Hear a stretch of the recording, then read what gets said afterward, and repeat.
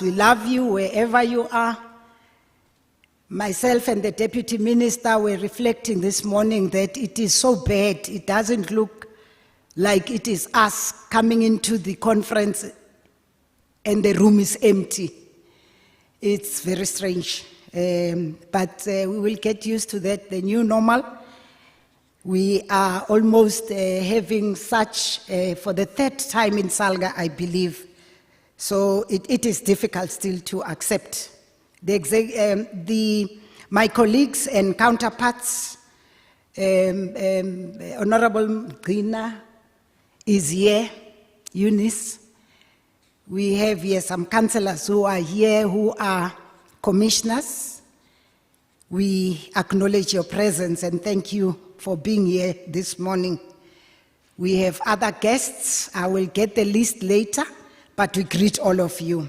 Ladies and gentlemen, maybe I must single Nosy out, who's the head of operations. She's leading officials who are in the room here. Let me greet all of you this morning. I will just put this on so that I don't miss a line. I have challenges in that. Councillor Malachi is also online with us. She will be having an activity year after. Now that I'm speaking of Councillor Malachi, I want to bring greetings from Salga, the NEC, and thank them for giving us a blessing to hold this seminar here this morning. It gives me great pleasure to extend to you all a very warm welcome on behalf of the Women's Commission and Salga leadership, and to say how grateful we are for having accepted our invitation to attend the 2021 Women's Commission National Seminar and Women in Local Government Masterclass series.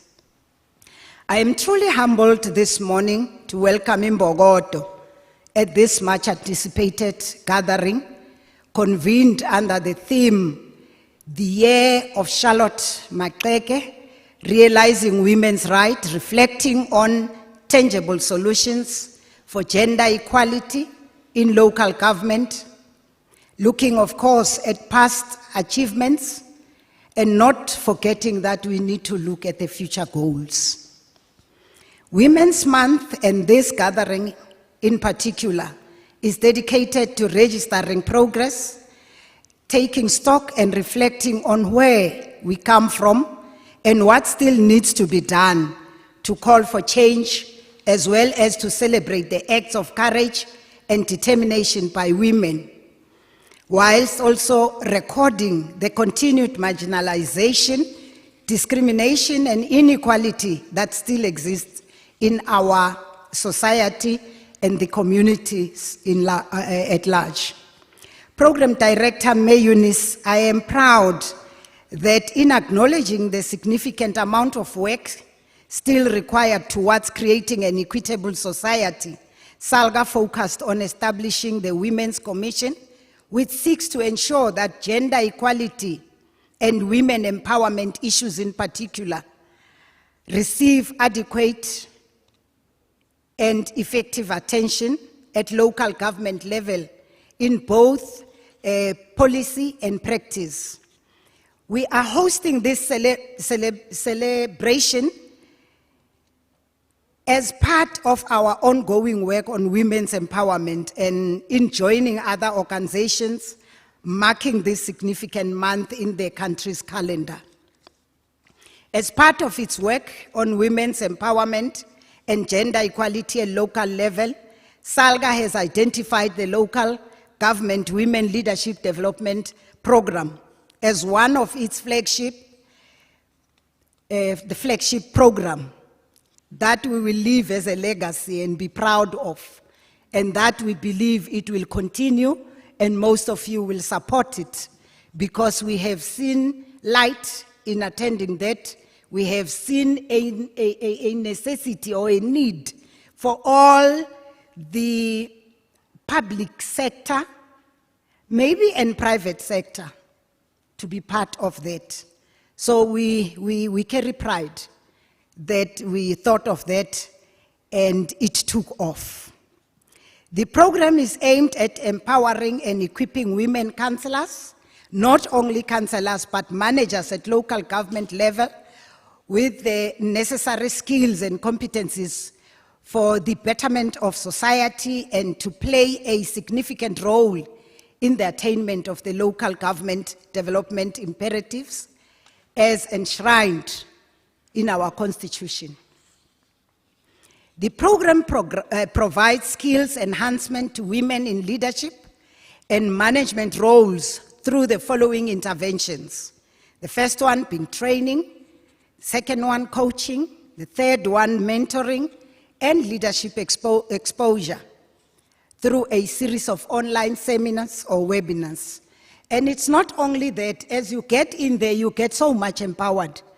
You know, you do not get empowered to be effective in your leadership outside, at work or so. But it gives you that light of gelling well in your family, in your locality, and everywhere else. So it is something that when we speak about it, we will be looking as if we will be looking like we have more passion because we started it, but we have seen the fruits of that, and we really appreciate to have started that, and it is something that we can't live without. We don't know how were we progressing without that. The program provides skills enhancement to women in leadership and management roles through the following. I think I'm repeating, I'm so passionate about it, but let me continue and say, distinguished guests, we can never and will never forget the pivotal role played by women of 9 August 1956 in the fight for gender equality, which was linked to the fight against oppression laws and racial equality. These heroines brought about changes in how society should review or view women. We honor their legacy, we acknowledge their contribution towards women empowerment and gender equality, and the challenge to reciprocate and take the agenda forward. We still have a lot of work, long way to go, but we will get there. Together, we have a responsibility to ensure that the struggles and sacrifices of the millions of women on this continent are not in vain. Our discussions must consciously recall that our victory cannot be attained until the women of our country and our continent are emancipated from the bondage of poverty and inequality that continue to impede true women empowerment and gender equality. If we are sincerely to honor the memory of Charlotte Maxeke and other brave women, I've mentioned all the women of, I said all the women who took part in the march on the 9th August 1956, if we have to honor them and acknowledge them as have been brave, we need to make some interventions that will make us and cause us to achieve the following. We will, if we are united and we go for it, be able to end all forms of discrimination against women and girls everywhere. It was said, members, to hear of how women are brutally killed. Our bodies cut into pieces and put in a suitcase. That is the meaning. I don't know what went wrong into people's heads, but it is said. It is said that a girl of 23 years old who is trying by all means to be something in this world or the country, at the university, that girl gets killed in the hands of somebody who was supposed to protect her. We will be sure to have achieved if we eliminate or all the forms of violence against women and girls are eliminated. We need to ensure women's full and effective participation and equal opportunities for leadership at all levels of decision-making in political, economic, and public life. Then we can say we have done something or we are doing something. And we need to adopt and strengthen sound policies and enforceable legislation for the promotion of gender equality and the empowerment of all women and girls at all levels. Ladies and gentlemen, there is an alarming increase of gender-based violence on women in different forms and scales in the country. We mourn the continuing heinous killings and other, as I've indicated, unspeakable schemes targeted at women and children. We convey our heartfelt condolences to their families and loved ones, those who have made it to the public news and those that we did not hear of, because we know they are there. The pandemic has also exacerbated the inequalities and discrimination that women experience in every sphere. We have to transform society so that no woman, young or old, experiences poverty, racism, violence, discrimination, or exclusion, and all women can realize their full economic and social and political rights in the society. As we reflect on this free and democratic society, let us measure this against the daily struggles and plight of women. Poverty, gender-based violence, lack of services, no power to make decisions is a struggle that is part of millions of women's lives. Thus, in our discussions, we must consciously recall that our freedom cannot be attained because we need actually to bring all in this and we need to take them through.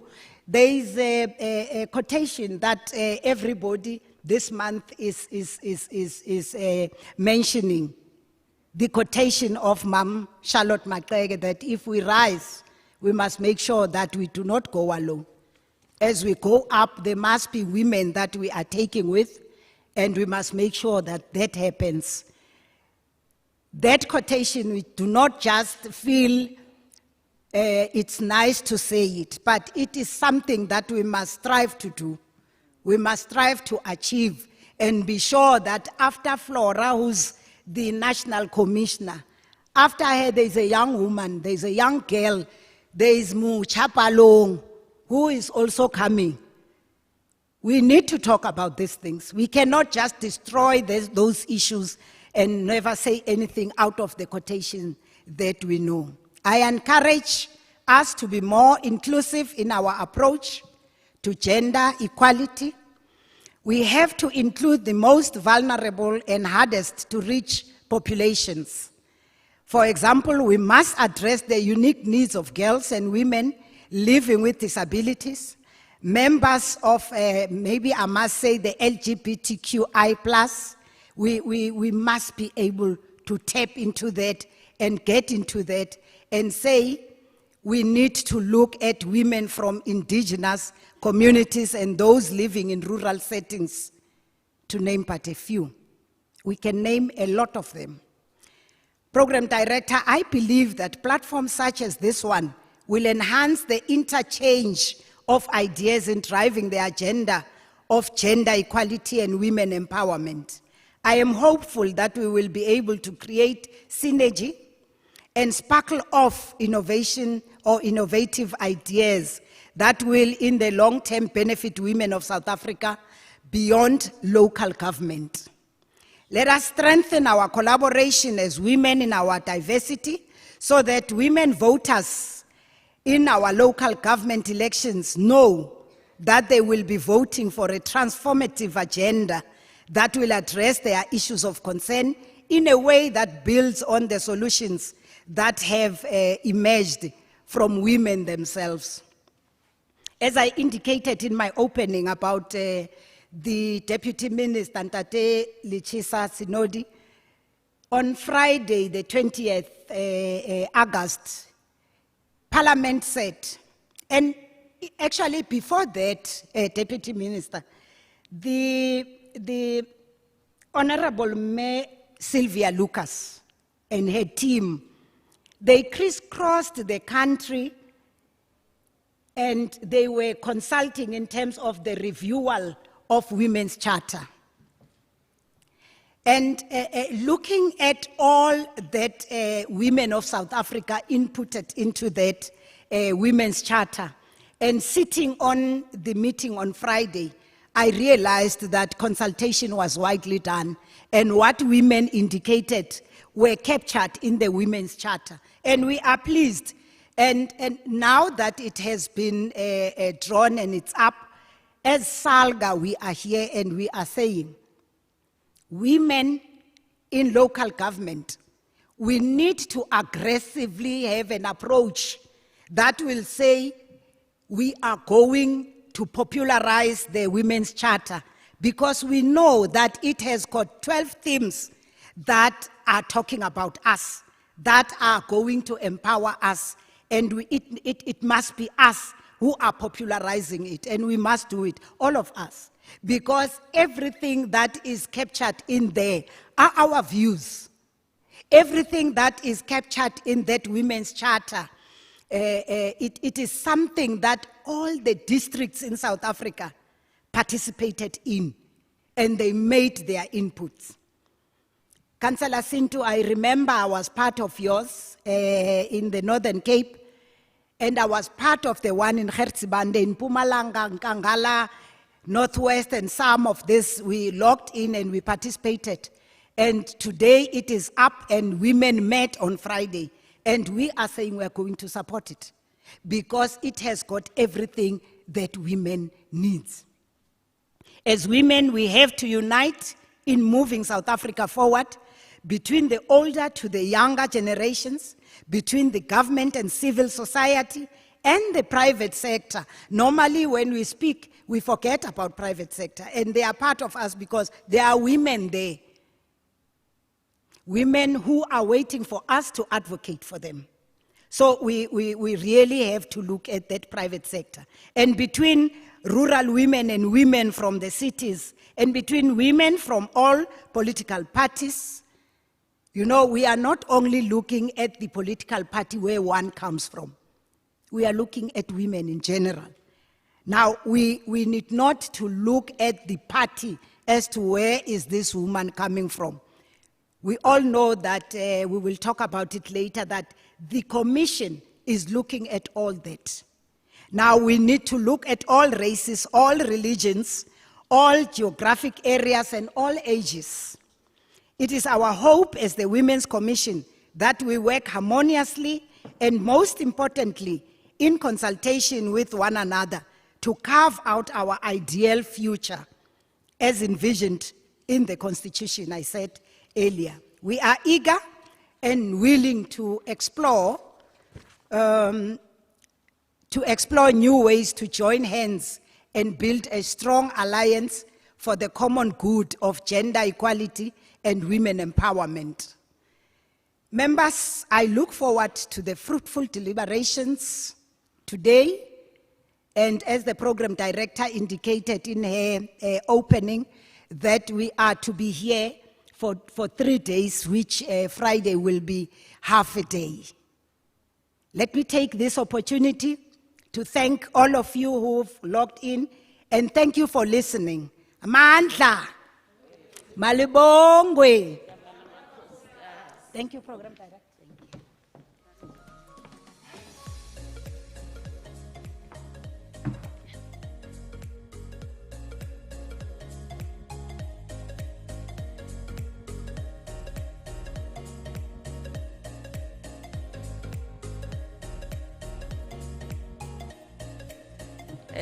Thank you very much, Chairperson, for reminding us that we are still in the month of women, and it's important to make sure that women empowerment becomes a critical responsibility of everyone in the country. Let me also thank you, Chair, for reminding us again that women are not yet liberated. Thank you for reminding us, Chair, that gender-based violence in our country, it is indeed the second pandemic, as the President has alluded to in his presentations before. I'm being corrected here to fix, I think I was referring to Miss Charity Oforiwa Doma as a counselor, and yet she is not a counselor. Apologies for that. She is actually the district chief executive from the Commonwealth, and she is Miss Charity Oforiwa Domo. I hope I'm pardoned for that mistake. As we continue, can I call upon Councillor Lindela Ntlonze, who is, of course, connected from the Eastern Cape, who is connecting virtually or connected virtually. She is the SWC Provincial Chair in the Eastern Cape. Ms. Ntlonze, if you are ready, Councillor, I would really appreciate if you can take platform just to give us objectives of this particular seminar that we're in. If you are ready, my leader, you will then take over the platform and take us through the objectives.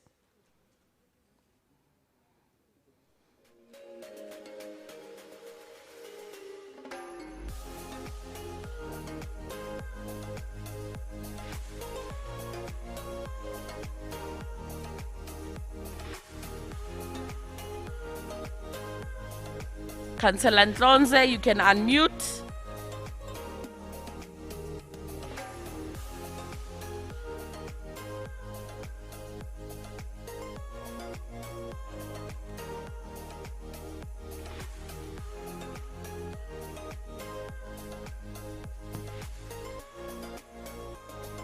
Can the councillor unmute and give us the objectives? Can I get an indication if she is online as well?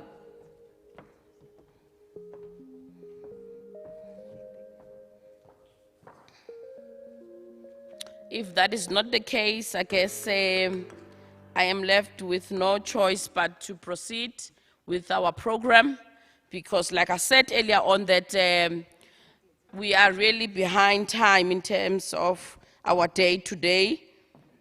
We must do the objectives. Let me just assist. Okay, Chair will assist. Thank you very much. We know that technology is really something that is a challenge, especially that I've indicated that we are. So let me request Nozi to bring the objectives so that I can just quickly go through them. We will want to continue, but no conference will continue without outlining the objectives. Councillor Ntlonze might be struggling to unmute. I think she's online. If she is, she can start. Let us see Councillor Ntlonze, Commissioner.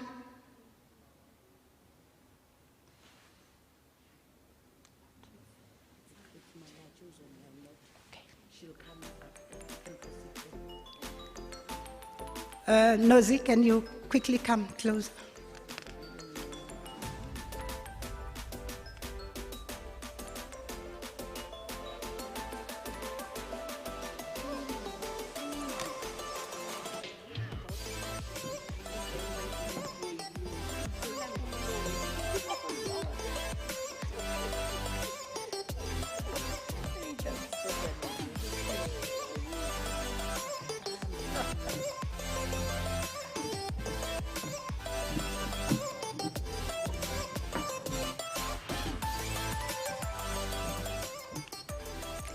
Okay, good morning once again. Let me just take you through the objectives. Councillor Ntlonze would have done that better than I will do. But the objectives of the seminar, we need to reflect and report on the SWC journey and the progress with the implementation of the SWC. SWC, you know, is Salga Women's Commission. That this is for those who do not know.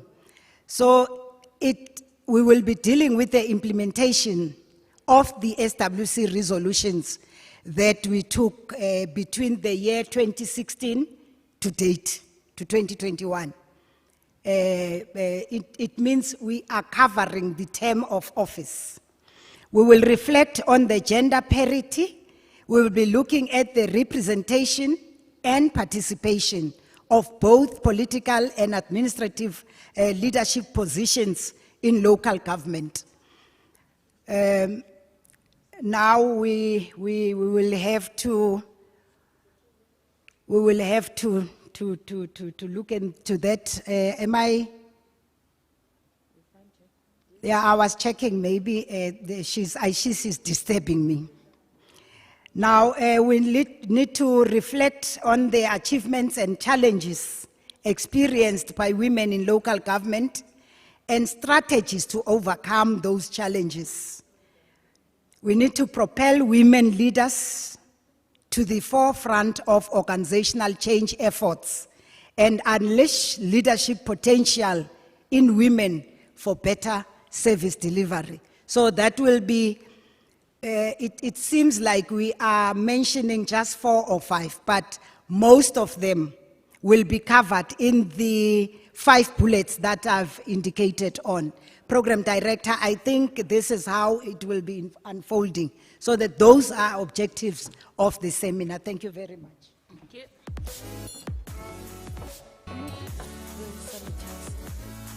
Okay, no, thank you very much, Chair, for saving us. I hope Councillor Ntlonze will be joining as well. But thank you for saving us, Chair. As we proceed with the program, I hope Councillor Lina Malaji is connected, because she will be introducing our Deputy Minister just now. If you are online, Councillor Malaji, I would really want to call upon you to also unmute and present our Deputy Minister, the former President of Salga. If you are online, please unmute and present our Honorable Deputy Minister.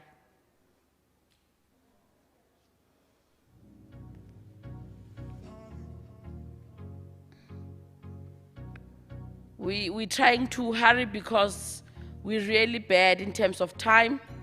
I would really request that I'm told you are online, please unmute and do the honor.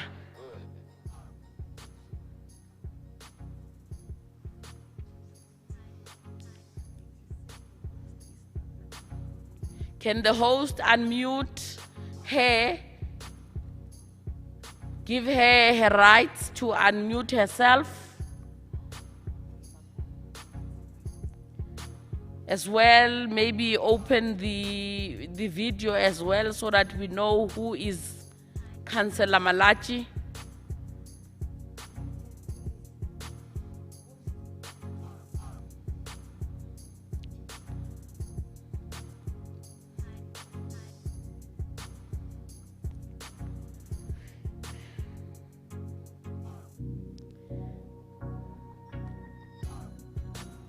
yeah, this new normal, it's really working against us at some point. You know, okay, I think we're getting somewhere.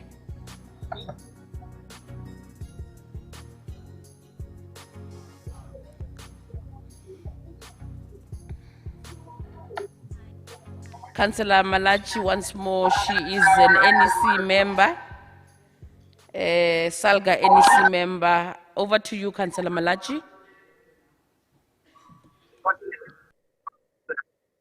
Thank you very much, Program Director, for this session, Councillor Eunice.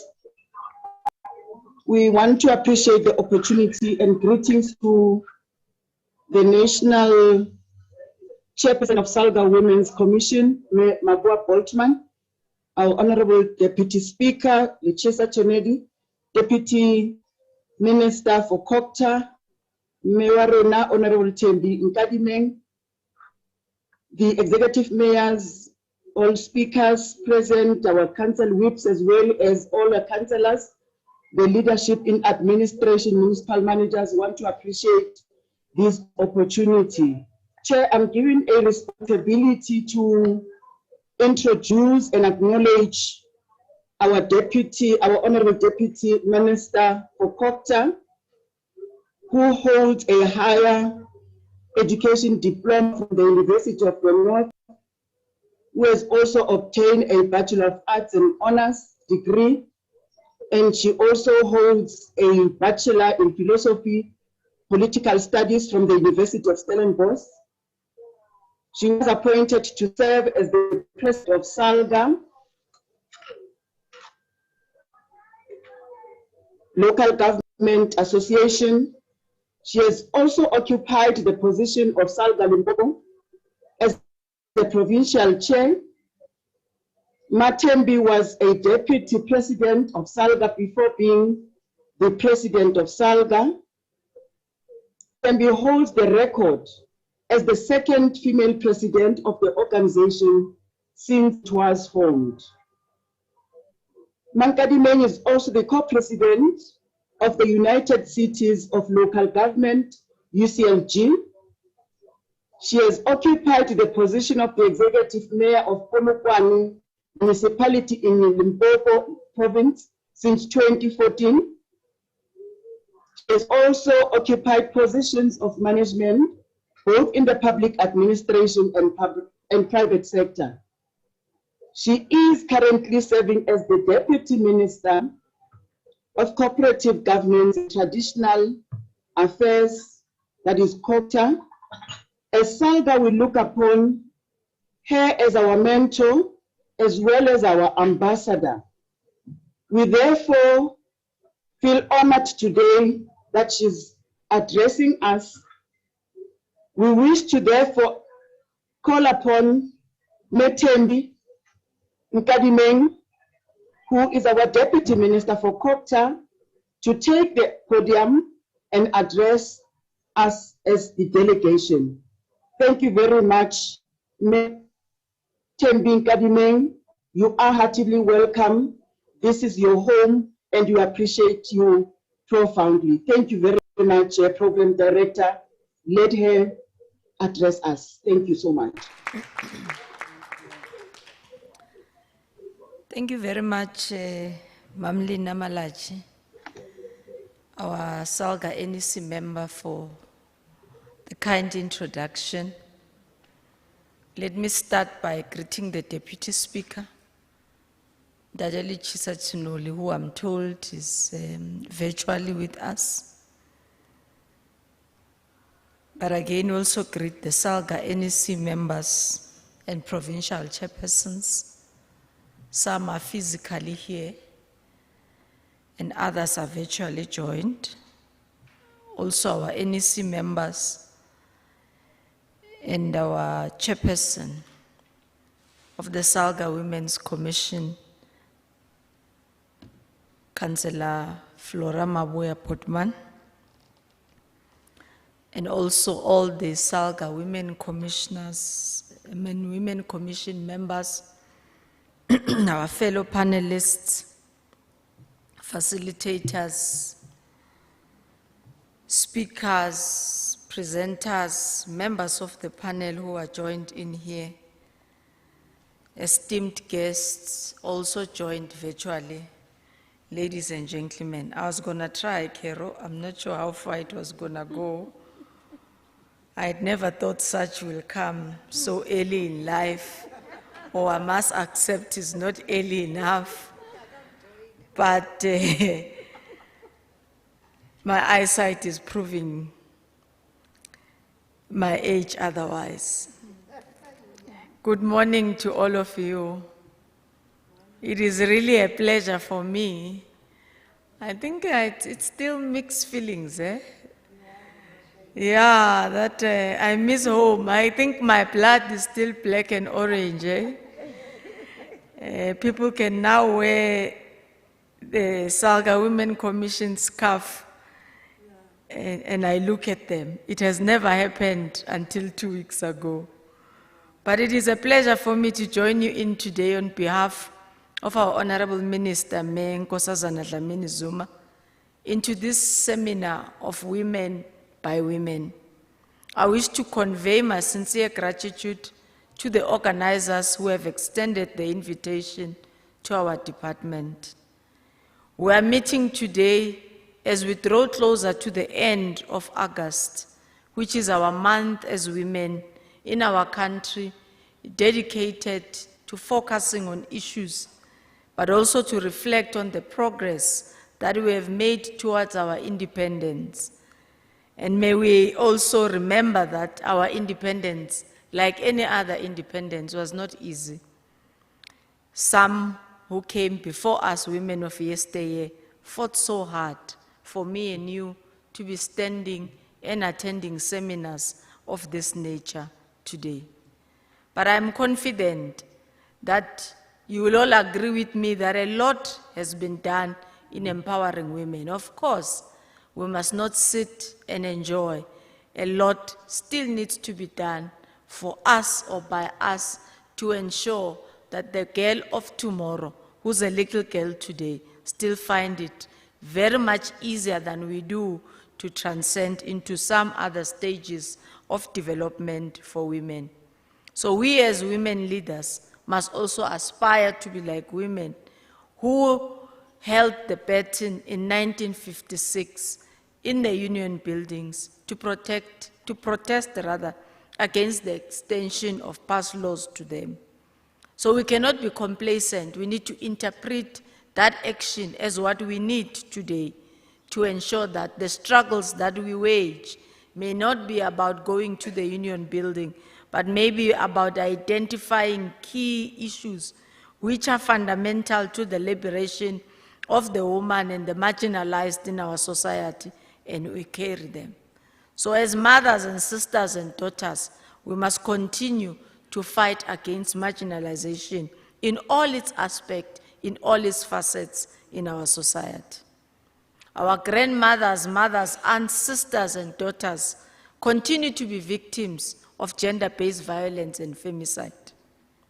The murder recently of Nesicelo Mtebeni, a fourth-year law student at the University of Fort Hare, hammers home. It hammers to the fact that women in South Africa are killed, raped, harassed, bullied, abused, and assaulted on a daily basis. We as women face difficult, scary, and unfriendly situations in our homes, our offices, in our institution of learning, in our churches, and in our communities. But the worst part is when you experience it in your home. We join voices in society in expressing our deepest condolences to Nesicelo's family, friends, and the community of Fort Hare University and the student body at large. We pray that those close to her find strength to heal from this senseless and brutal murder. Just yesterday, we were commemorating the 2nd anniversary of the death of Uyinene from the University of Cape Town, who, if you recall, was killed at the post office just to go and fetch a parcel from home. The family has started a foundation on her behalf, but the university is equally trying to make the incident and her name alive. But we need to begin as women today to move our frontiers forcefully, so to say, there will no longer be another Nescelo in such instances. So the current state of our affairs in our culture, in our country rather, particularly those that affect women's rights, must encourage us to draw courage and inspiration from women like Charlotte Maxeke, whom we are celebrating this year. She would have been 150 years. She was a leader who was courageous and steadfast in a quest of empowering women. With her leadership characterized by the extraordinary intellect, determination, courage, dedication to the highest ideals, principles, and love of God. We meet here as women and men in local government, a sphere that is closer to our people. As you all know, women are a majority in our country, and this then means and requires women are one of the most who will likely require services we provide in local government. We need to begin to think of our role as providers of service delivery, that is a role or a service that actually liberates women and gives them more time. Let us begin to interpret the importance of street lights as providing safety to a woman who's knocking off late at night and has to walk home. Because if it's not lit, it is not properly guarded, we all know what will happen to that woman. Her chances of arriving home safe, without being brutalized, without being raped, are very minimal. Let us interpret our provision of water as an emancipation to our women. Who goes to the river if there's no sustainable supply of water?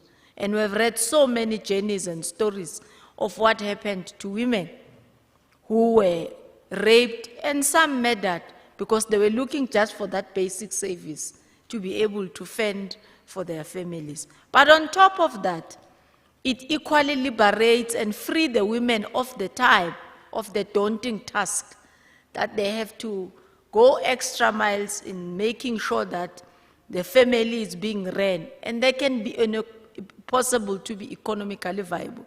Instead of going to the river, let them have water provided fast so that allows them to possibly start their own small business, to study and change their lives so that they are not trapped in relationships and families that abuse them for the fact that they have got no alternative income, which has been stories we have heard.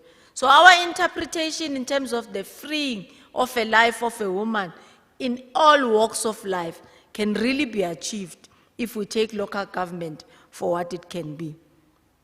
We are living in a times of a new times. I mean, the pandemic and the health and social crisis is with us.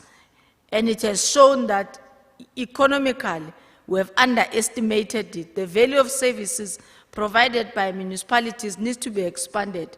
But equally, the virus has taught us that it has got a woman's face than a man's face in more instances.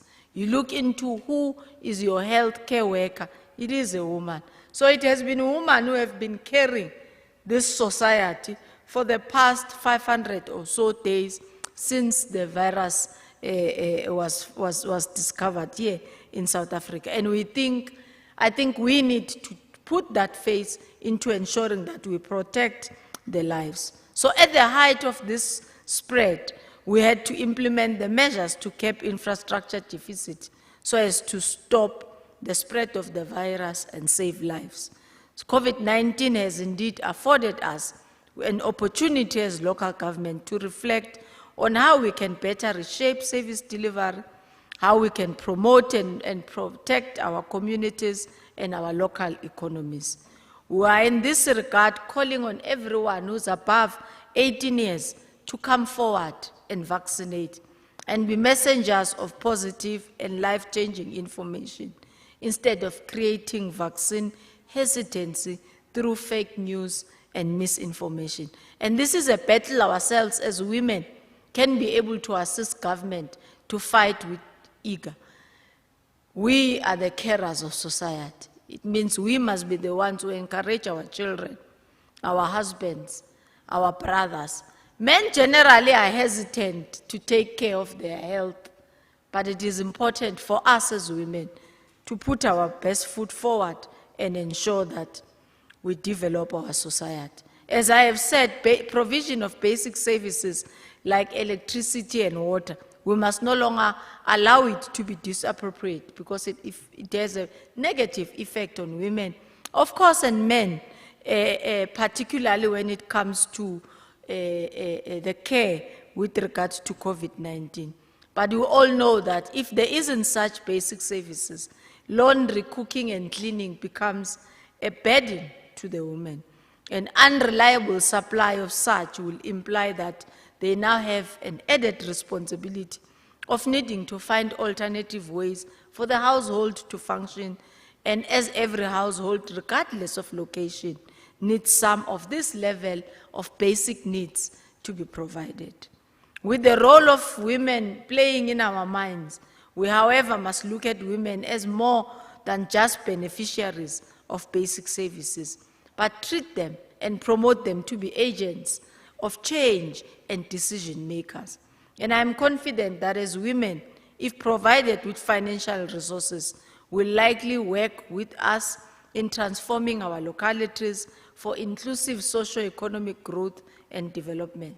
For example, by being responsible citizens that pay for our municipal rates and taxes, it goes a long way in ensuring that women get liberated. Since attaining our democracy, we have made strides in developing and implementing the legislation and policy frameworks for our basic services that recognizes our past and how inequalities were, but also our constitution, which is unambiguous in ensuring everyone's right to basic services and a clean environment that is not harmful to their health. I wish to remind us all of our constitutional obligations this morning, and they were uttered clearly in our constitution in 1996 by our late statesman, Nelson Mandela, when he said, "Our new constitution, in whose drafting women played a key role, commits our society to the equality of women. It is one of our most important milestones." So we note with concern that according to the quarterly labor force survey of the second quarter of this year in 2021, the South African labor market is more favorable to men than it is to women. Men are more likely to be paid in employment than women, regardless of race, while women are more likely than men to be doing unpaid work.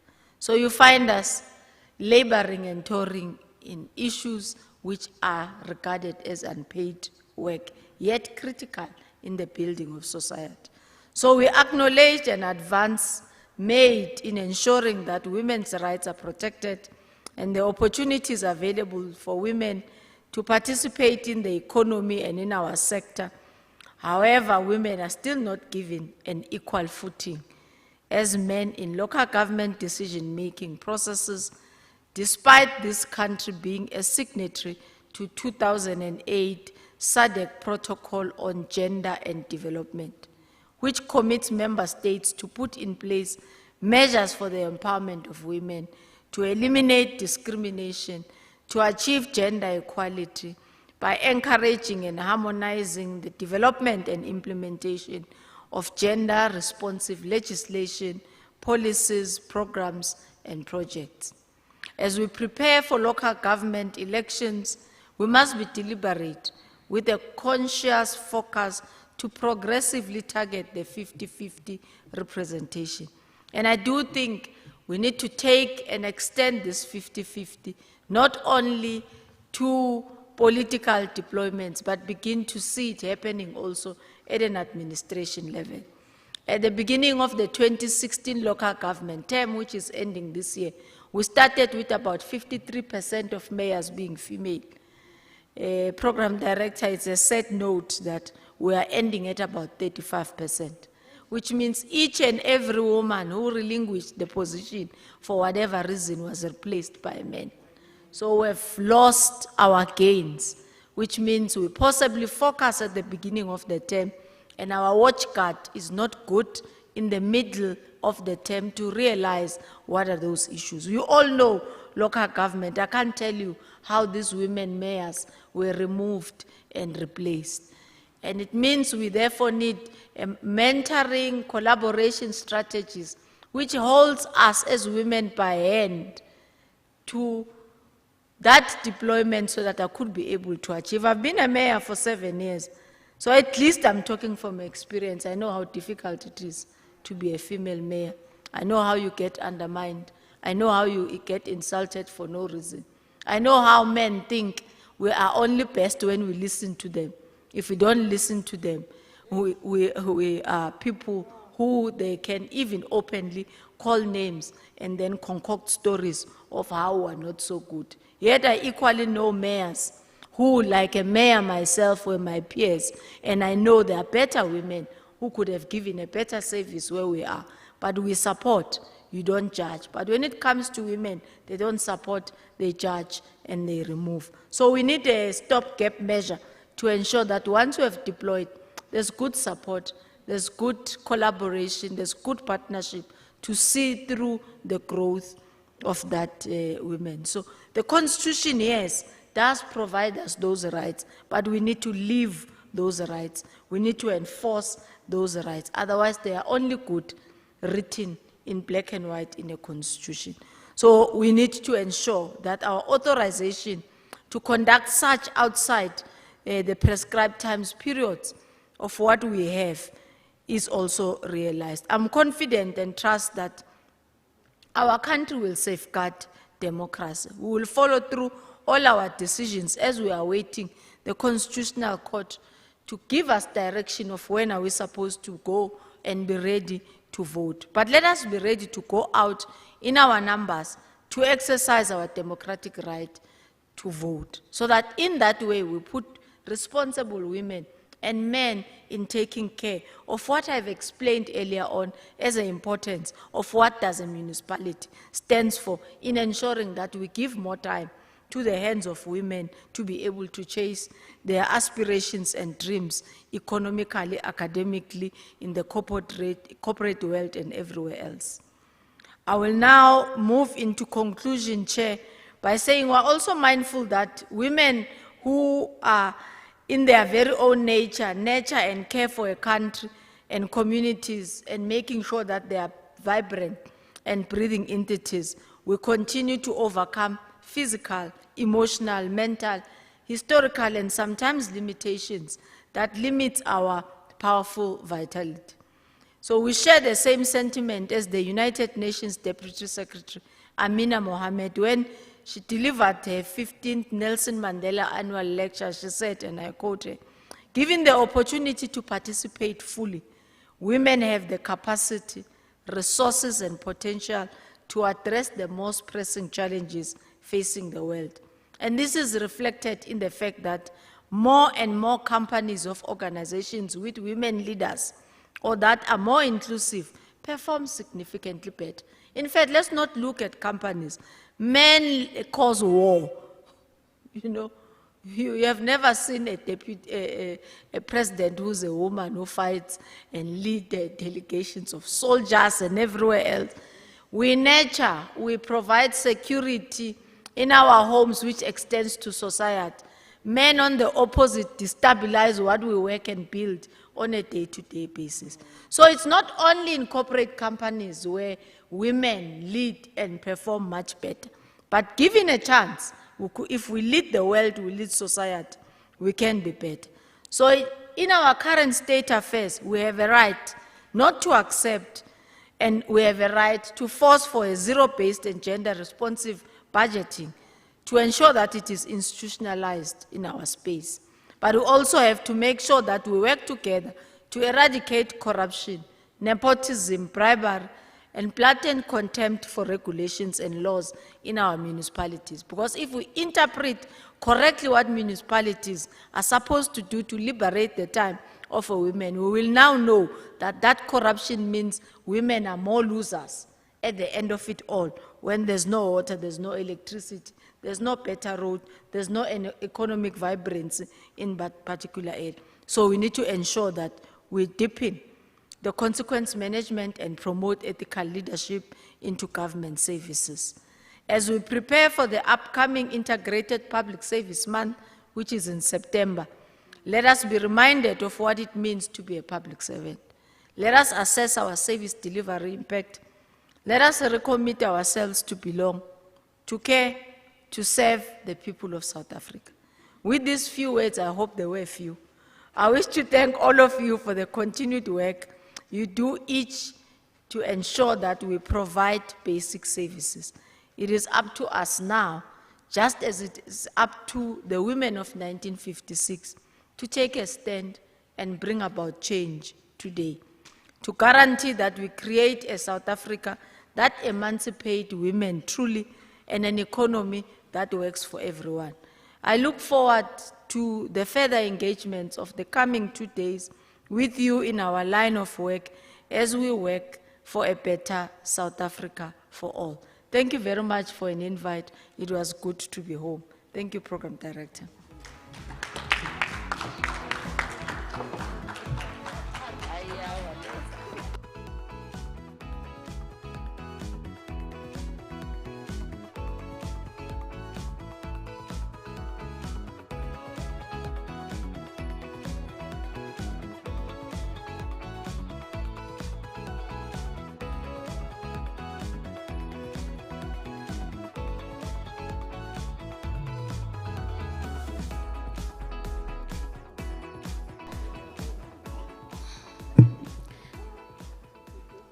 Thank you, Deputy Minister, for always encouraging us as women to always take the lead in everything that we do. Because if you empower a woman, you actually empower the whole nation. We thank you, Deputy Minister. It's always nice to be home.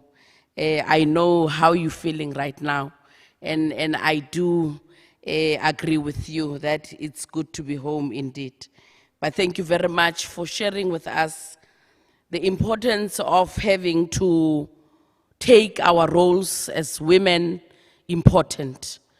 Because if we don't take ourselves and take our roles important, honestly and really would not expect any other person, particularly men, to take us serious. Thank you once more, Deputy Minister. And indeed, we look up to women like yourselves who are always leading us and leading us to the right direction. Thank you, Mama Unkadimeng. And we wish you all the best in whatever that you are doing. We see future in you and nothing else. Rest assured. Thank you.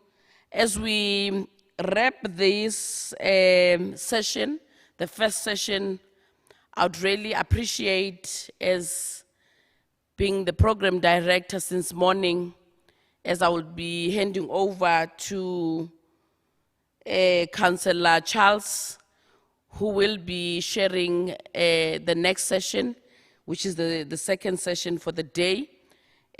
But just to say thank you, thank the audience, thank everyone who has tuned in for giving me this opportunity and helping me to go through this particular program for the day. Next in our program, we are expected to be taking a break, a tea break, for 15 minutes. Can I request that we do it rather for 10 minutes and not 15 minutes? Because like I said, time is really against us. It's now 22:12. Can I request that we are back at 10 to 12? Thank you. Ngiyabonga, ndiyabulela, ngiyaleboga.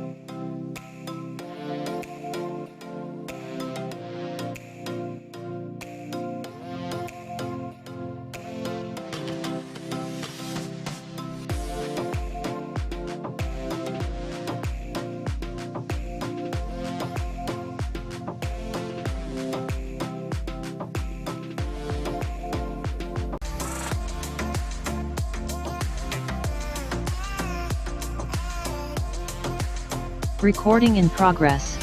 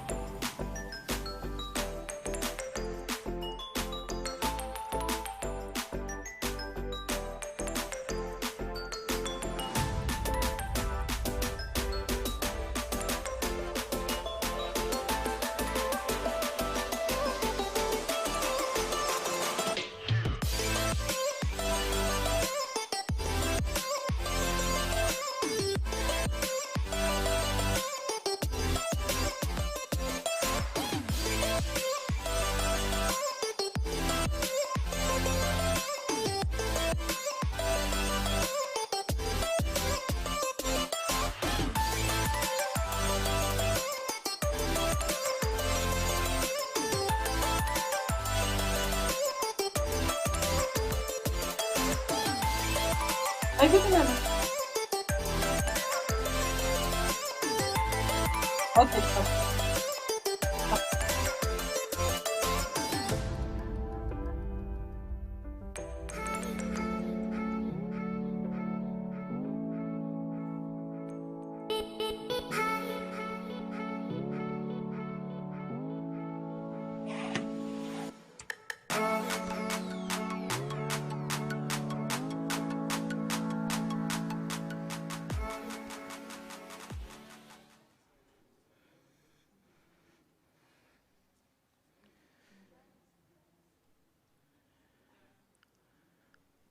Me Flora, Mabua Boltman, SWC National Chairperson, commissioners here in present, and those who have logged in. Honorable Deputy Speaker of National Assembly, Mr. Luchisa Zinol, Deputy Minister of Culture, Menga Dibeng, Ms. Charity Oforiwa Duomo, District Chief Executive of Tain District in the Bono region of Ghana, Executive Mayors, Deputy Mayors, Speakers and Councillors across the country, the Women's Commissioners, distinguished guests and speakers, officials, head of operations, Ms. Nozima Kande, Tembim Tetwa. Ladies and gentlemen, good morning.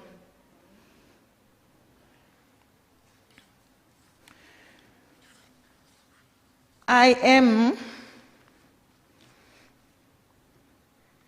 Councillor Lisankula, who is representing Councillor Lindelwa Ntlonze from Eastern Cape, not Councillor Mavis Charles. Just a correction. We are commencing our section 2,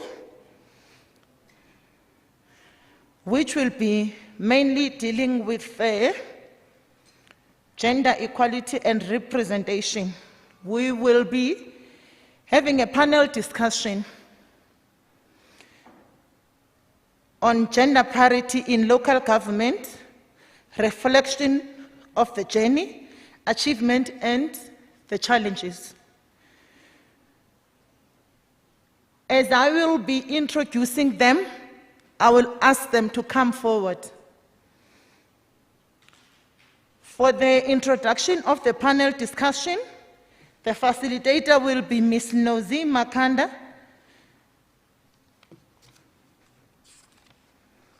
who is Portfolio Health, Community Services and Inclusivity.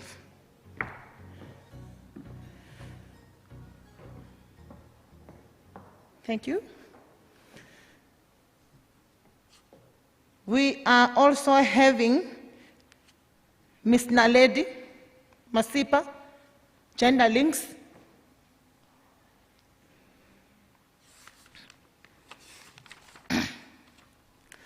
Ms. Naledi Masipa is a teacher by profession. In 2003, she was given an opportunity to go to Status of Women in Canada for gender-based policy training. Coming back from Canada with more knowledge on issues of gender, she was then eager to work at community level. Then in 2005, she joined Capricorn District Municipality as a gender coordinator. She continued to enhance her knowledge by obtaining certificates on gender in everyday life, which was 2008, and gender mainstreaming on 2009, and gender as a catalyst for change in 2009, also with a Faculty of Humanity, University of Pretoria. In 2011 to 2016, She was recognized as a driver of change for gender mainstreaming in local government by Gender Links in 2015. She was also recognized by SALGA in innovative strategies in ending violence. She is also involved in counseling women who have experienced trauma or severe life stress as her great passion in bringing healing to people who have been through traumatic or stressful experiences. Again, on panel discussion, we will call upon Mr. Ramahlodi Mahabu. He is online, the National Assistant Manager, IEC. Mr. Ramahlodi joined the Electoral Commission in 2010 and have worked in several positions and all spheres of the organization since then.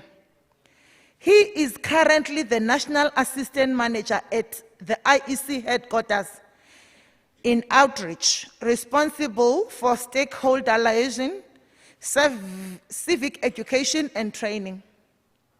He is also responsible for a master training and a member of election material development task team and project steering committee on e-learning, assisting the Commission with the transition from traditional learning to e-learning. Now I will call upon the facilitator to take the stage and lead this session on the panel discussion. Ms. Nozi.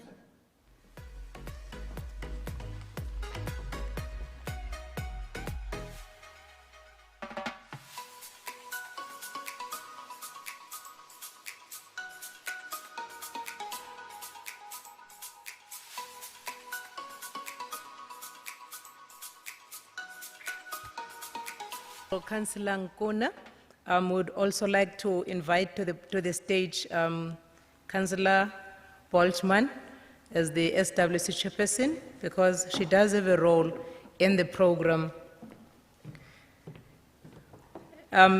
Greetings to our honorable councillors, our Deputy Speaker of the Legislature, our Deputy President who was here with us, all our honorable councillors connected, and our honored guests that are going to be speaking to us, all colleagues that are connected and present in the venue. A very good afternoon to you on this very important day. For the purposes of this session, critical for the speakers that I will be bringing in to speak today would be, as the theme has been outlined by Councillor Nkuna, gender parity in local government, reflections of the journey, achievements and challenges.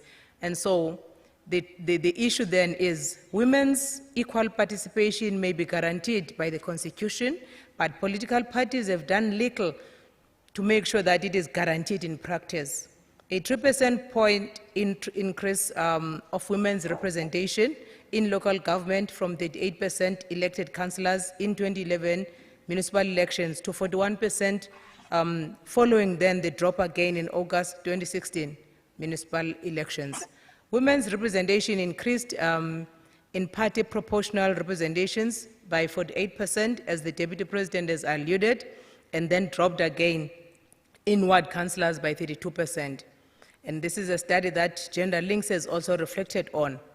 Now, as we are reflecting today, 26 years after the Beijing Platform for Change on gender, on gender equality, and as well reflecting on 20 years of democratic developmental local government, as well reflecting being party to all the structures from the United Nations to SADC on the gender equality and women empowerment advances that have been, and decisions that have been made.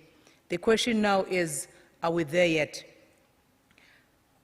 Councillor Boltman, you will recall on the 17th we held a dialogue, and in this dialogue, the United Nations representative on the United Nations Generation Equality, Economic Rights and Justice Action, Mayor Hazel Golding, reflected that worldwide gender equality and women representation is still behind by 100 years. So there are a lot of things that need to be done. Decisive actions need to be taken to address and turn around the situations. The SDG goals, especially goal number 1, which talks about gender equality and achieving gender equality and empowerment of all women and girls. You have 2 specific points.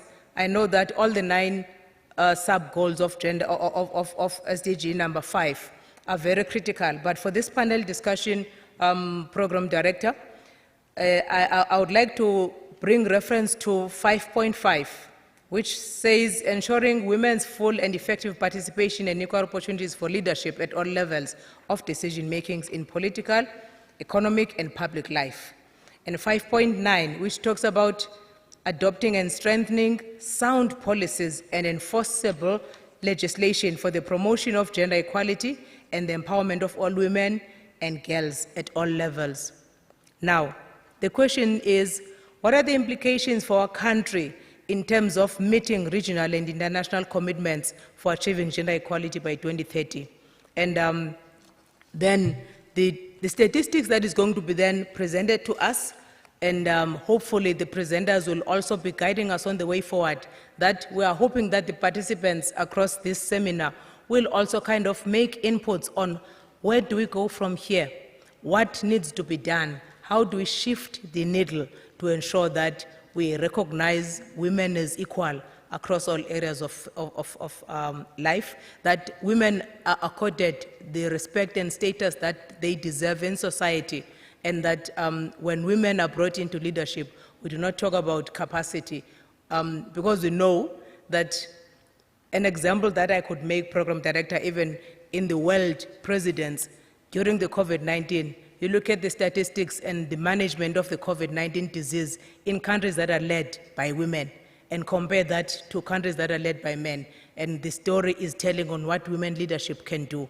And we are saying give women a chance to lead, support them instead of tearing them down and discouraging them. I'll now call upon Mr. Ramatlodi so that he then takes us through in terms of the gender representation of councillors, voter registration and readiness for elections. And then from then we'll welcome him. Over to you. He's connecting online. Thank you.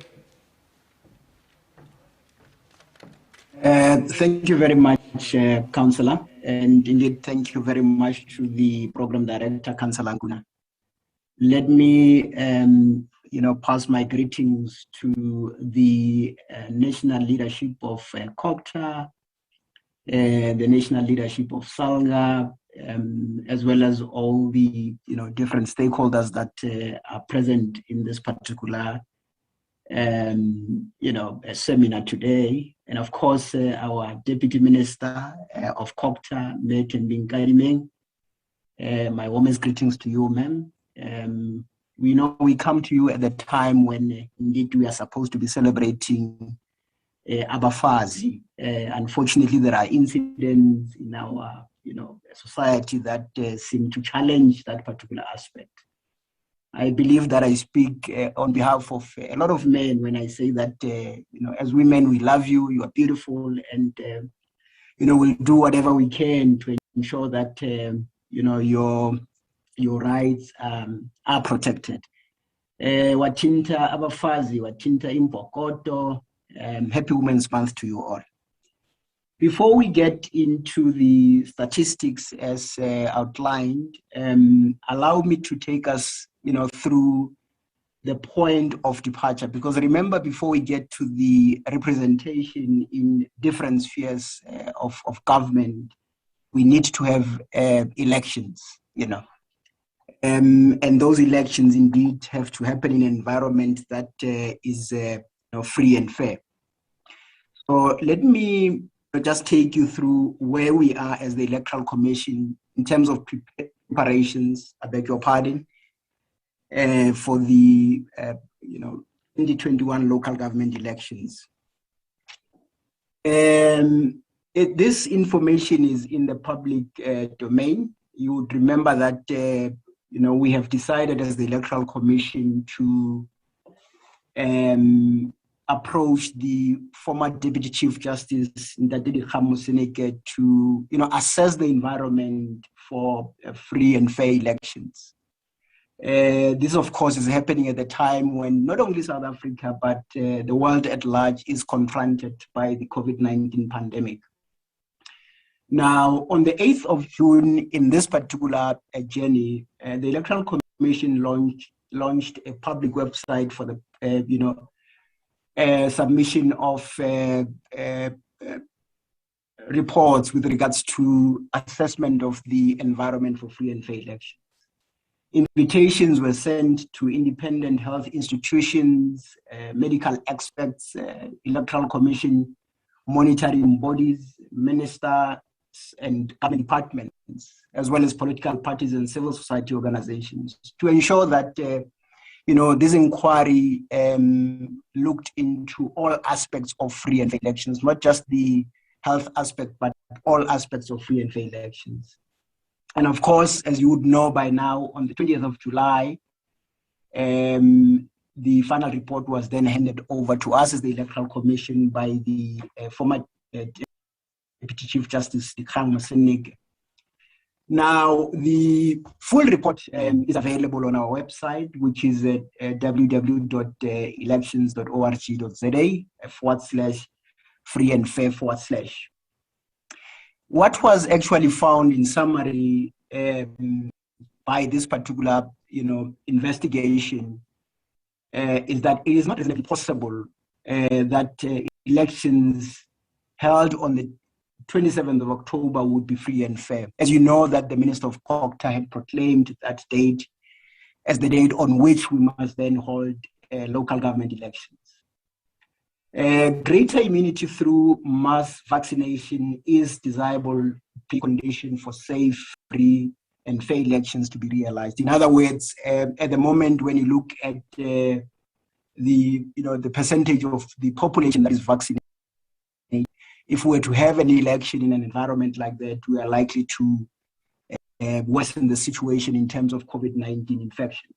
Now, epidemiological projections advanced in the report are as follows: that COVID-19 pandemic in South Africa is likely to subside by the end of August 2021, and the fourth wave to hit around November, December 2021. Low transmission period expected in September, October, November 2021. Possibility of the country reaching desirable immunity of 67% or 2/3 of the population, which is 40 million in number of the total population by February 2022. So that is the expectation that around February 2022, as a country, would have at least immunized about 67% of the population, which is 40 million. The Electoral Commission, as you would know, adopted the report and its recommendations unanimously. Independence of the election management body is one of those aspects that talk to free and fair elections. The Electoral Commission, as an election management body, has to be independent. The other aspect of free and fair elections is regular elections. As you know, that in terms of Section 159 of the Constitution, we are supposed to then hold elections after every 5 years, as has been the case since the dawn of democracy in South Africa. We need to comply with the regulatory framework. We need to ensure the secrecy of the ballot or of the vote. Political parties also have rights. And ensure that the accessibility of electoral processes by voters, political parties and candidates. Only eligible voters are allowed to participate in these elections. Unrestricted access to voters by political parties for campaigning purposes. We cannot have no-go areas or zones if we want to, have free and fair elections. Voter education to ensure the electorate make informed choices. Voters must be free to make choices without any fear or intimidation. Now, in terms of transparency in the delivery of elections as one of the principles of free and fair elections, regular consultation with political parties and candidates is essential. Transparency of in the execution, I beg your pardon, of electoral processes such as recruitment of our registration staff and electoral staff. Clear framework for recourse or management of objections during registration, voting, counting, and of course when we then would announce the results. Now, consultations on the report recommendations unfolded as follows. Immediately after we received the report from the former Deputy Chief Justice Ndadedi Khamosenike, we then held a national PLC meeting. And of course, that is then when the report was then tabled to the political parties in our current democratic space. State role players, the Minister of COGTA or Cooperative Governance and Traditional Affairs, Dr. Nkosazana Dlamini Zuma, as chairperson of the Inter-Ministerial Committee on Local Government Elections and the minister responsible for proclaiming the local government elections, was consulted. Parliament was consulted, SALGA was consulted, as well as National Treasury, because you imagine that if elections are to be postponed, there will be cost implications, and Treasury was one of those key stakeholders that were consulted after we then received the report from the former Deputy Chief Justice Ndadedi Khamosenike. Now, the Electoral Commission resolved to then approach the Concord to seek an order for the deferral of the elections to a date not later than February 2022. Of course, this was based on the recommendations made by the former Deputy Chief Justice Ndadedi Khamosenike. Decision to postpone the registration weekend. There were health concerns due to persisting high levels of COVID-19 infections and high mortality rate in the country. The then state of disaster level 4, as you know, and later adjusted level 3. Epidemiological projections. These were some of the reasons which necessitated us as the Electoral Commission to then, postpone the then planned voter registration weekend. Now, the Concord application process was then launched on the 4th of August 2021. Founding papers placed on the Commission's website. Basis of the relief that is sought by the Commission, impossibility to perform a constitutional obligation to conduct LGE by 1 November 2021 due to COVID-19 and government measures instituted to curb the spread of the coronavirus.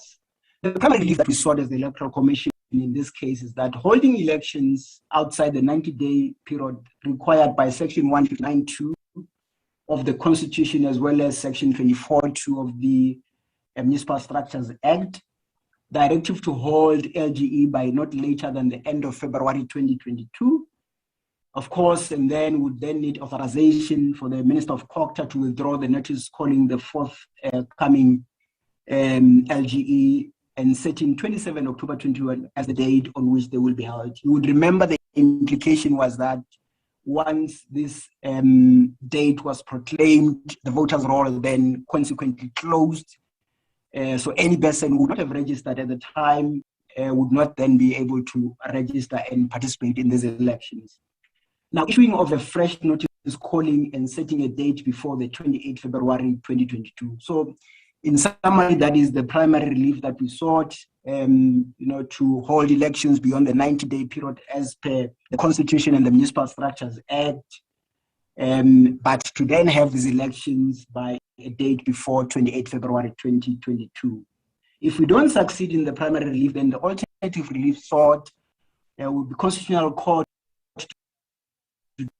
declare that failure to hold LGE 2021 by 1 November 2021 is unconstitutional and invalid, and suspending the declaration of invalidity until the end of February 2022. In other words, we then would,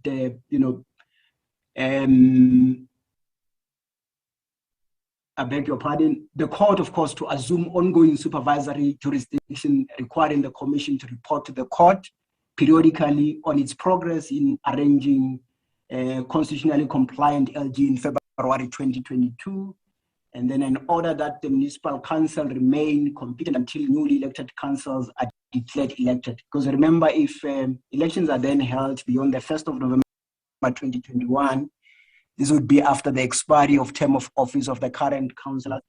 As a result, then the order that the municipal council must then remain competent until newly elected councillors are declared elected. Now, the Constitutional Court process, as indicated earlier, on the 4th of August, the Electoral Commission lodged an application to the Concord on an urgent basis. On the 11th of August, deadline for respondents intending to oppose file answering affidavits. On the 16th of August, the Electoral Commission lodges a written submission. On the 18th of August, the respondents lodged written submissions. And on the 20th of August, then a hearing was held, which was in the public domain. Judgment is expected before the end of August on this particular matter. Now, in terms of readiness for 27th October 2021, as proclaimed by the Minister of Proctor, on the 3rd of August, the voters' roll closed. The voters' roll then was then put for inspection. Candidate nomination process then was opened, which closed on the 23rd of August, as that information is also in the public domain. On the 4th of August, Commission then published the election timetable, undertaking the activities which must be performed in terms of the timetable until the Concord orders differently. In other words, as the Electoral Commission, we are continuing to prepare for elections as though they will be happening on the 27th of October until we get a response from the Concord. Now, on the 5th to the 11th of August, there were objections to the inspected voters' roll. The 11th to the 18th of August, Commission decided on those objections, and the cut-off date for candidate nominations, as just alluded, it was on the 23rd of August 2021. On the 1st of September, then we'll have the certified voters' roll for these elections, and the final list of candidates will be compiled by the 7th of September 2021. Now, readiness for the registration weekend. We have already appointed what we call the municipal electoral officers. These are people that are connected to municipalities who are assisting us with logistics in terms of preparing for elections and all related activities. The registration, staff recruitment, verification, and training has already been concluded. Voting stations contracted for registration weekend in elections. This will include also your temporary voting infrastructures. And then, of course, in terms of elections, electoral staff training will commence on the 30th of August. And temporary infrastructure assessment has actually started, and this process will be concluded by the end of September. Election materials procurement concluded, including voter management devices. These are the new gadgets that we'll be using, moving forward in these elections. They have the ability to track live voter participation. And then, of course, LGE communication, campaign strategy design, and artwork also that has been finalized. Now, alternative planning option for the Electoral Commission. The alternative planning option is only possible with judicial authorization to defer the elections to a period beyond the 1st of November 2021, the process that's already with Concord. It is premised on the acknowledgement that there is no period of no transmission, and epidemiologist predictions that the following COVID-19 pandemic in South Africa is likely to be, to subside by end of August, and the fourth wave to hit around November, December 2021. Low transmission period in September, October, November 2021. Possibility of the country achieving desirable immunity as indicated earlier. And of course, there will be ongoing liaison with the scientific and medical community to obtain updated information on continuous basis in order to inform adjustments to plans. Currently, on our voters roll, we have a total of 25,711,640. The percentage that forms, women in that number is around 55%.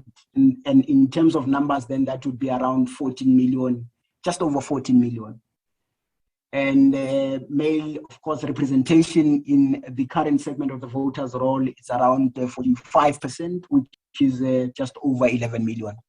You will see when we get to representation at various spheres of government, these particular figures then change. They become, the inverse. You have more, male representation than you have female. However, in terms of voter registration, we have more female than male. That's an issue perhaps for discussion. Now, we look at in terms of the age breakdown, the majority of people on our voters roll currently are between the age of 30 and 39, and the lists are between the age of 18 and 19. Of course, you still find those in the female category than you do in the male category. The current councillor representation, you would remember that at local level, then we'd have your PR list as well as your ward lists. The PR lists, female is 49%, male 50%. And on the ward, we've got female 31% and male 68%. When you look at the overall representation, we have just over 40% female and about 60% male. You see now, those figures now are the inverse of the representation in terms of voter registration. Current mayors and speakers, mayors it's 42% and speakers is 90%. Yeah, thank you very much. I think I will stop here for now and allow a discussion on this particular presentation. Councillor Nkuna, Program Director, thank you very much, ma'am.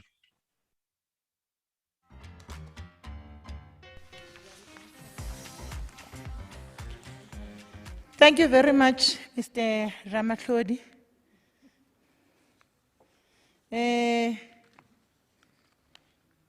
Thank you very much for the presentation.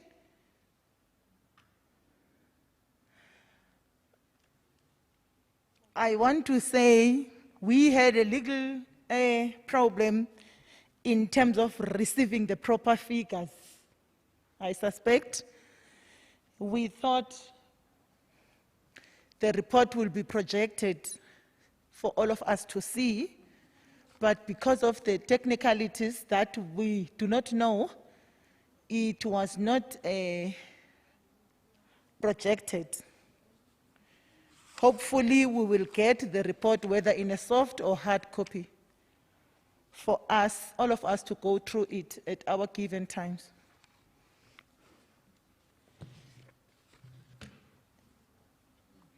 Mr. Ramatlodi, let me ask you again to be with us for the time for the questions, but as of now, our facilitator will be coming on stage to present on us the second panel discussion. Ms. Makan? Thank you. Thank you, Program Director. And again, appreciation to Mr. Ramatlodi. And indeed, we thought that the presentation would roll, and so that we are able to reflect on, to see the screen as he was presenting. Next up, we are calling to the podium our Honorable Chairperson of the SWC, Councillor. I want everyone to know now, she's not going anywhere. She wants to be Councillor Boltman. and she's dumping Mabua. So officially now, we are calling upon Councillor Flora Boltman to present the national overview and reflection on the SWC journey from 2016 to 2021 on the achievements and challenges of the Commission and Women in Local Government. Over to you, Ms. Boltman.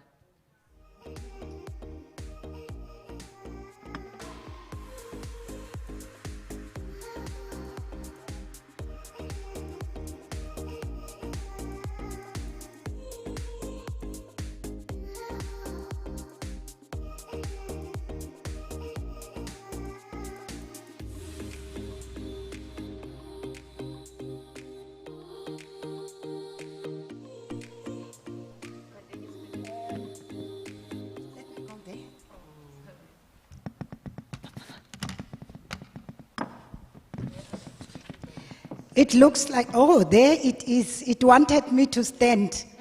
I learned unfair, man. Greetings again, facilitator. Thank you very much. And chairperson of the session, thank you very much. I don't know whether to call this session an emotional one or what, because as far as I can remember, maybe greetings again to the leadership that joined late. We started and we greeted you in the morning, and we might not have had all of you on the system, but now those who were in the meetings are back, and those who had some other activities are back. I see the number is rising in terms of the participants there. Good morning. You've missed a lot if you were not part of the opening session, but no, the work is still continuing. Malibongwe igama lamakhosikazi. What I'm going to do, greetings my colleagues here and Tate Ramahlodi. Thank you for a presentation. Somewhere as you were presenting, it was like we were having a lot of tribulations, because seated on the couches there, we were almost like going like this when you gave us stats. But as women, as Pelimoya, we will continue. Let me do an outline on the presentation that I'm going to do. I will do the introduction and background, give the mandate and objectives of the SWC, and deal with the gender machinery in local government and the program for the program of action for the SWC. We will deal with gender parity on leadership in local government after the programs, and we will look at the challenges and achievements on this. Thank you, Mandu. The establishment of the Women's Commission is an initiative of the United Cities and Local Government, that is UCLG. Akere we are avoiding to call these acronyms, we need to say it out in full. And it is also informed by the gender-related challenges facing local government in Africa, notably the limited progress towards gender equality, paucity of female leaders on the continent, social stereotyping of women. We will be dealing with the Salga Women's Commission. Salga Women's Commission was formally launched. Most of you who were with us will remember in 2010 at the Women in Local Government Summit, how I remember a facilitator, the late Ubabu Shiqega. I know good in those years he was there, and ourselves, and it wasn't COCTA then, the department. We had some different ideas in terms of what we want to do. But the aim was to empower, and the aim was to deal with the parity, and the aim was to make sure that we reach the 50-50. And I remember in those years, it was a festival of ideas, of course, and we were moving all over the country. So we were like coordinating, we want to deal with the coordination, we need to promote, and we must still, because we're not yet there, we must still advocate for gender appropriate strategies and practices within member municipalities and feed into the regional and continental processes. Now, dealing with the strategic objective of the Women's Commission is to increase the representation and participation of women in local government to parity. We need to spearhead the objectives, policies, and programs of the UCLG amongst women councillors as well as officials. The Deputy Minister here and yourself, as you were introducing the subject here, you touched on politicians as well as administration. Normally when we campaign and normally when we deal with empowerment, we always think we need to do that only on politicians, and yet we need both of us, officials and councillors in one room, or maybe that strategic point involves both politicians and administration in the same stream, in the same way. To spearhead the emancipation of women within UCLG and its regions at all levels of local government. That is our work. That is our work. We are to capacitate and empower women to play a proactive role in local government matters. We are to promote women's leadership and participation in both the political and it will always come that it's both there and this side. Now, the machinery going there, who will be doing all this that we're talking about? The aims and objectives. We need a driver. Now, to that, we have this national one, but we know that people and women are all over. And all over where? In local government. And that is why locally, we came with women at local government who will be chairpersons of the multi-party caucuses. So they will be dealing with that at the ground level.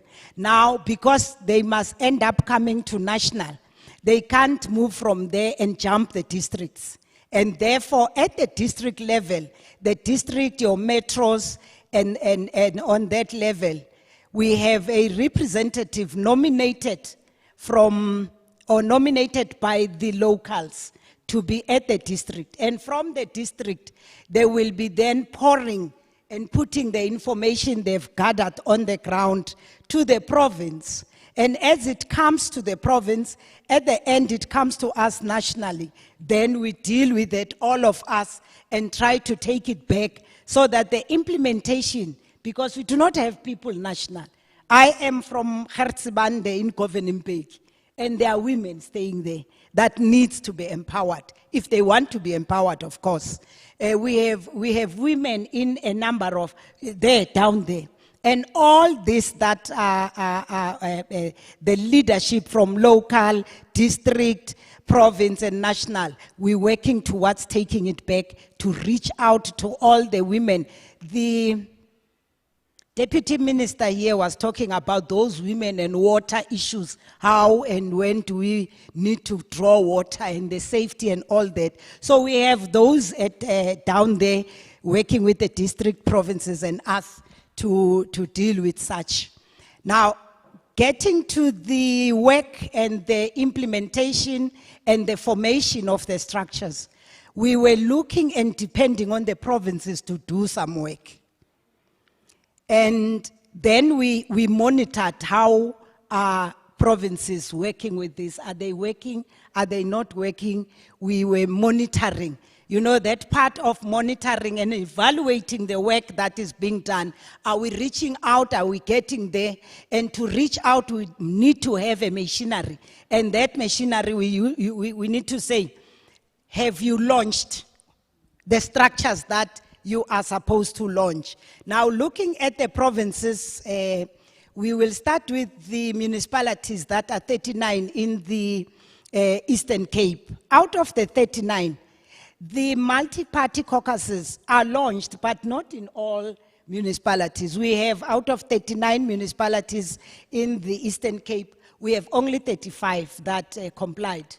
Now, my question is, what about the 4 municipalities that are left? Because it might happen that out of the 4 municipalities that are left, you have thousands and thousands and thousands of, and Eastern Cape is also mostly rural, the way I know it.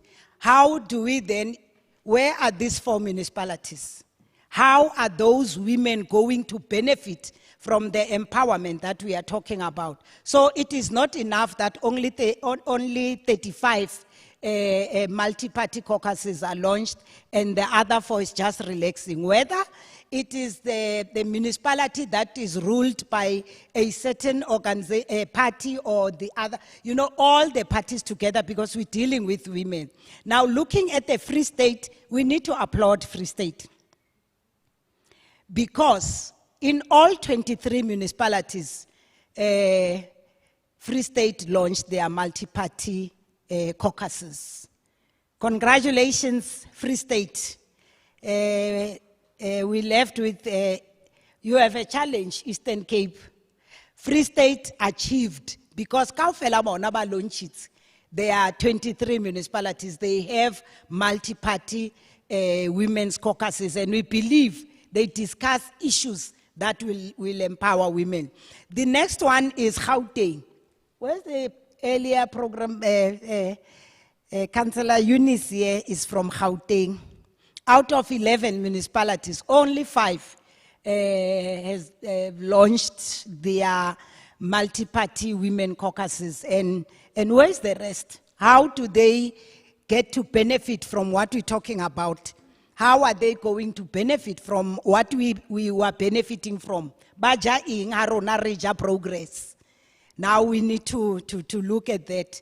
KZN, Leona, it's not doing so well, because out of the 54 municipalities, only 41 municipalities launched their multi-party women caucuses. So they need to up their game beyond this term of office.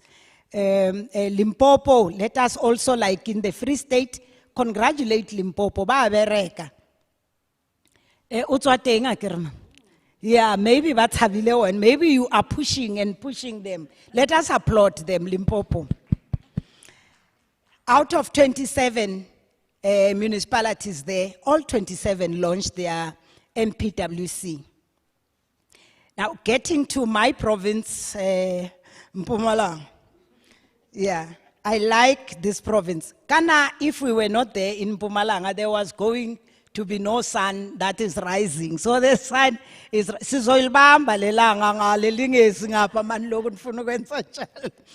yeah, in Mpumalanga we have 20 municipalities, and out of the 20, only 14 municipalities launched the MPWC.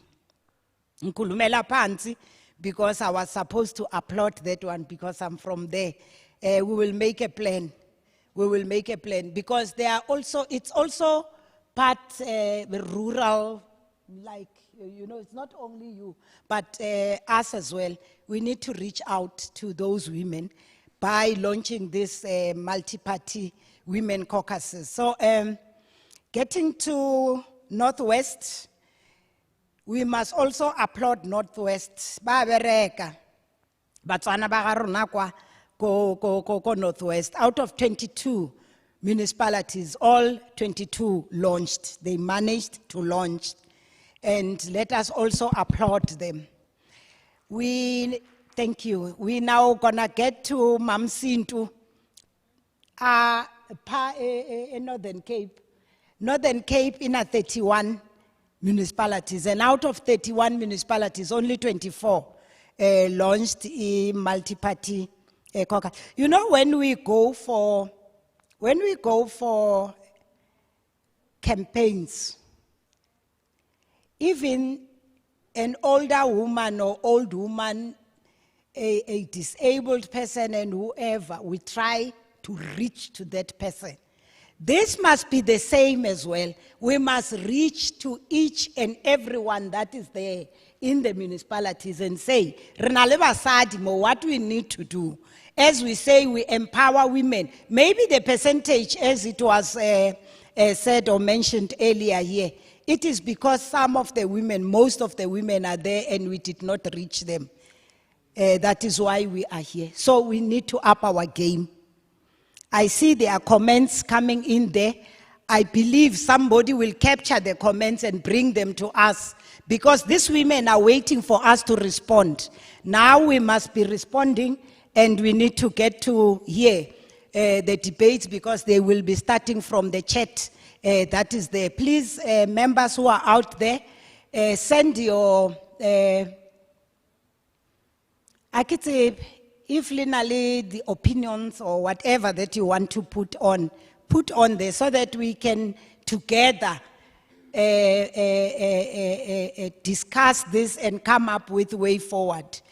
It is discouraging then, as we mentioned, the launching of the decision of the upper structure for provinces to launch and work and implement the resolutions of the national, that if you do not have multi-party caucuses, how is this cascaded down if all your municipalities doesn't have the structure like it is the case with the Western Cape? There's nothing in the Western Cape. Out of all the municipalities in the Western Cape, the music that we are dancing on, or the resolutions that we are applauding, because people can be sarcastic and say music, it means you are dancing. The resolutions that we are taking, municipalities, SALGA and whoever, paying for all of them to come to national, but how is this information from national getting down to municipalities if there is no mechanism or no structure to feed back on? So it is disappointing, but we believe with the assistance that we will be giving, Western Cape will also come on board. We will want them to come on board so that women there are also benefiting from what we are benefiting as well. Now, the program of action is informed and based on the resolutions, as I've indicated, of the Commission since its establishment in 2010. Now, it means women where there are no multi-party caucuses, they missed from 2010 to date. 2010. So they've missed a lot that we're talking about. At the end, they will be seeing this structure as the structure that is not assisting. Now we are advancing. We are in the classes, the master classes that we will get into, and a number of other activities that we embarked on, and women are empowered on that. But some of these women are taking it as the just something that we just say. First, just go to the slide before this one, Mandu. My apologies, maybe I also dwell much on the slides. Now, the program focuses on activities that must be done there, that are to be implemented in the short, medium, and long term. Now, it means if you do not have these structures, those activities are not taking place. The program of action is adopted as a working document for the refinement on an annual basis to align with the resolutions and outcomes, and also the directives, if you want to say. Now, the program is adopted as a reporting, as a monitoring and evaluation tool on the work of the SWC. So if you do not have structures, I will agree with you if you say this SWC is not working. It is because you're getting nothing. You're hearing nothing of it. So what will you advance on? You will end up saying, there's no such. So there's a lot that we have been empowered on. If you are part of this. Now, on annual status quo report on representation and participation of women in local government, We conduct annual audits to determine the representation and participation of males versus female councillors and for senior management positions in positions of leadership. I think the previous presenter mentioned some of these things, but we are coming here now. The audit focuses on the elected representatives. We're looking at executive mayors, your deputy mayors, and all the positions that are there, the chief whip speakers, and sections of the sections that are there in local government. You've got your section 56 high leading managers, and you've got your section 57. With us, you have your section 8, your section 79, and the like. We need to know how many women are leading at that area. Now, we also are, in one of the municipalities, we were preparing for Friday. That municipality was saying they will be holding something or hosting something on Friday.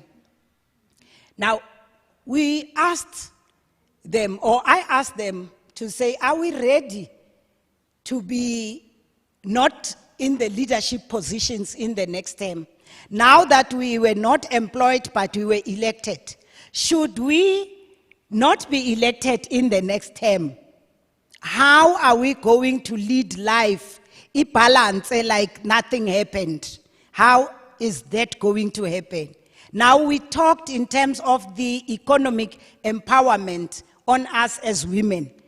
We wanted to say, are we promoting, are we lobbying, are we supporting, to enable equal economic opportunities for women? Now, what do we have to do?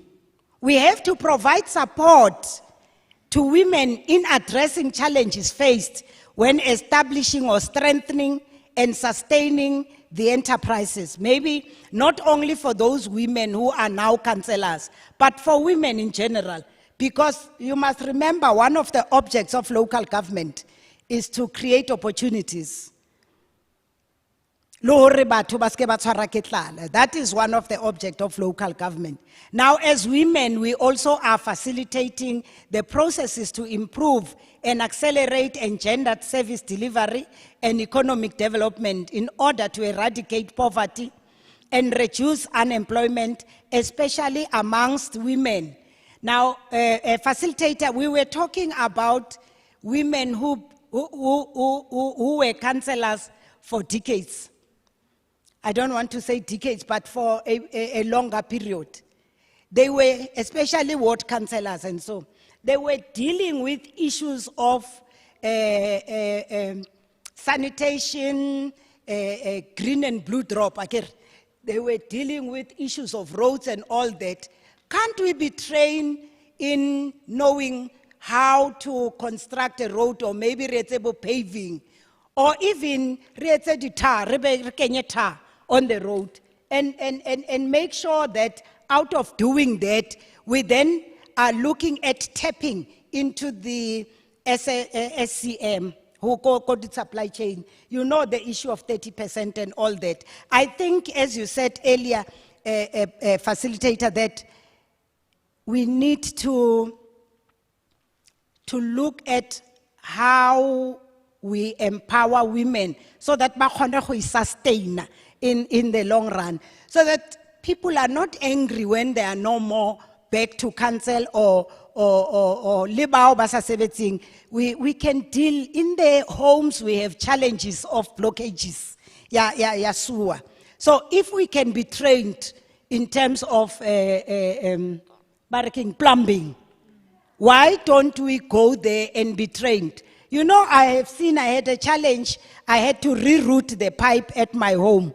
And the guys that I've hired to do the work, they told me what to buy. I went to buy the pipes, and they told me why I'm buying those pipes. By now, I know what to do if I have a blockage. how to unblock, how to reroute, what type of pipes, why do we put a 90, a 45, dilo tseo ka moka. I can even tell you now that at the corners, this is what you need to put on, not a 45 one, but 90 or what have you. We know in terms of the pipe what to do. Why don't we say, women, we must avoid looking at women who will go to offices, women who will go to Sasol, women who wants to be in Salga. Salga itletse, they have employed already, so when we go out here, they were lucky those who were councillors and today they are officials. But it will not be all of us. Some will have economically to have to go and do other ways of getting in the economic stream. I think I have passion in that. That's why Kileka do last back, because there are women who might not be coming back in the next term. And they have experience how to deal with the issues I was talking to earlier and how to tap on the finances in terms of that. We need to look at the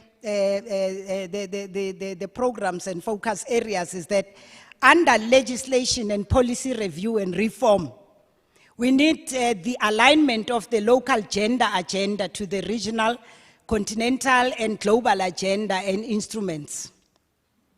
Now, enforcing special measures through legislated quotas to ensure targets for equal opportunity of men and women in decision-making positions. At both, of course, we spoke about politicians and administrators. Now, we need training, capacity building, and skills development for women. As I indicated that somewhere when I went, Salga deployed me to go to some mahotlas, people were saying, but all the training that you are giving us are not accredited. Now, it is because people are not getting information. Now, if we can give people information, they will understand that accredited training and skills development program for councillors and officials in local government, like the one that we are in now, that program that we are in now, local government women development program. It is an accredited program. Very soon, councillors will be going balokepa and get their certificates. We're working with other structures. This is an LGCTA. Let me get the LGCTA funded program, which Salga is implementing in partnership with the University of Cape Town under the auspices of the Nelson Mandela School of Public Governance, and as well as Zinande Leadership. And I'm talking in terms of a program that is accredited. Now, providing training and capacity building on women empowerment and development for officials and councillors will continue, say, officials and councillors in various skills to build their capacity. Induction. You will all know, as you logged in there, that Salga will always induct us, especially at the beginning of the term. Maybe as and when there is a requirement, we then get in. But induction and orientation on policies, legislation, as well as on the roles and responsibilities of structures operating in local government. The SWC, the multi-party women's caucuses and special programs, those are the department driving and tapping into these trainings, leading inductions, it's a ribuankaton. Now, gender mainstreaming and women empowerment include gender as one of the indicators or performance measurements to be integrated into municipal sectoral plans and budget. And that is your IDP, your ID, your SDBIP. Adoption of a gender scorecard for all municipalities. Re-monitor, re-evaluate. That scorecard, it is easy to do that. Now, Salga Women's Commission programs to be entrenched at metros, districts, and local municipalities through the Women's Caucus as Section 79. I think from 2018, a decision or a resolution was taken that this structure, this committee, as Section 79 on Women's Caucus, must be full-time. And it must have the KPI setting so that we can be able to monitor and evaluate through what is given to them to do. But it looks like we are walking on snail's pace if nothing has been done. We don't know how many. Maybe I must say we don't know. I'm afraid to say no one, not even a single municipality implemented that resolution. And women, go and fight for that resolution because it will assist you. Implement that. If you say we have national, what is national doing? National resolved on that. Yours is to go and make sure it is implemented at the municipalities. Let us look at the next focus areas to build and strengthen strategic partnerships for collaboration. Partnerships for collaboration with stakeholders on gender mainstreaming and women empowerment. You can't work alone. You need other people to come in,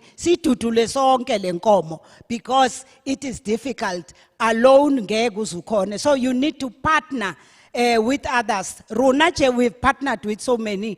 Renalibo UN Women, Renalibo Sawid, Renalibo Mangmang, Salga National. We are expecting you at municipalities to look at the private sector, partner and civil society organizations that are there and partner with them so that it gets to be easy for you to work. We need to participate in IGR platforms. We must get to it nationally, regionally, and international, and work on gender and women empowerment agenda. We need to coordinate multidisciplinary approaches and responses. Now we need to drive and support advocacy and campaigns on current issues pertinent to gender equality debates. We need to implement programs for commemorative days aligned to gender and women empowerment. For example, the International Women's Day, National Women's Day, the 365 days campaign on no violence against women and children. But there we must not tick the box. We must come with rigid and solid resolution. When we look at it, we will say, at least we brought someone with us. Here we are today and boast about the stats on some things that we have, on some programs that we have implemented. We need to drive and support advocacy and campaigns on current issues pertinent to gender equality debates as well. We need to lead or work in collaboration with other sector departments, the other organizations, and try to get other stakeholders and work so that we work with them. Remember, we learn from each other. We learn, you will be able to learn from others. Now, yes, we will get into a very interesting part, the gender parity in local government. We will give stats between 2016 to 2019 as we close term now of office.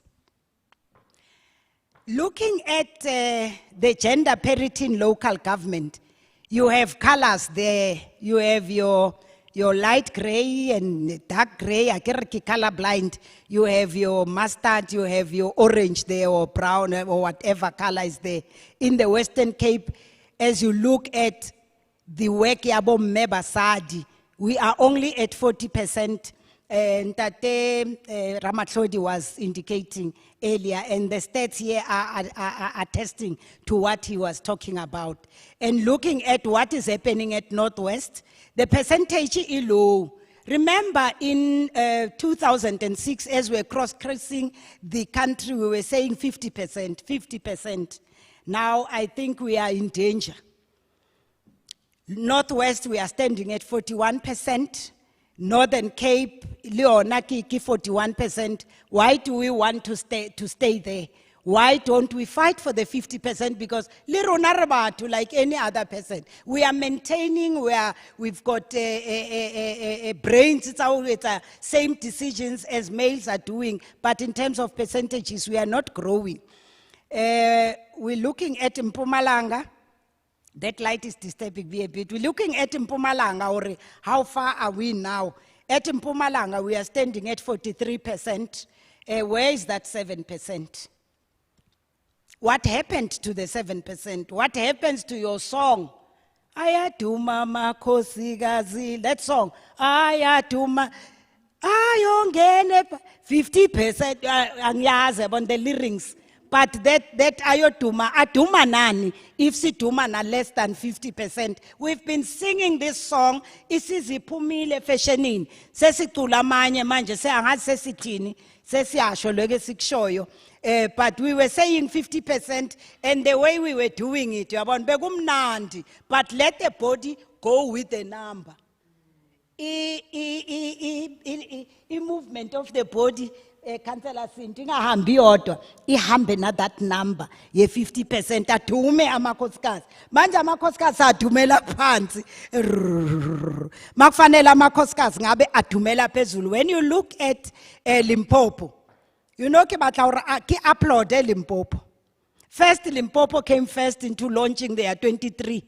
In their 23 municipalities, all women. Listed saying at least it is attesting to their number of women's multi-party caucuses, because they are at least 46%. But we still need that 4% that must get there. Now, there we go down again to a very big province, province KZN with 54 municipalities. Now, KZN, yaseyehla kakhulu ke yona yathi 36. Umntwana kuwo wonke ama province, sengikhuluma isiZulu ngoba eyangakithi.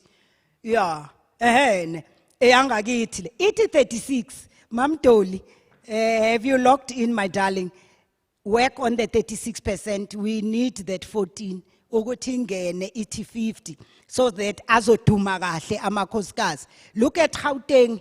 Ukhansela usane webinar uzobuya asijoyine futhi. Gauteng is at 42%. Iyanshaya Limpopo. Now layer 8% is too much. Ishukuthi layer 80% is a chunk that we gave to males. It's a chunk that we gave to males. Now we will be talking a generational mix. But we still have to say, how far are we as women? You look at Free State. Free State worked very well into their multi-party caucuses. Now we will measure their functionality. All their municipalities inayo ile multi-party caucus. What are they doing if they are standing at 37%? The scorecard. Now you get to Eastern Cape, Mganwam. When you say Gauteng, Mganwam, we get to say national. It 44%. London la 6. Angene laphayana adume kahle amakhosikazi ayongena eParliament. Otherwise kuzaba ukuthi we are a dog that doesn't have teeth. Engathi le percentage esiphiwe yona siphiwe asisebenzelanga. If usebenza you must earn.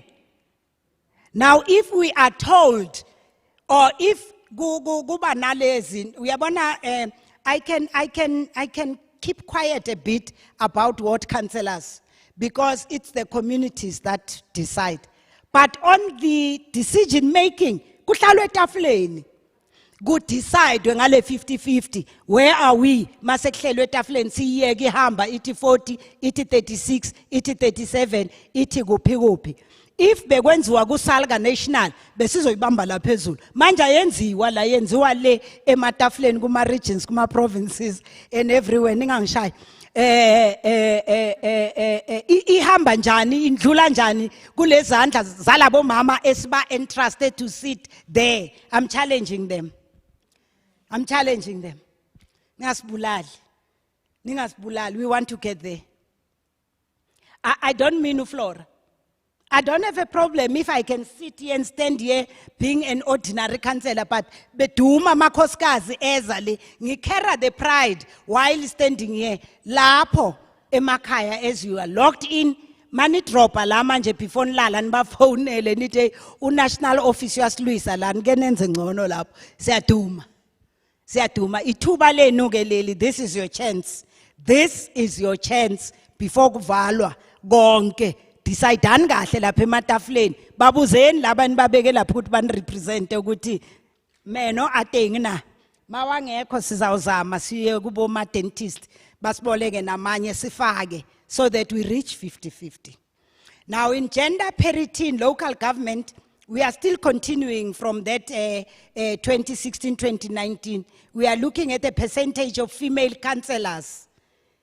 We have 44% in the Eastern Cape. Ngo 2019, njalo njalo, you will check now, check your province. Now in 2018, ngizowenza example nge Eastern Cape.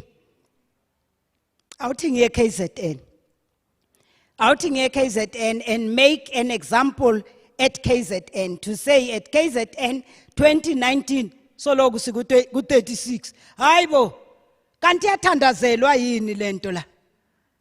Was it prayed for? Kwabekwa izandla ukuthi makhosikazi 36% for the next term. 36% 2019 36 ithinqale ku 2016 facilitate 2016 hayi kwakungcono kodwa ngenzi example, I'm taking KZN. I have 9 provinces. I just like my province. Yangasekhaya.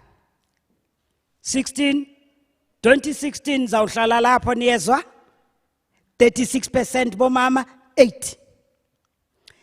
Afika 2019. Are you back? Bafazi 36%. Ungasfonela national sakuthumelela le report. How? 2018 siyabuyela futhi bathi nayo ke 36%. 2019 ogo so loku unyaka yonke 36. It's not good. It's not good. We will look into that. Gender ratio, we political leadership. We are looking at executive mayors. Nakhona the picture is not good. Males are on top. Go 62%. Angisho sisabala yona lento yabo 2016-2019. Iloku ikhuphuke njalo is the same. Women's loku siyalandela njalo. Ngathi sinayo lento baba. Yayibona? Iloku ihambe njalo. The graph is not good. The next one. Now, according to National Treasury data, iloku isho njalo isho the same things that we are not doing well. The next one. Iwes ke when we come to administrators. Administrative, iwes. Uke wabona ukuthi ithi 168 on males. Hayi khutla itla ikoba sadi ngeberi 44. 168, you are not even 50% or 40%. Iri or whatever percent. 168 as basadi bare 44. Kidi municipal managers sitse. Hadiyo. Iriribone baba mandi. Now, administrative leadership position in 2016 when we looking at the CFOs.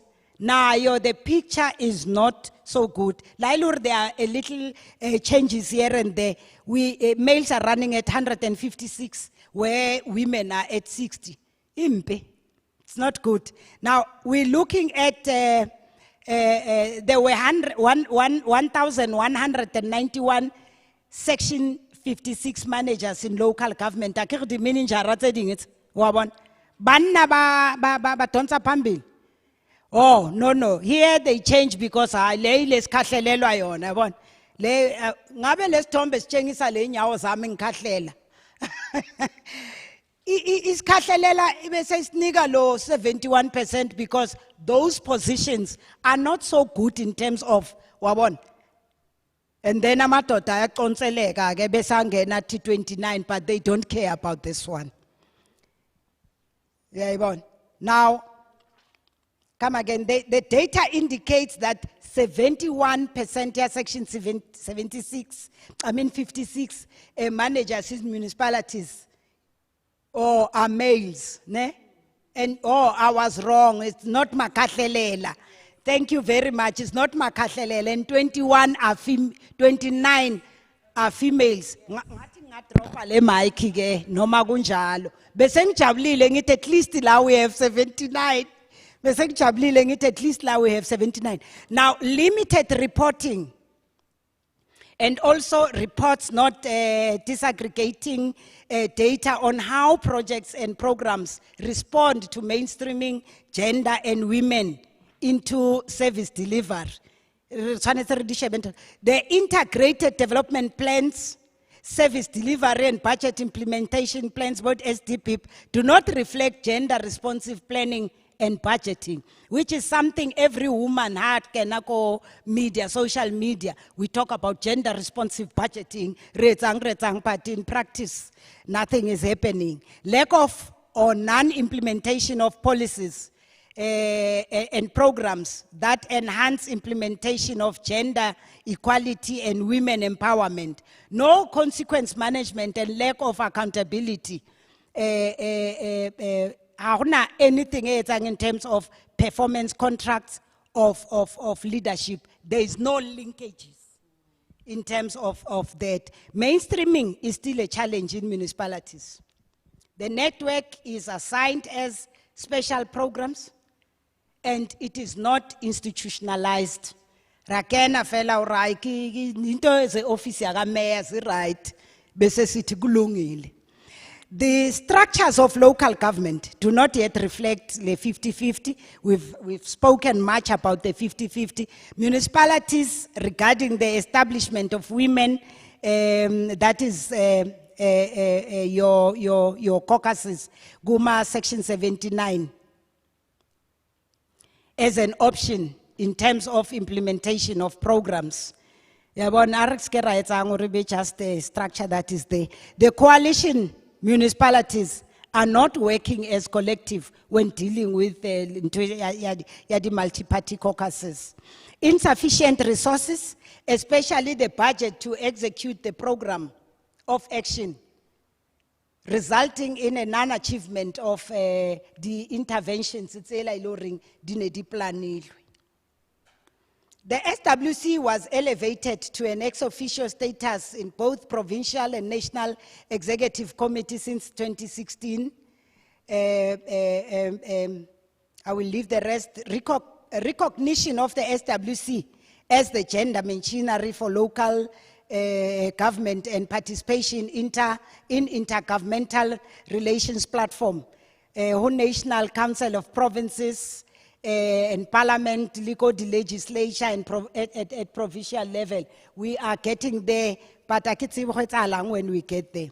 Forging collaboration and partnership with stakeholders for joint implementation of program, notably the UN Women, South African Women in Dialogue, Bosawit, Gender Links, Commission for Gender Equality, Joe Slovo Foundation, Access ya Chapter 2, Risebedisana Albona is our IGR structures partnering le zona.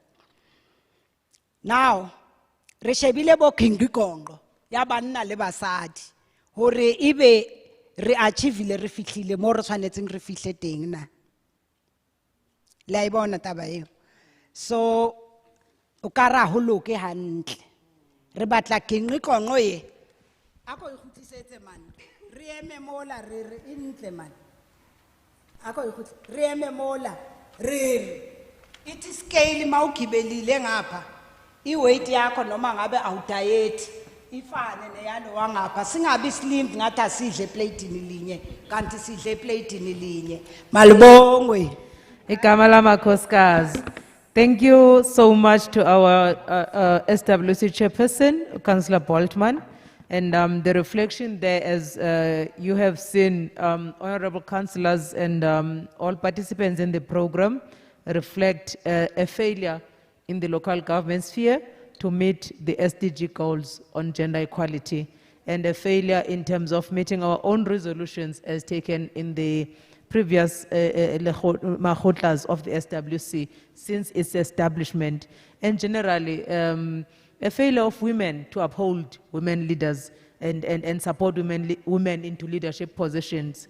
And I guess another failure for women to stand in solidarity with each other, because the multi-party women caucuses at municipal level are structures for women to stand in solidarity with each other, to understand their mission to ensure that there is achievement in terms of the employment equity targets that would reflect at senior management level women representation as it should be, and ensuring gender mainstreaming, and that it is part of the IDP, and that they would assess the reports as they come out, so as to see that there are gender responsive policies, that in terms of the SCM policies they speak to gender, that even in terms of the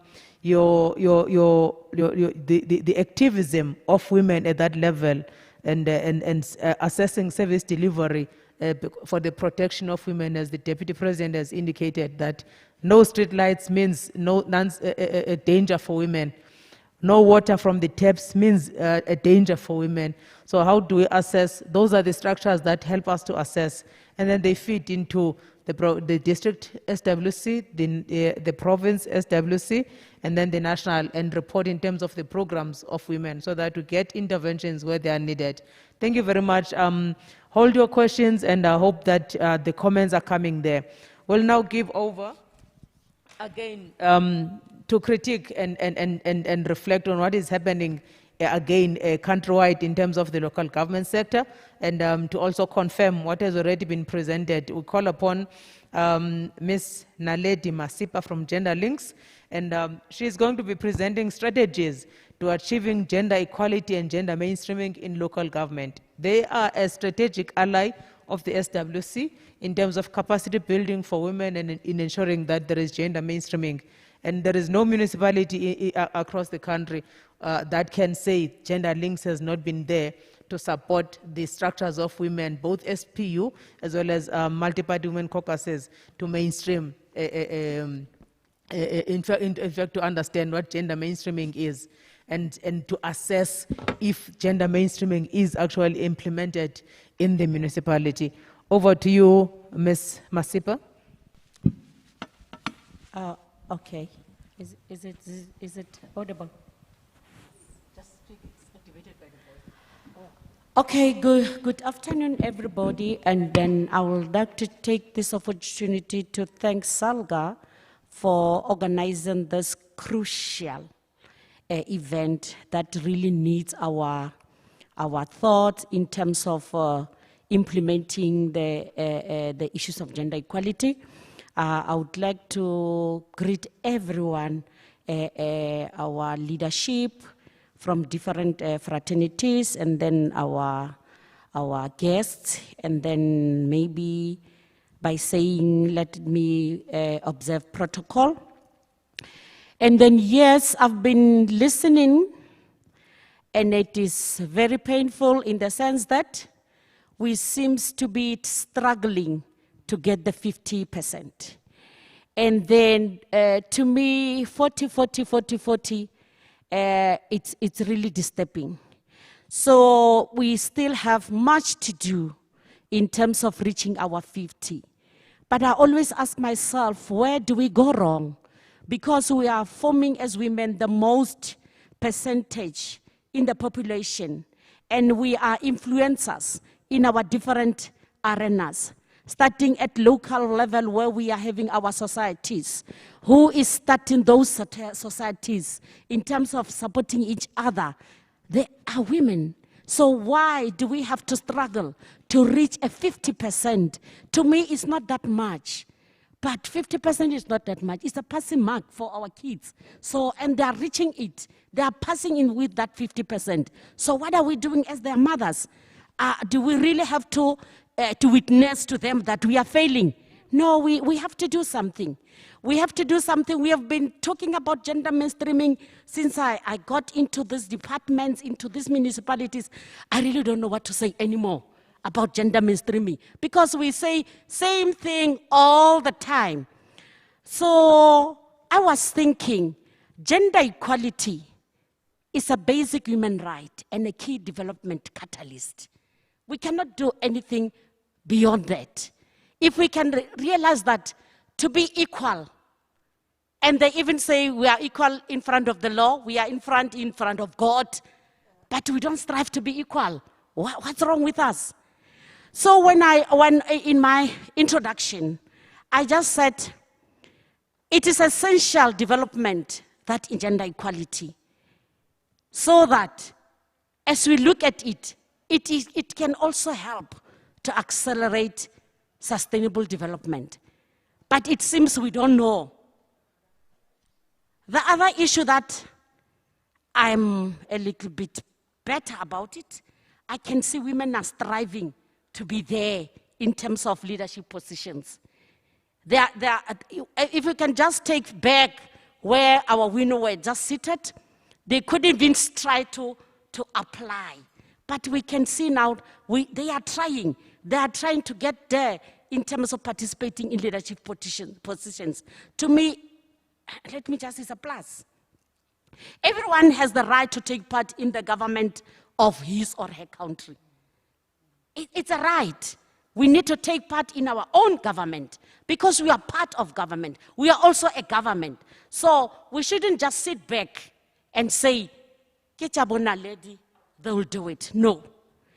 To improve the political status and representation of women at all level decision-making arenas, it's our responsibility as women. We must make sure women are there. And I can see politically they are trying. I'm just worried, as the councillor was saying, in terms of the women caucus. I realize that women caucus, they don't know that they are so powerful.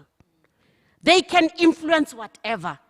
They can even say, I always tell them, they can even say, you know what, as from next month, we want to see gender equality as an indicator in the senior manager's position or contracts.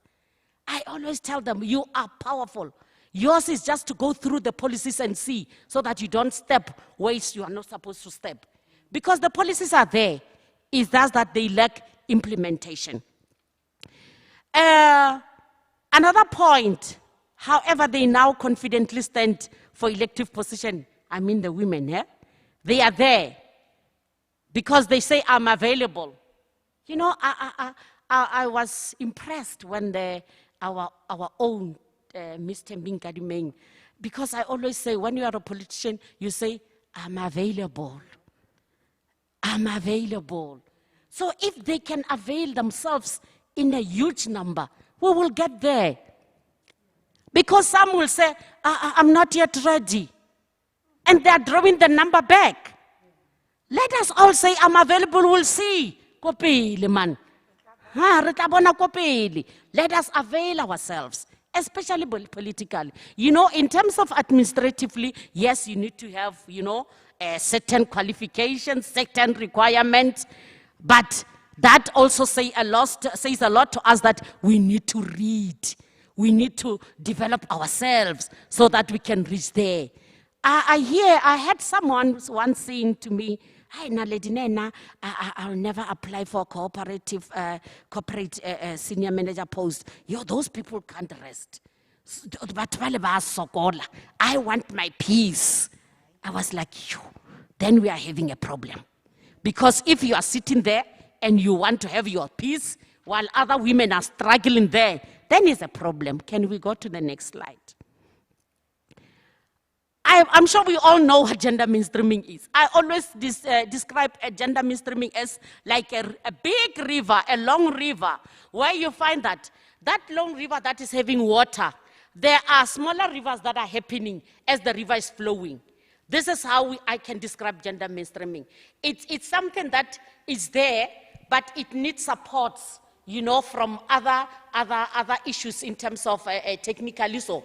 It's if in the department, there is a word gender mainstreaming, but we have got technical departments. There's just no way we can do our programs, do our plannings, to come up with whatever, but not considering that they interact. That is the main thing, they interact. And there are critical issues that we look into. The first thing is budget. When you build a house, when you build your family, you know where to start.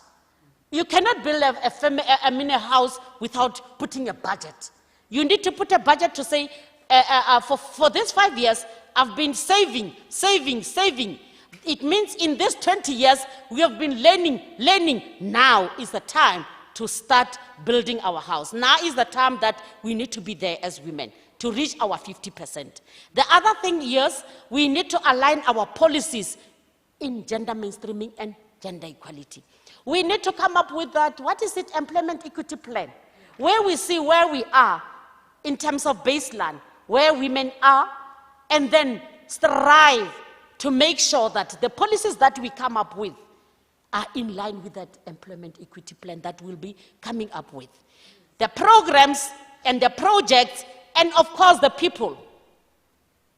And the other thing that I forgot to mention is the M&E. You know, when our government was putting the M&E of the late Chabani, is it Chabani, ne? Who was leading the one who passed away, Comrade Chabani. Chabani, he was the one who started the M&E. I was so happy because I thought now they are going to monitor us to see if we are doing the right things. And they even made sure that the M&Es in municipalities and departments, but unfortunately, that department, I don't know, is it still there? But to me, it's not doing its job. Exactly. So that's another thing that we need to come up with. We meet as Women Caucus to say we need this to be monitored. Who is responsible for gender mainstreaming? To me, it's senior management. Their contracts, Salga, please, let them have that element of issues of gender equality in their contracts. If they don't sign it where there is an issue and an element of gender equality, then I would say no, you don't qualify. It's very crucial. Next slide. Why is gender mainstreaming so important? Why is it so important? It's very, very important. Because gender mainstreaming, it is promoting equality. It is promoting and also having a look on the roles of men and women in a particular institution. Because if we can be able to identify and then not have a demarcation or a wall where we say this is for men and this is for women, then we'll be knowing now we are all equal. And then the other thing that women, we always cry of is pull-down syndrome. Everywhere when I go, it's a pull-down syndrome, pull-down syndrome. When are we going to make it, to die, to flush it in the toilet? We need to come up with a strategy. One day, we just have to allocate a dialogue on the topic pull-down syndrome and just talk about it. And we must, like in the social media, we must talk about it until it's getting to our ears.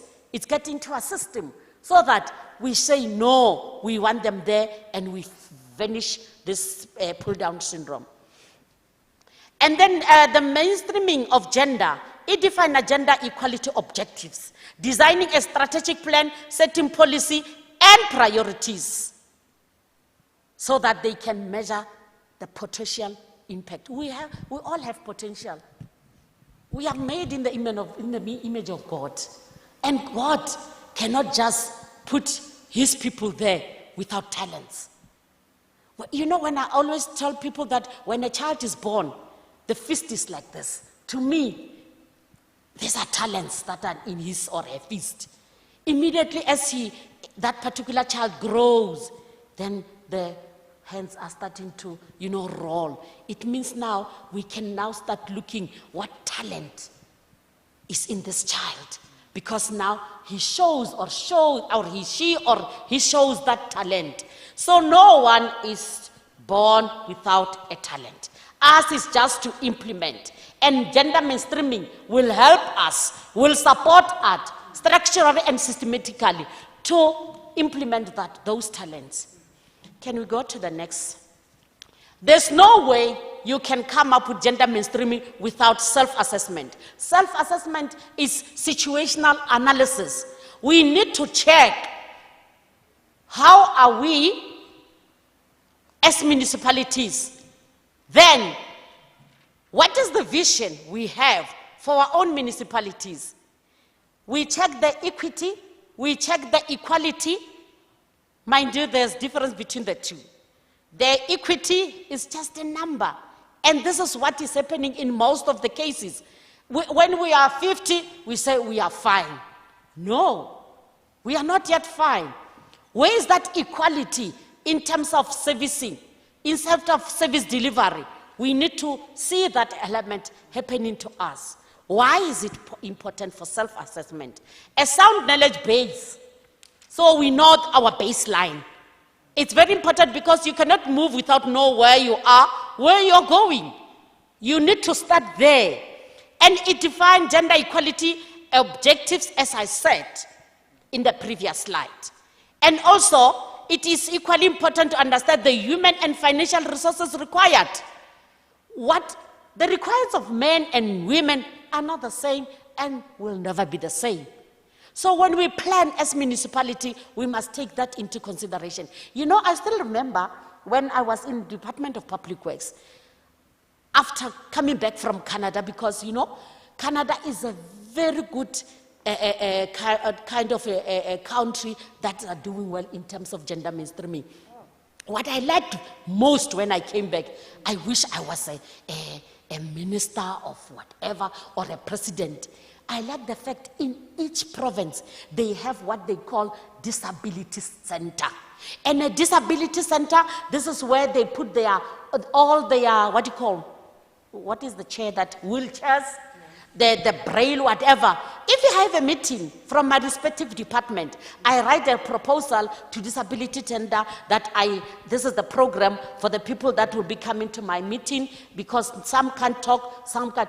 And then tomorrow morning, you rush to the disability center, fetch whatever that you could get into the meeting, and then those that can hear, those that can see, they have their say as well through the disability. That's what I liked most. How do you do that self-assessment? You cannot do self-assessment alone, because municipality is not yours alone as Naledi. You are 7 people down there. Call them. The non-governmental, the governmental ones, the civil society. Call them to say, let's assess what is happening in our municipality. Then they will help you, because they are the ones that are looking at us every day. It's just that sometimes we don't give them platform, or we give them platform, but we don't listen to them. How many outreach that we are doing at municipality level? But very minimal that are being implemented in what those people are saying. It's just a compliance to say outreach. The mayor was talking to the people, the speaker. But when we look at the IDP, I've been there since 2005 until I left. I was a gender coordinator, but not even a single program that was taught or talked by the people down there was implemented. A SWOT analysis. Those people, the non-government, the social, they will tell you your strength as a municipality, your weaknesses, your opportunities, and the threat, not you. They will tell you, because they assess us in each and every day of our lives as politicians and also as officials. What are the key actions to consider when you are doing gender mainstreaming? Number 1, measurable goals and indicators. Yes. The responsibilities, you need to define the responsibilities, and then also timelines, action plans, monitoring mechanism to achieve those.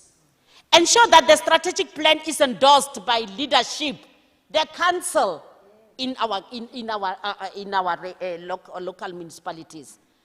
But sometimes they just let them pass without understanding. I think it's our duty to take them through before they can even endorse whatever. Undertake systematic consultation with all stakeholders. Don't choose stakeholders, as I said. Non-governmental, civil society, they need to be there at our tables when we talk all these issues. The next one, I think, what are the key actions to consider? It's gender mainstreaming requirements, translate the whole of municipal gender equality objectives, incorporate gender equality objectives in the individual staff performance, implement the Gender Links Hub and Spoke. I love this program of Gender Links because when we talk of this hub and spoke, the hubs are those municipalities that are there, that are doing well. They need to mentor. The spokes are those that are emerging, they are coming, you know.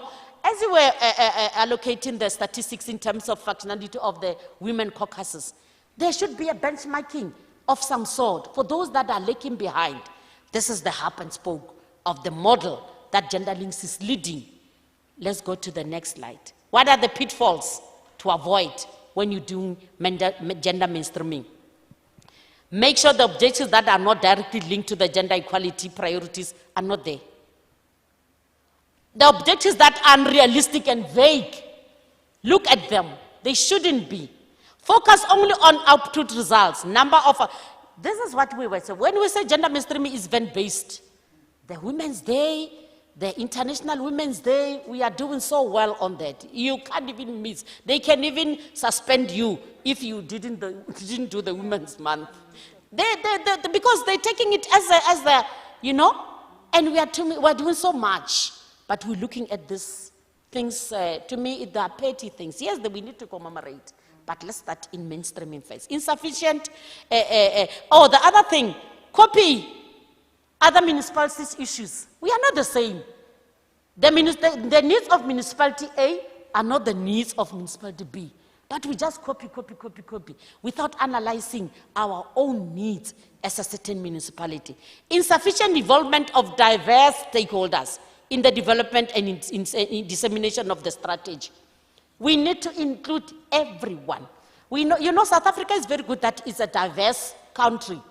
But somehow, we need to leave others behind. We don't even want to know why are they not part of us. I don't want to dwell too much on that, because we have got the whites, we have got Indians, we have got, but let me not be political, otherwise I'll lose my turn. What are the pitfalls to avoid? Lack of feedback to those diverse people that we have. Even if they can come forth and try to do whatever, help us to reach whatever, but we don't come back to them and give them feedback. That is another issue that we need to take care of. The roles and responses that are vague, not specified in the institutional and individual staff level. We just put the people there, and then we don't even know we put them with the roles. We don't even.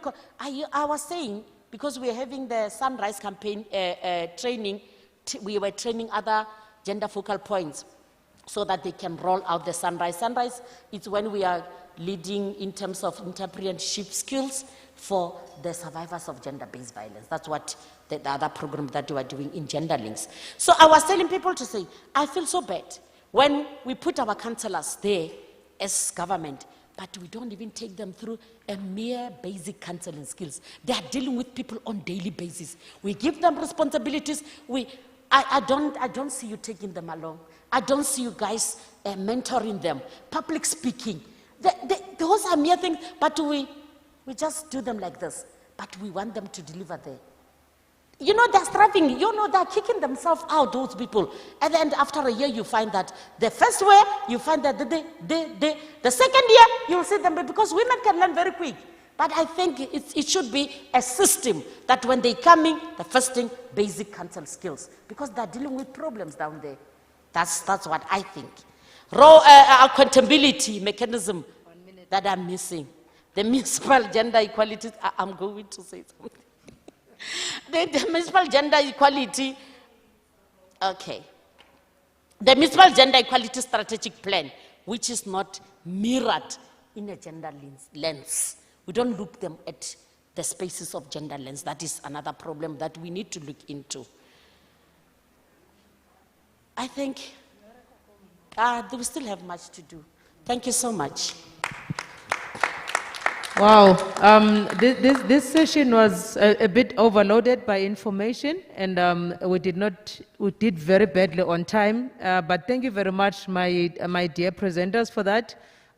Just to assist the next session, I would say let us take questions from the chat box and request the participants to post on the chat box.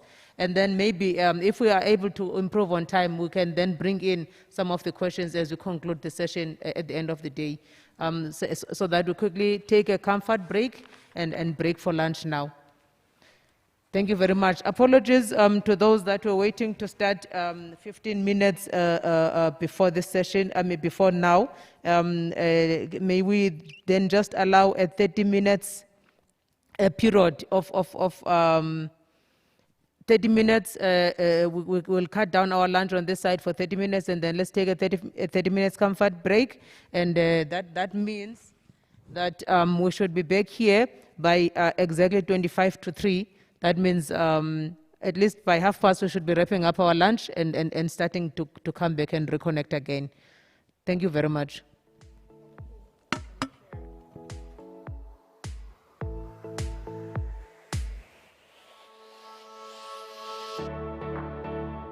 Recording stopped.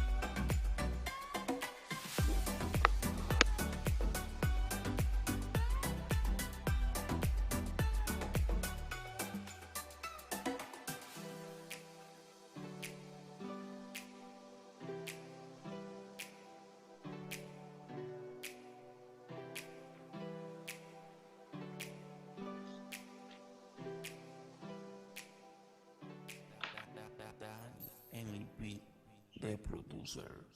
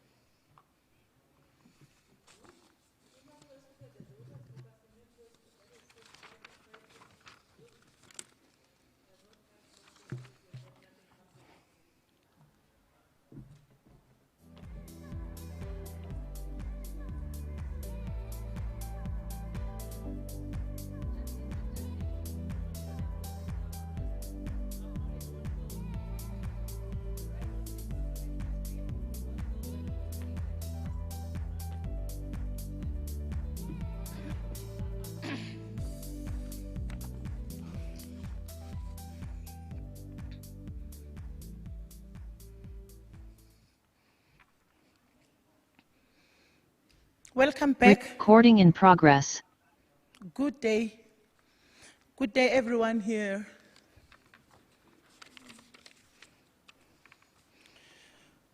We will now proceed to section 3, strategies to achieve gender equality from policy making to evidence-based implementation.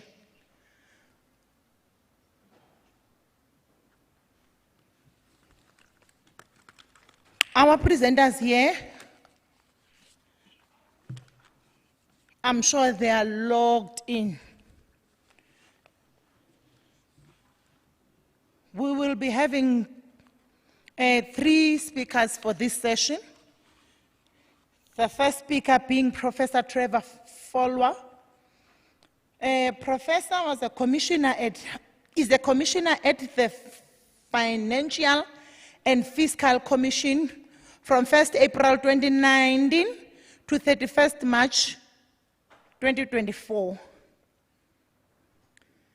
He was the city manager or the CEO of the City of Johannesburg.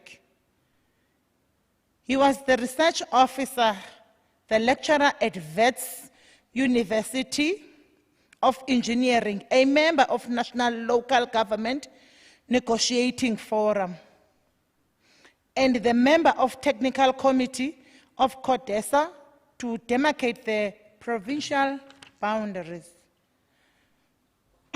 He also worked as a civil engineer for 19 years in several countries, including Botswana as senior engineer, principal engineer for the Ministry of Local Government and Housing, United States of America as a civil engineering consultant and computer systems manager with one of the few black-owned civil engineering companies, Benito Sinclair and Associates, in Los Angeles, as well as for the Manitoba Department of Mineral Resources in Whining, Canada. Can we please connect?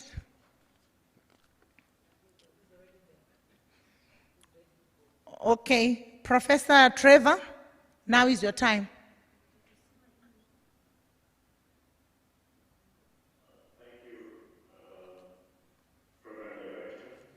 Councillor Kuna, honourable councillors, members of the National Executive of SALGA, and members of SALGA in general, President of SALGA, Councillor Kadimeng, it is indeed an honour to address you today on this matter on behalf of the Fiscal and Finance Commission. I'm going to ask that our presentation be shared. Is that possible? Could we share that presentation? If you would allow us to share.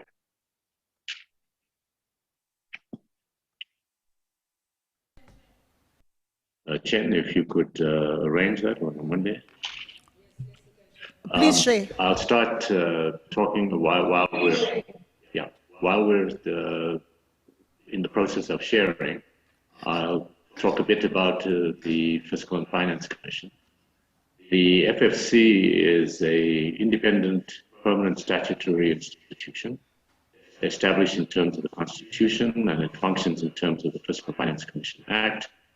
Our mandate is really envisioned in Chapter 13 of the Constitution to address the question of the equitable share of division of nationally corrected revenue between the 3 spheres of government and other financial and fiscal matters.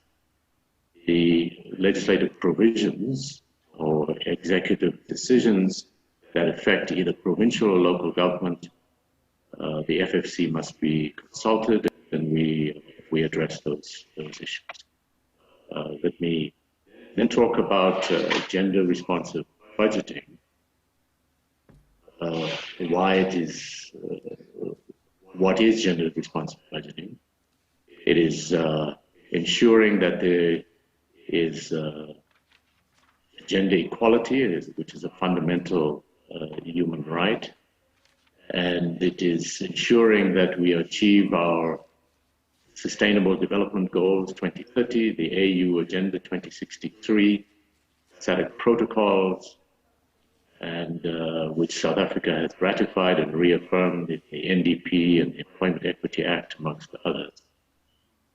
These commitments, despite these commitments, however, unacceptable gender equality, inequalities remain. In South Africa, these gender commitments should be translated into fiscal commitments at a local level. The essential tool that is used to achieve goals is the budget, and gender, if you wish to achieve gender equality, gender equity, it is called gender responsive budgeting. So it is deliberately making intergovernmental fiscal relations system responsive to the needs of women and contributing to moving women out of poverty. What is gender responsive budgeting? The need for gender responsive budgeting is to address the consequences of living in a patriarchal society. The budget is has direct impact on funded policy initiatives and that are directed towards gender inequality. The budget, gender budgeting, is also an innovative strategy for achieving gender equality. It is not a new budget, but rather integrating gender approaches into all stages of the budget cycle. In other words, mainstreaming. Gender responsive budgeting is about addressing the obstacles that women face in society to achieving their goals. It is also about ensuring equity between both men and women in our society. 52% of women are poor, and 74.8 or close to 75% of female-headed households in rural areas are poor. Women, despite being the majority in rural South Africa, own only 13% of the land, while men own 71%. Additionally, we must consider that when income is placed in the hands of women, they spend 70% of the house on the family, while men only spend 30%. The objective of building resilient, vibrant, sustainable communities can best be met by empowering women. Empowering women through the budget is not only the right thing to do, but it ensures that if you wish to win or achieve your goals, you have to have your full team, as opposed to half of the team playing on the field. Gender non-sensitive budgets are inefficient and do not accord with the principles of equality enshrined in our Constitution. What are the key aspects of gender responsive budgeting?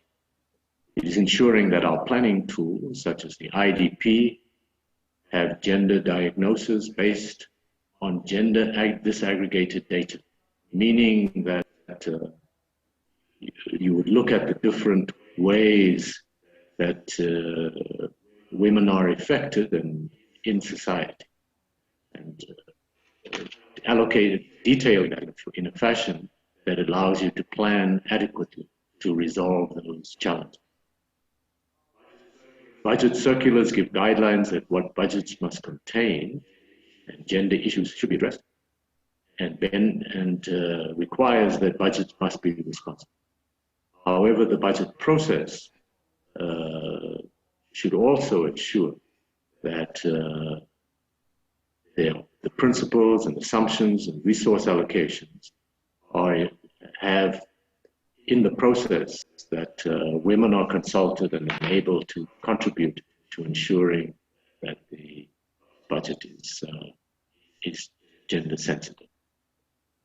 Moving on to findings of the FFC on responsive budgeting in the local government. What we have found is that there's a lack of gender mainstreaming and women empowerment as an approach, lack of gender disaggregated data, equity versus mainstreaming for gender equality, and it has been more about numbers as opposed to achieving the goal. Weak translation of gender equality commitments into fiscal commitments. IDP show little evidence of IDP planning processes and budget offices having budgeted for gender mainstream. The gender discourse is events driven, and there's a lack of gender budgeting training and capacity building amongst the decision makers. There's poor institutionalization of gender responsive budgeting, absence of analysis, as I mentioned earlier, of the gender impact of existing revenues and expenditure, absence of an approved gender policy across municipalities, and there's an absence of municipal gender mainstreaming strategy, which has been mentioned earlier in the earlier sessions today. Personnel in management, people who make the decisions, budget officers who track the expenditure have limited knowledge of gender mainstream. The gender equality indicators and the collection of gender disaggregated information is limited. So our recommendations are that we need to run gender budgeting pilots in a few municipalities first and evaluate the results for impact before wider application.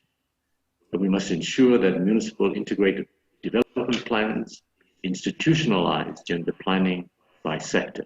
For example, water and gender disaggregated performance indicators and targets. Those are the areas that we need to focus on. We should include, we should provide guidelines for collecting gender disaggregated data, for budgeting process to ensure that municipalities have capacity to analyze budgets from a gender perspective. Institutionalized gender responsive budgeting process linked to integrated development plans. We need to build capacity for gender mainstreaming and gender responsive budgeting. We need to ensure gender responsive appropriations and budget allocations, and ensure that gender sensitive public participation and consultation at local level. I wish to just touch on very briefly our recent research on gender responsive budgeting. It's a chapter in our 22-23 Division of Revenue submission. There is, on the issue of limited mainstreaming of gender issues, there is limited mainstreaming of gender issues in departmental budget processes.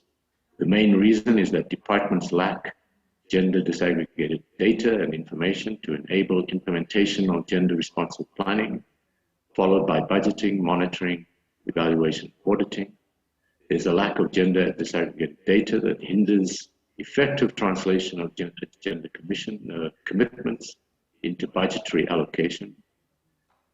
Gender responsive budgeting is difficult, if not impossible, without an institutional plan to effect the engendering of service delivery programs supported by gender disaggregated information.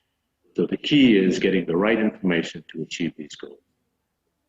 The agenda analysis indicated that gender disaggregated could be found in other domains or within the working knowledge of departments, but such information is seldom integrated into the strategic documents of the department to allow gender responsive budgeting.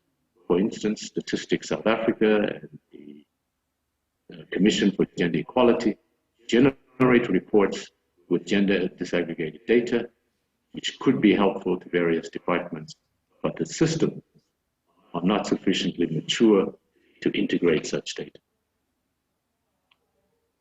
There's also a lack of departmental gender-specific performance indicators. These are not sufficiently detailed in providing data on the number of women and girls who benefit from their programs. The Department of Health, for example, uses various indicators to monitor the progress of its program. However, these indicators, except for programs focused on women, cannot be used to determine who benefits from the budget in terms of women and men.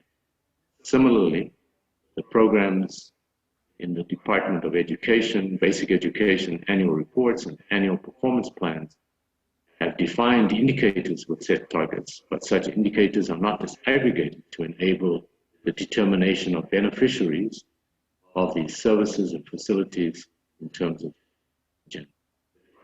The Department of Women, Youth, and People with Disabilities is at the heart of coordinating gender equality efforts in the country. It has various indicators related to each program and targets, such as the number of reports on interventions, economic opportunities for women produced, and the number of programs conducted. And the department is expected to lead in coordinating implementation of government's gender equality commitments, including achieving through initiatives such as gender responsive budgeting. Gender equality and women's empowerment are often an afterthought or relegated to a sector or a specific outcome, rather than an integral component across all government spheres. Oversight on gender equality and women empowerment also tends to be limited to the Portfolio Committee on Women, Youth, and Persons with Disability. Yet it should be cutting across all committees of Parliament. The Commission on Gender Equality is mandated to promote gender equality, advance the protection, development, and attainment of gender equality. However, the CGE budget is mainly consumed by the compensation of employees, and the risk of such a high compensation of employees' budget is that it may crowd out other important priorities in the mandate of the Commission. Further recommendations are that the Department of Women, Youth, and People with Disabilities and the Department of Monitoring and Evaluation should finalize the institutionalization of gender responsive planning throughout the national and provincial government, as envisaged by the Gender Responsive Planning, Budgeting, Monitoring, Evaluation, and Auditing document. The National Treasury, along with DWYPD and the DPME, should spearhead the implementation of gender responsive budgeting and mainstream gender responsive budgeting evaluation throughout the entire scope of the budget process. The implementation and mainstreaming should be extended to local government sector and National Treasury and the Department of Women, Youth, and People with Disabilities should consider the introduction of a formal gender auditing process to be conducted by a relevant independent institution in respect of non-financial performance information of departments, entities, and municipalities. The Department of Women, Youth, and People with Disabilities should coordinate and spearhead initiatives focused on building of capacity of the political and administrative leadership on gender responsive budgeting in general, monitoring, evaluation, auditing of all levels of government. Such initiatives are to include the training of budget officers on gender responsive budgeting, and the use of gender disaggregated data in the budget process. It should, on an annual basis, prepare a comprehensive report on how the division of revenue bill responds to gender inequality and how fiscal policies translate government's gender equality commitments. The report should be tabled for consideration by the relevant committees of Parliament.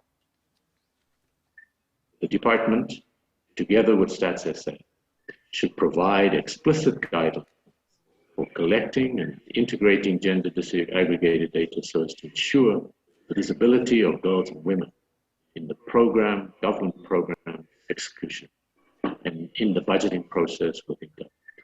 The department should also invest in statistical capacity building in government to improve the measurement of gender equality indicators and the collection of gender disaggregated.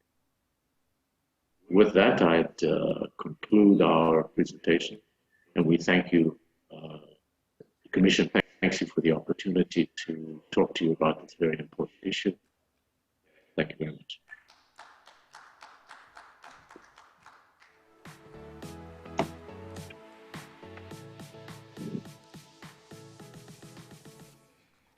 Thank you very much. In terms of taking questions,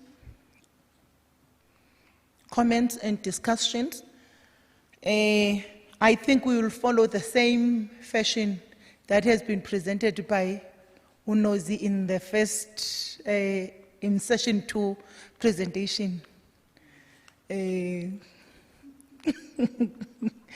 Let's quickly go to our second presentation by Honorable Tsunoli.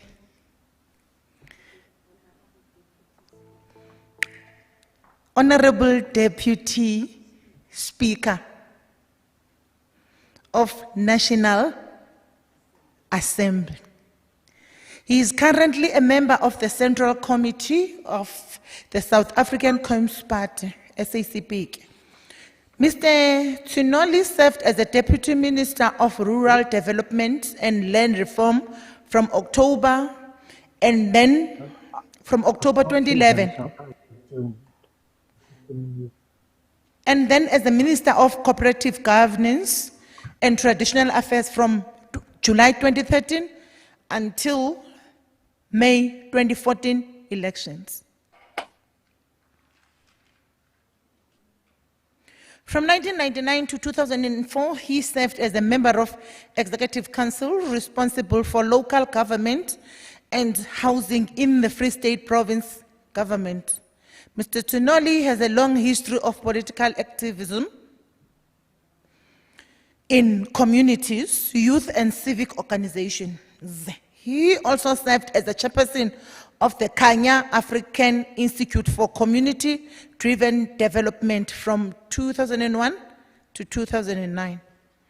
From 2009 to 2013, Mr. Tsunoli served on the boards of directors of Isandla Institute. He has certificates in adult education, public policy, facilitation, and is a graduate of the international program of the Gestalt Institute and Cleveland on organization and systems development. Can we connect or give time to our honorable, the Honorable Deputy Speaker of the National Assembly? Over to you.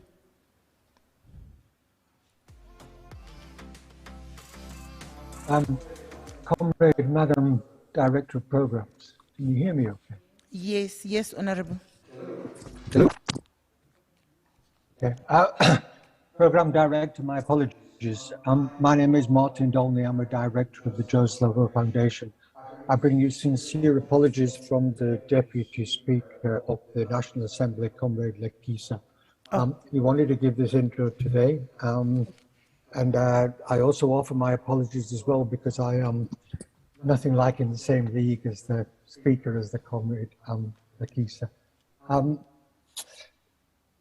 Let me very quickly do an introduction, right? Madam Program Director, Honourable Deputy Minister, if you are still here, leadership of the Salga Women's Commission, Salga NEC, members, executive mayors, deputy mayors, chief whips, councillors, council officers, esteemed guests. I hope I have included everybody. I once made the mistake of actually referring to the Honourable President as Comrade Cyril. So may I say all protocols observed, and hope that I haven't offended anybody. Those of you who know Comrade Lekisa will know that not only is the current Deputy Speaker and founder member of SANCO, etc., but most importantly from my perspective and our perspective, he is a board member and trustee of the Joe Slovo Foundation. Right, and it was partly in that context that he wanted to speak today, as well as obviously being the national Deputy Speaker. Joe Slovo was, in the words of our first democratic president, a great African, and Chief Rabbi Cyril Howard also called him a great humanitarian, and that it was his humanity that drove him along. We all know that Joe was a freedom fighter, anti-apartheid activist, Chief of Staff of the Armed Forces, and of course, one of our most famous communists. And I think those things are all relevant for what we are doing here today. I also want to acknowledge and ask people to acknowledge for a moment that last week, August the 17th, was the 39th anniversary of the assassination of Joe's first wife, Ruth First, by the South African Special Forces. And like Joe, Ruth was a communist, anti-apartheid activist, contributor to the drafting of the Freedom Charter, and a famous freedom fighter in her own right. The purpose of all this and the purpose of the foundation is to keep the legacies of Joe and to some extent of Ruth alive and relevant. And when we look at the definition of apartheid, it talks about it being a system of discrimination, segregation, and oppression, and of inequality. And so for many of us that come from that history and that background, the struggle continues. Joe and Ruth did not fight against apartheid in order that only non-white men should be free from discrimination and oppression, but that non-white women as well as members of the LGBT community should also all be free and treated equally. And so the struggle continues because that is not the case today. Gender-based violence, for us, we believe, is both a cause and an effect of gender inequality.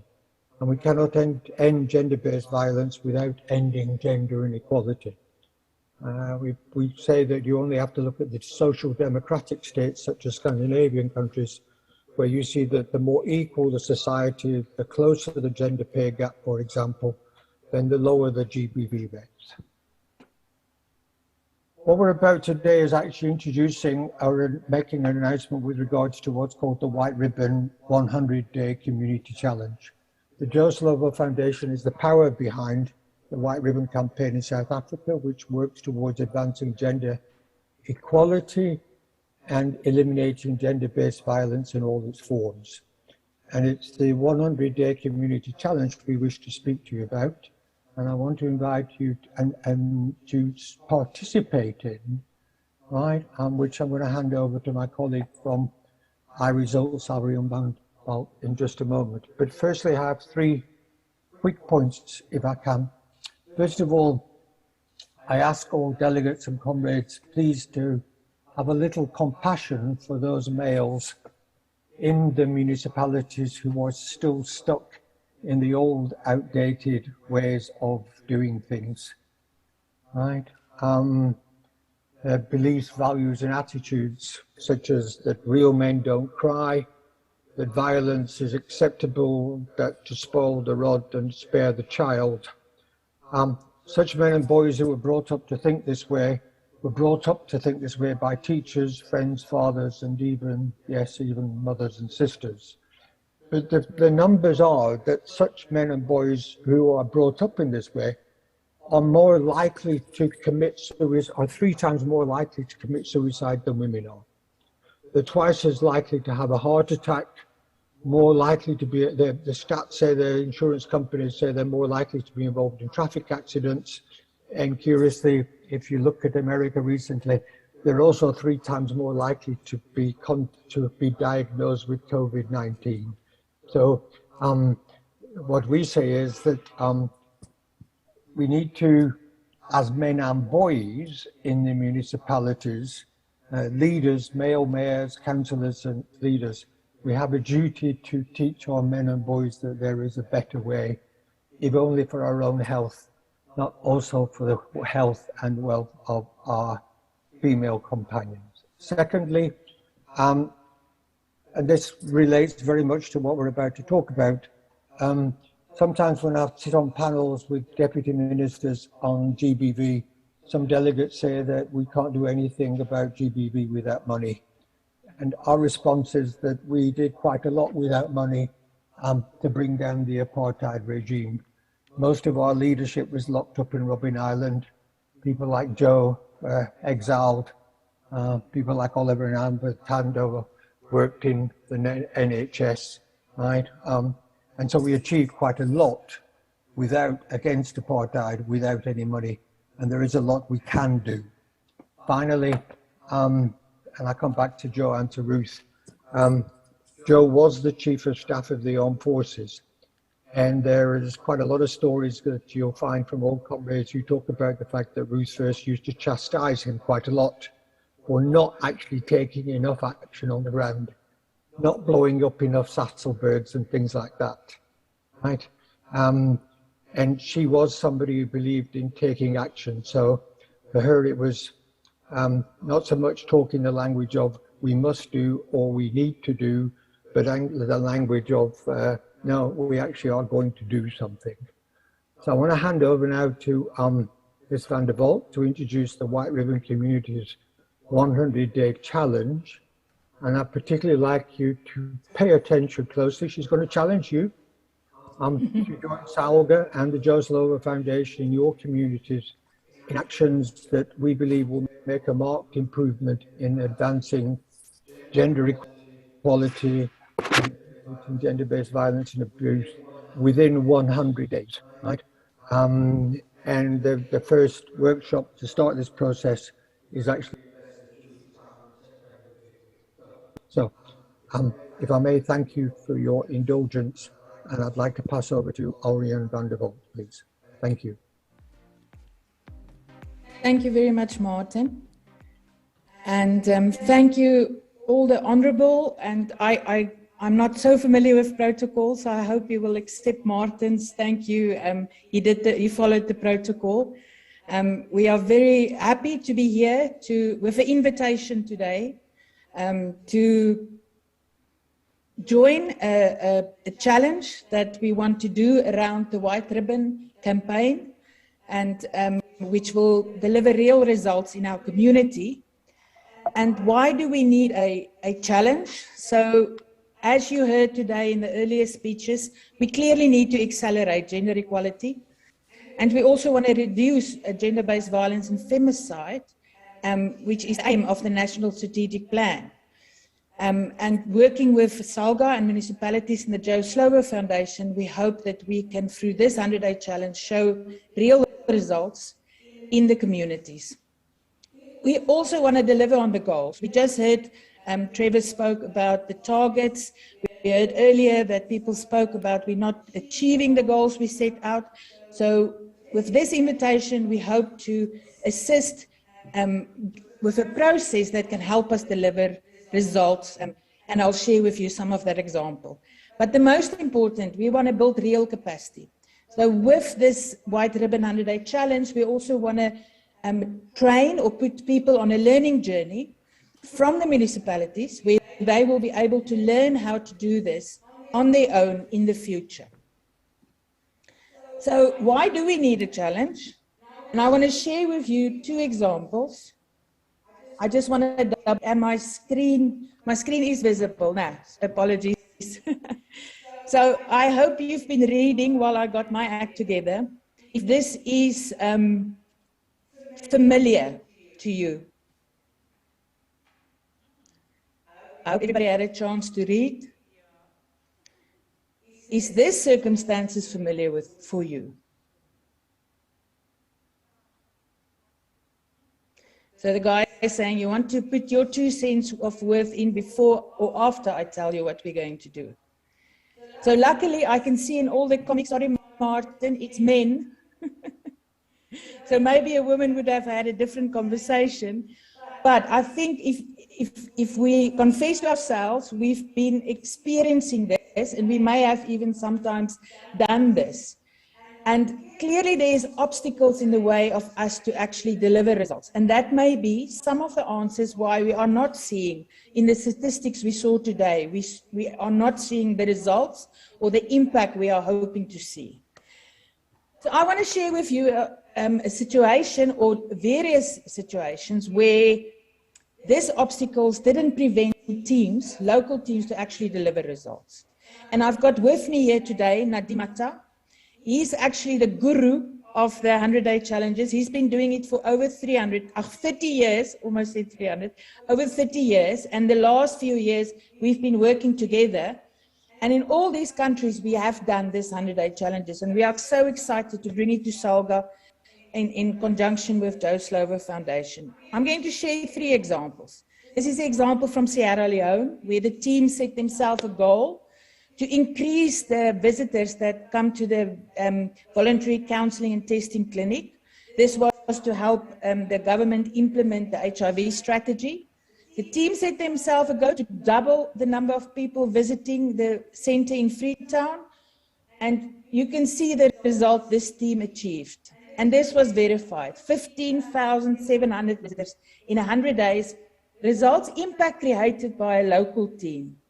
One more example, in the United Arab Emirates, we have been working with the Prime Minister to create, they call it the Government Accelerator, where we've trained ambassadors, like we are planning to do with Salga's help, where they trained ambassadors to assist teams to achieve this kind of results. And this is just one example, but they have been going for 4 years, and there's plenty examples of what they have delivered using this 100-day challenge approach.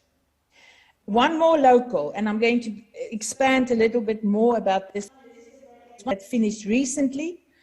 It started off within the NSP, the Interim Steering Committee on Gender-Based Violence, wanted to pilot this approach. And we piloted it in 2 areas, and I'm going to share with you the one we did with the Department of Justice.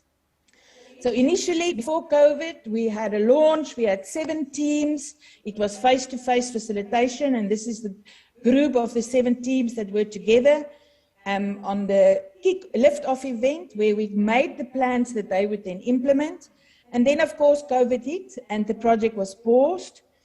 It was paused for quite a while, but then the department felt we don't want to stop, we want to continue.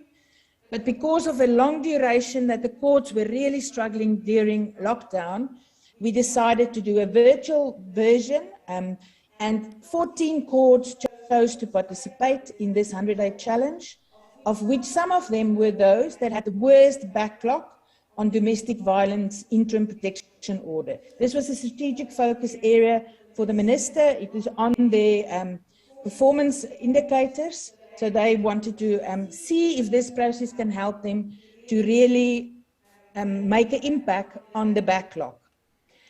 So because it was virtual, we did training of local ambassadors. So in each participating court, 2 people were selected to be then virtually trained on this process in a just-in-time fashion. So it's not like attending a long training program. We give these ambassadors the training material as they need it through the 100 days. They were trained virtual, and then they had the face-to-face events with the team. So on the screen, you can see the photos we received from all the teams that was launched by these, assisted by these ambassadors. So here's the results. So after the 100 days, and the 100 days ended in March, so it's very relevant time, and it is in the current difficult COVID situations. At the end of March, overall, the backlog of all interprotection orders was reduced by 98%. Just to make it even clear how huge that number is, those courts reduced the actual cases from 2,822 to 67 cases, which almost like the HIV example I showed you, the voluntary VCT clinic, sounds impossible. But yes, the numbers and achieved by teams in South Africa, guided by the ambassadors, the trained ambassadors. So why do we think sometimes teams get it right, where often we struggle to deliver this kind of results? So this is almost a 100-day challenge theory of why we think it works. So we believe there's three missing elements. Real collaboration with people from different departments and different sections and across sectors, between government, civil society and the private sector, really collaborate, but collaborate towards an impact and a goal. Innovation, and this is not big discoveries, this is allowing people to come up with new ways to do things. And then of course the disciplined execution. So when the team make the plan, and they own that plan because they made the plan, we help them through this process to have a real disciplined execution, including weekly measuring the change in that goal that they set themselves. So how do we structure this? So we help leaders in an area, in a district or a municipality, to put together the right team consisting of multidisciplinary, multi-level, multi-sector, really people from across the whole value chain that's involved in the challenge. We put that team together, about 10 to 15 people, and the leaders then give them the challenge on a focus area that the leaders selected. The teams get together on day -1. Through a facilitated process, they come up with a plan, and the next day is actually day 1 of the 100 days of implementation. What we add to the right team is the enabling environment. So it's almost like putting an umbrella or a blanket over this team to protect them a little bit from these challenging obstacles that we saw in those cartoons, to give them the authority to try new things, to meet across different sectors. And we believe that when they experience what is possible if we behave in a new way, we see 3 outcomes. I've shown you some of those outcomes in terms of performance. We really see amazing lift in performance. We actually start seeing results even on complex social issues. But even more important than this number of cases reduced or number of more visitors to a VCT clinic is 2 things that really help with sustainability. The first thing is the fact that people experience a new way of working has created for them a sense of what is possible if we actually work in a different way. So that experience is much more sustainable to change people's mindsets and behavior than trying perhaps to teach them of what they should be thinking. Here we have them experience how it could be, and then the transformation is much more sustainable.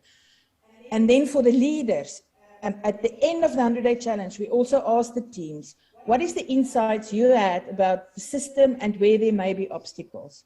And this is then presented to the leaders as recommendations to say, if you want us to continue this type of performance or this type of results, we need you to work on these areas in the system which is preventing us from delivering the type of results. And by doing that and then doing a consecutive or more 100-day challenges, we are not just delivering results, we are also piece by piece starting to fix the system so that we can work better together. So just the key events that will happen in this White Ribbon 100-day challenge. So the municipalities who elect to take up our invitation, we will work with them to choose the ambassadors, and these ambassadors will then guide the teams through certain events. So the first event will be with leaders from the municipality, and these leaders are not just within the municipality, it's all stakeholders that the municipality team decide they would want to invite to join the participation. So this could be faith leaders, this could be civil society organizations, NGOs. So depending on the focus area, that people will be invited to that design session where they will choose the team and also the focus area. That team will then be invited to a lift-off event, and I've explained what happened there. They make the plan, they set their own 100-day goal of how much they want to improve in that 100 days. And then the team starts running for the actual 100 days. And in that 100 days, they meet weekly, but they also meet with the leaders, and we suggest bi-weekly, to give the leadership team an update on the progress, but also to ask for help. Now, hitting obstacles that's not within the power of the team to resolve, they can reach out to the leaders to help. But the plan totally belongs to the team. We end the project with the landing workshop, where we make recommendations that is then discussed in the relaunch, where the leaders make decisions about how they want to scale and what do they want to start working on in the system to create that sustained performance. So when we train the people, we'll take them through the process. So as you can see, the 100 days is specifically the period, the time that the teams implement, but clearly there's some work before and after that doesn't count within the 100 days, but it is pre-work, which is critical to be done in order to enable the teams to actually deliver the type of results you saw. So the idea is then that if we follow these cycles, focus projects, that it will develop capacity, it will unleash potential, we'll give people the chance to test and innovate new ideas that will deliver more tangible results. And if we do more focus area, eventually we'll change the way that we actually work. Doing more collaboration, innovation, and execution. So how does it look in this invitation? So we are starting off today. We are asking you to register or to show your interest. Sign up to join us in this challenge. We will then, there will be certain processes you go through, but part of the process is to start participating in the reporting we need to do on the NSP. It's also to use the community toolkit provided by the White Ribbon. The municipalities can then start implementing activities from the NSP, which I'm sure there is already a lot of these activities being implemented. We also recommend that the teams that would want to progress towards the Community 100-Day Challenge also get critical people in the municipality and potentially all new councillors to do the White Ribbon training. And then eventually, if we've processed through this application process, we will have ambassadors that we can train, which would then participate in a Community 100-Day Challenge.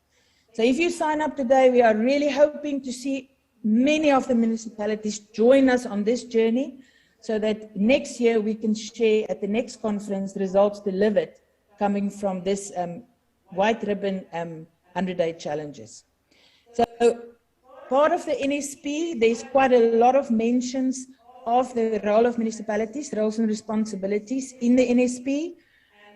Here are 8 key challenges that we will discuss with the specific municipal managers before we went into the engagement with the stakeholder leadership team. But this gives you a flavor of what kind of areas, guided by the NSP, we would like to have these community challenges work around. And each one of these, with the help of the ambassadors, will then be shaped into a 100-day goal, and the teams will shape their goal and how they will achieve that, so that we can kick off a project that measure day period. To just give you a broad outline, and I'm not going to go through the detail, but a bit of the time frame. So we are here today asking people who are interested to join municipalities to actually register. And even if there's people here not from municipalities, you can go to your municipality and say, let's join the White Ribbon 100-Day Challenge campaign.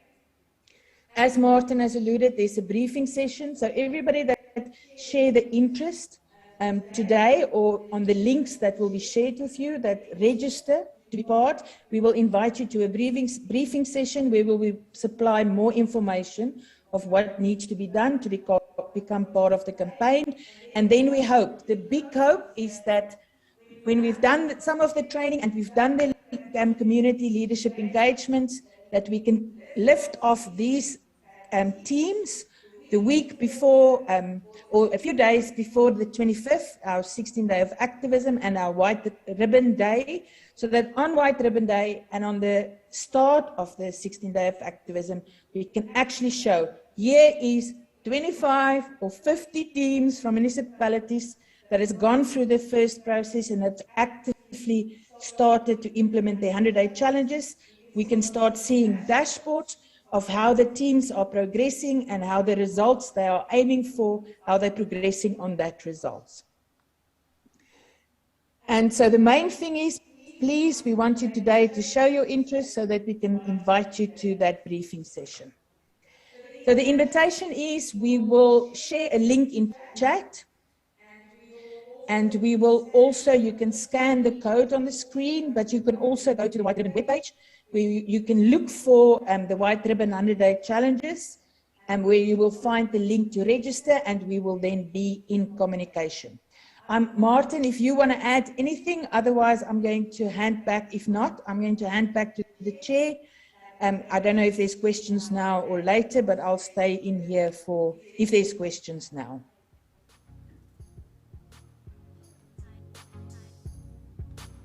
Chair, back to you first, and I don't know, Martin, if you want to just add anything at this point.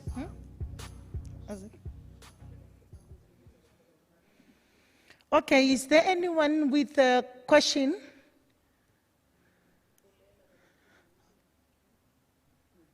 On this one, on this presentation by Ms. van der Walt. Members of the public, those who have logged in, a show of hands will be helping.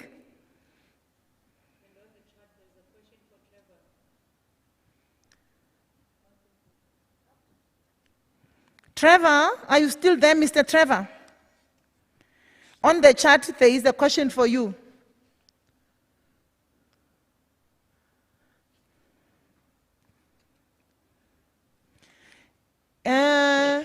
Sorry. Yeah. So do you Yes, sir. wish me to address that question now? On the chat? Okay. So the question for those who don't have the chat open is, how can the minister access you or even foster partnership with your institution to avoid investing money in the wrong financial institution, which might be heading for liquidity or insolvency? Certainly, you can reach the Fiscal and Finance Commission, and we'll put on the chat the way to reach us, because we certainly would be keen on assisting municipalities in addressing the question of investing in the wrong institutions, or even addressing the question of liquidity and insolvency. Because that's certainly one of our key mandates, is to ensure that the equitable share that is used effectively. And one of the things we'd like to do is to ensure that we address these kinds of issues. So we're quite willing to do that. I'll put the how to reach us on the chat. Thank you. Can you please check whether there is no other question? Any hands?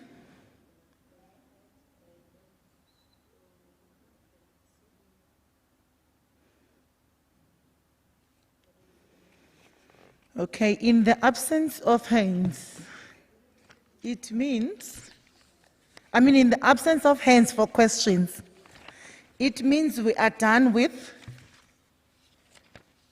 session 3.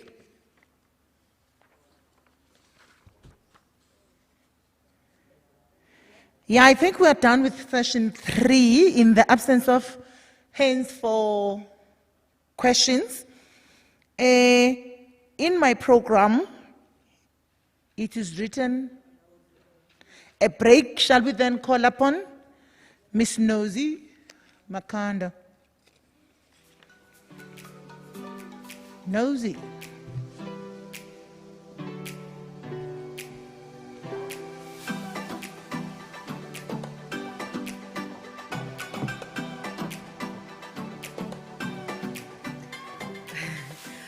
Program Director, Thank you very much for taking us through this session, and we really appreciate our speakers who took the time to speak to us. And on the chat box, there is a link from the that has been posted by Professor Fowler on the Commission's link, and for municipalities, if they want to express, it's an expression of interest link with that is the forms that you'll find there if you want to do any work with the Fiscal Commission. And what is critical for us is that maybe even emerging from the previous sessions presentations, at least all the presentations have a way forward and clear proposal for us towards our own program of action as the SALGA Women's Commission and even the multi-party women caucuses in municipalities. I think the agenda is being set for us, and this is what we're going to be dealing with as well. And we appreciate the comments that are there on the chat box and the patience that the participants are having. We're hoping that they are going to continue doing so. We're now going to take a break, and of course, we will, as questions come and as ideas are coming, because there's more of ideas that are coming in the chat box, we should truly appreciate. As ideas are coming, we're going to also consolidate them, and if we feel that they are assisting us to achieve a particular program, we'll incorporate those. Now, this is the end of the day for day one. It's been really packed and with very informative presentations, starting from the chairperson in her welcoming address, the deputy minister as the keynote speaker, and then all the presentations that have been made, in particular around the statistics and the strategies for gender mainstreaming that have also flown in. And we truly appreciate the Joe Slovo Foundation for the work, and I do hope that, in fact, we'll find a way as SALGA as well to join in the 100 Days Ribbon Challenge, and we are really encouraging municipalities to join. It is a fun way of actually doing something very important, and I think from the examples that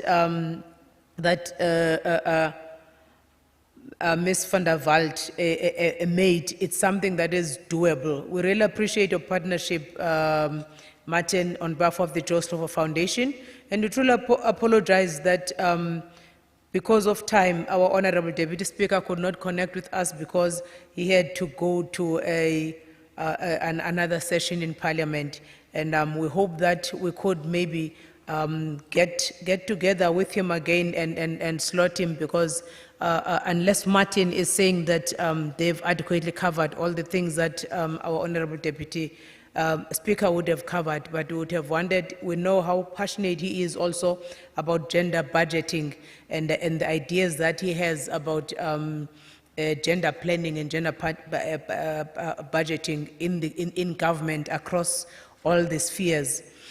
For brief announcements then, as we take a rest a bit for the afternoon, we are having our program continuing again in the early evening for just an hour. We really again appeal for all our municipalities to connect. In this program in the evening, I'll just interest you by its own topic, saying celebrating women's role in achieving municipal excellence. And so we'll be doing some nice Inyana awards for women who have excelled in this space.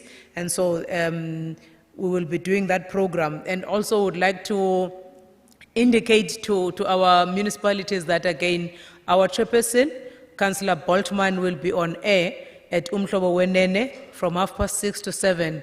And Umhlobo Wenene caught hold of what we are doing, and they're interested to explore further on what this is and reflecting on exactly the challenges that have been pointed out and the way forward for the Commission. So we really appreciate your leadership, Councillor Boltman, And thank you so much, colleagues, for the amazing work that you've done. Thank you so much, commissioners. Those that are here physically, we appreciate the sacrifice that you've made to be here physically. And we trust that maybe by this evening, other commissioners will also join so that during the Masterclass series, a very powerful program tomorrow that is going to be interesting, that we also have. We would have loved to actually get an indication in the connection that all 257 municipalities are connected. We really would love that instead of our colleagues opting to do something else because we are on a virtual platform. If you miss out tomorrow, you will have missed out on a lot of empowerment, because this program is both for an achievement of women equity as well as empowerment. So just listening to the speakers, you leave empowered. We will reconvene again at 6 o'clock sharp. Thank you.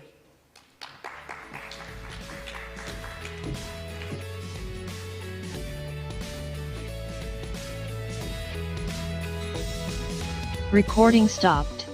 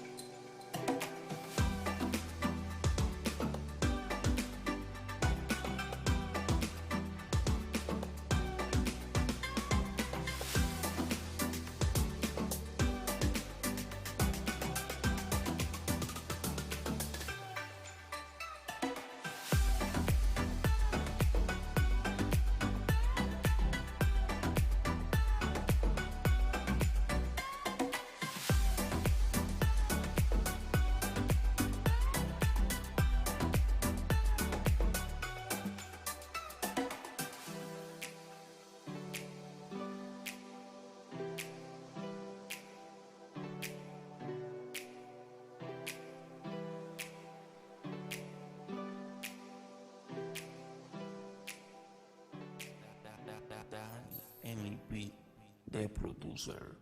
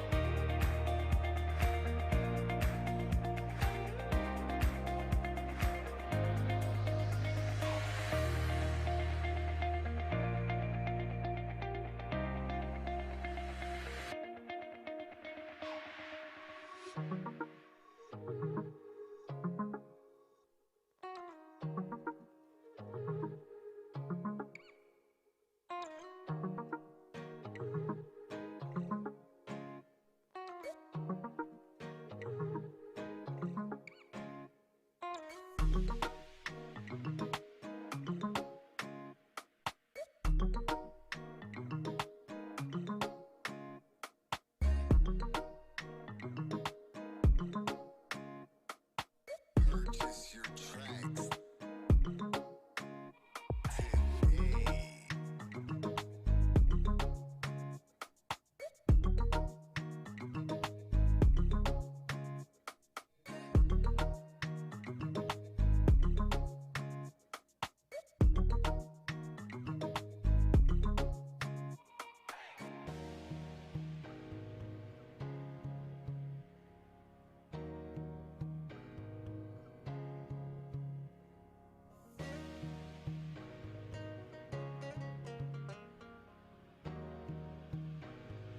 Danny on the track, boys.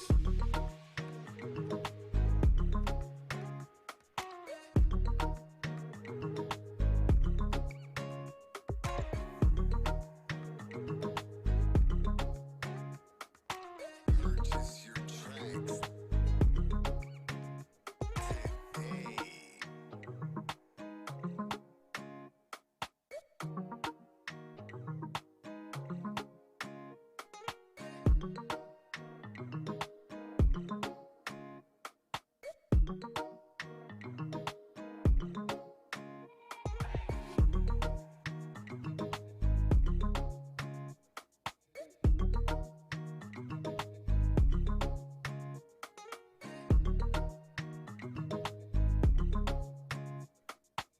Purchase your tracks today.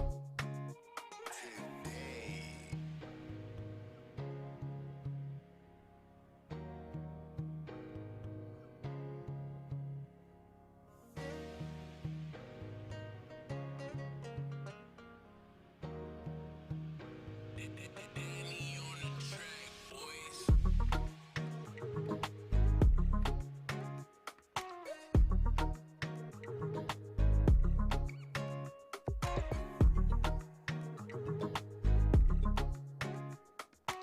Purchase your tracks today.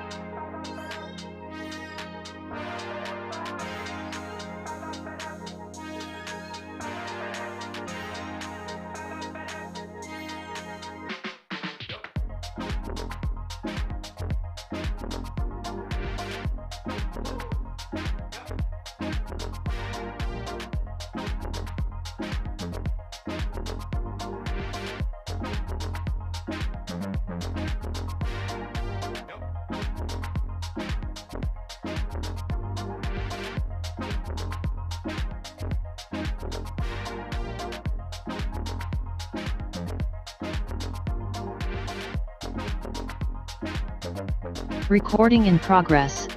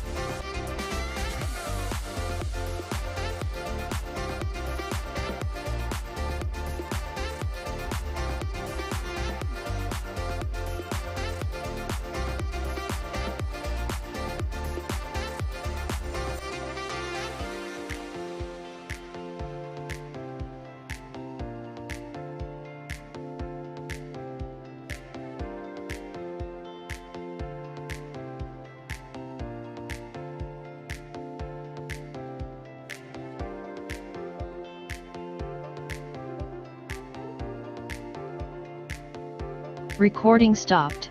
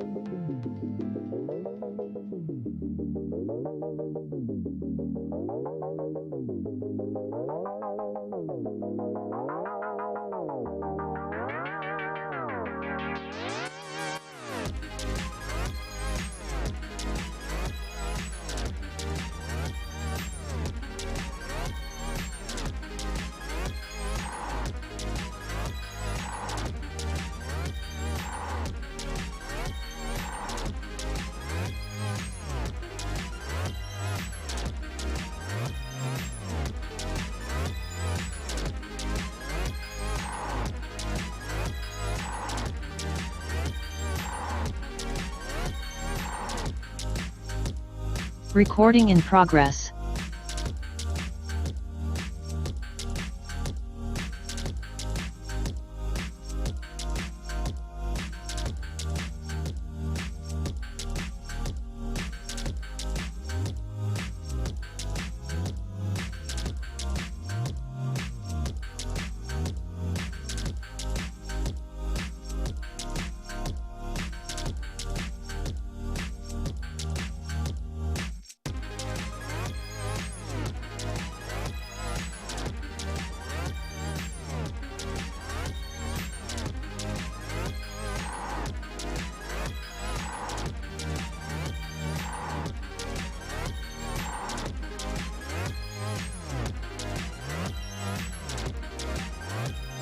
Recording stopped.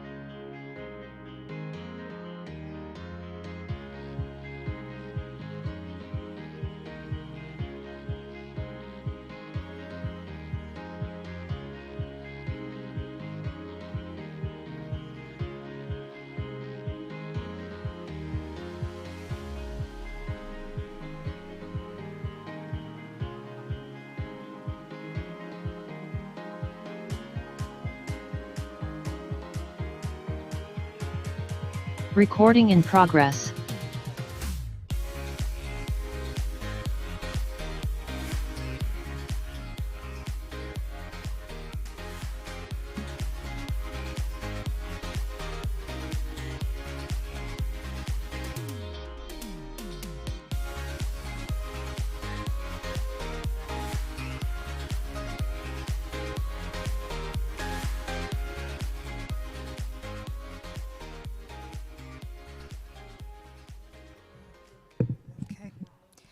Okay.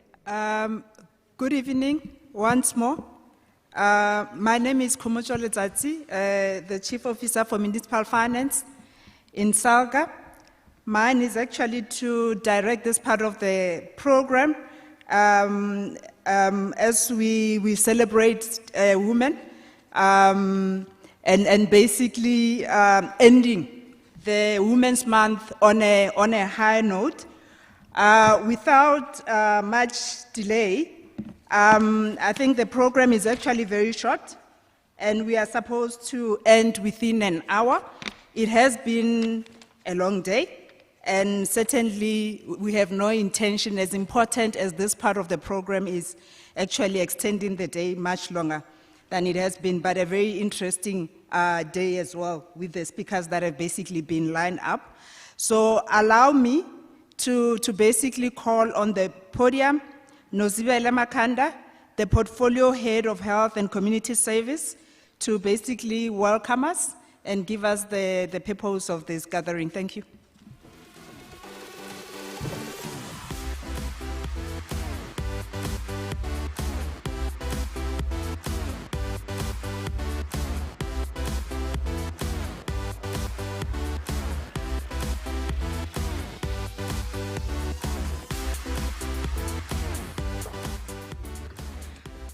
A very good evening to the program director, our chief officer, Khomotso, our chairperson of the Salga Women's Commission, Councillor Boltman, our deputy minister, who has joined us this evening, whose presence is truly an honor once again, Umetembi Nkadimeng, our SWC chairpersons who are here physically, Councillor Sintu, and Councillor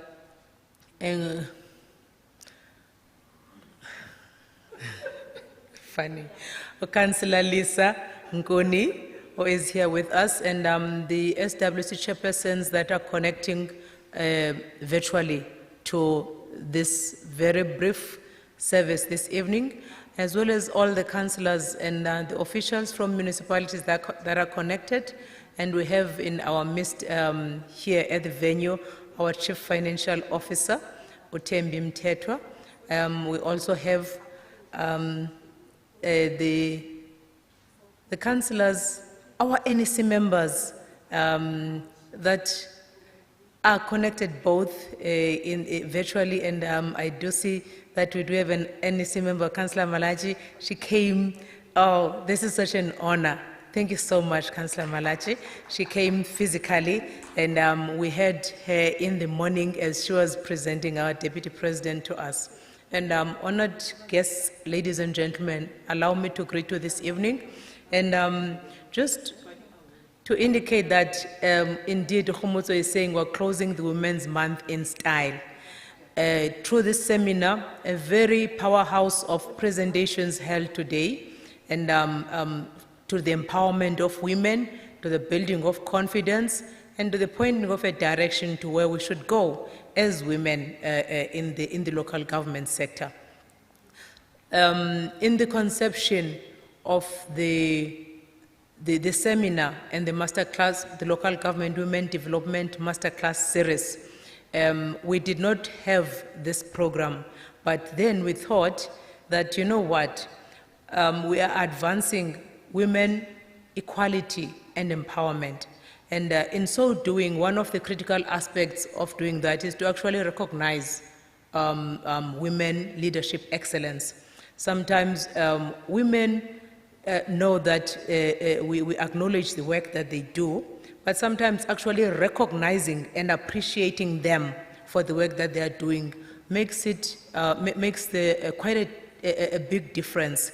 And so we thought that if we are advocating for women as the SWC to stand together in solidarity, fix each other's crown, support each other, mentor each other, bring each other up as we go, exactly after Mayor Charlotte Maxeke has actually said, to say, if you get the opportunity, I'm paraphrasing now, to lead, take others with you.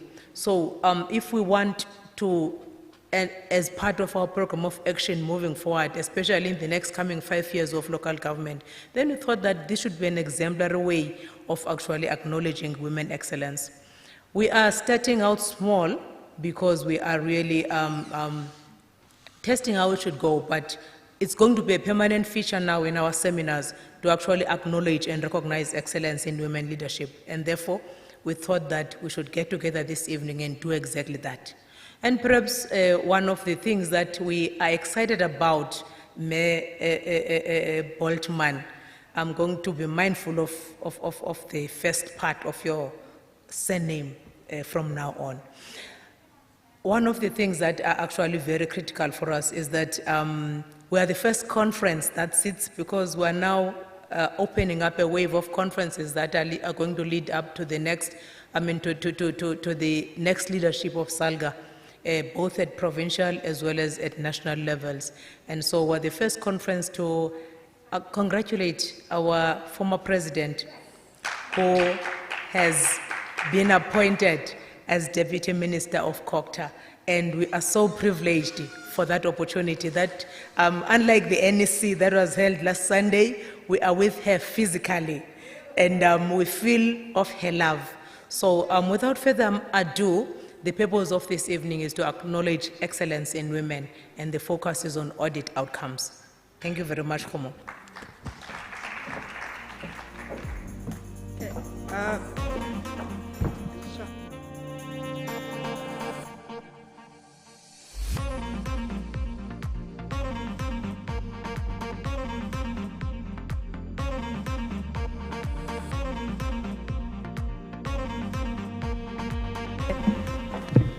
Thank you very much, Nozi. I think I have to get used to the drill during these days that we live in.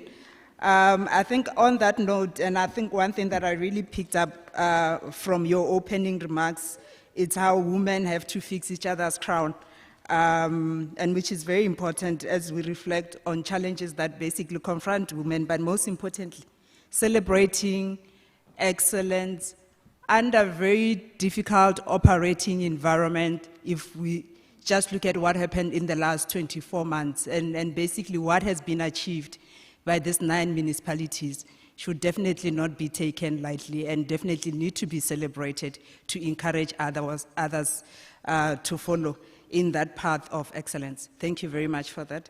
So the next speaker would basically give us the address and remarks on the awards is Ms. Tembeka Mteto, who's the CFO at SALGA. Tembeka, over to you.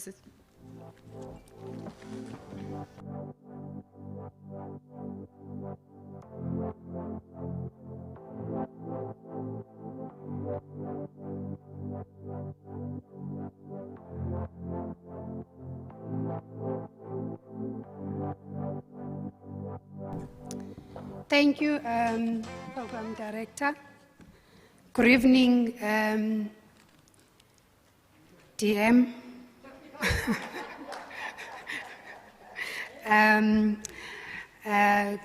To all the executive mayors that are attending physically and virtually, to the councillors that are with us, to all the NEC members that are also with us this evening, as well as the colleagues that are with us this evening.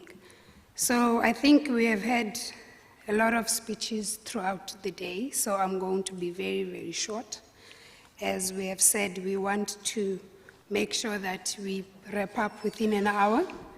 So this is really about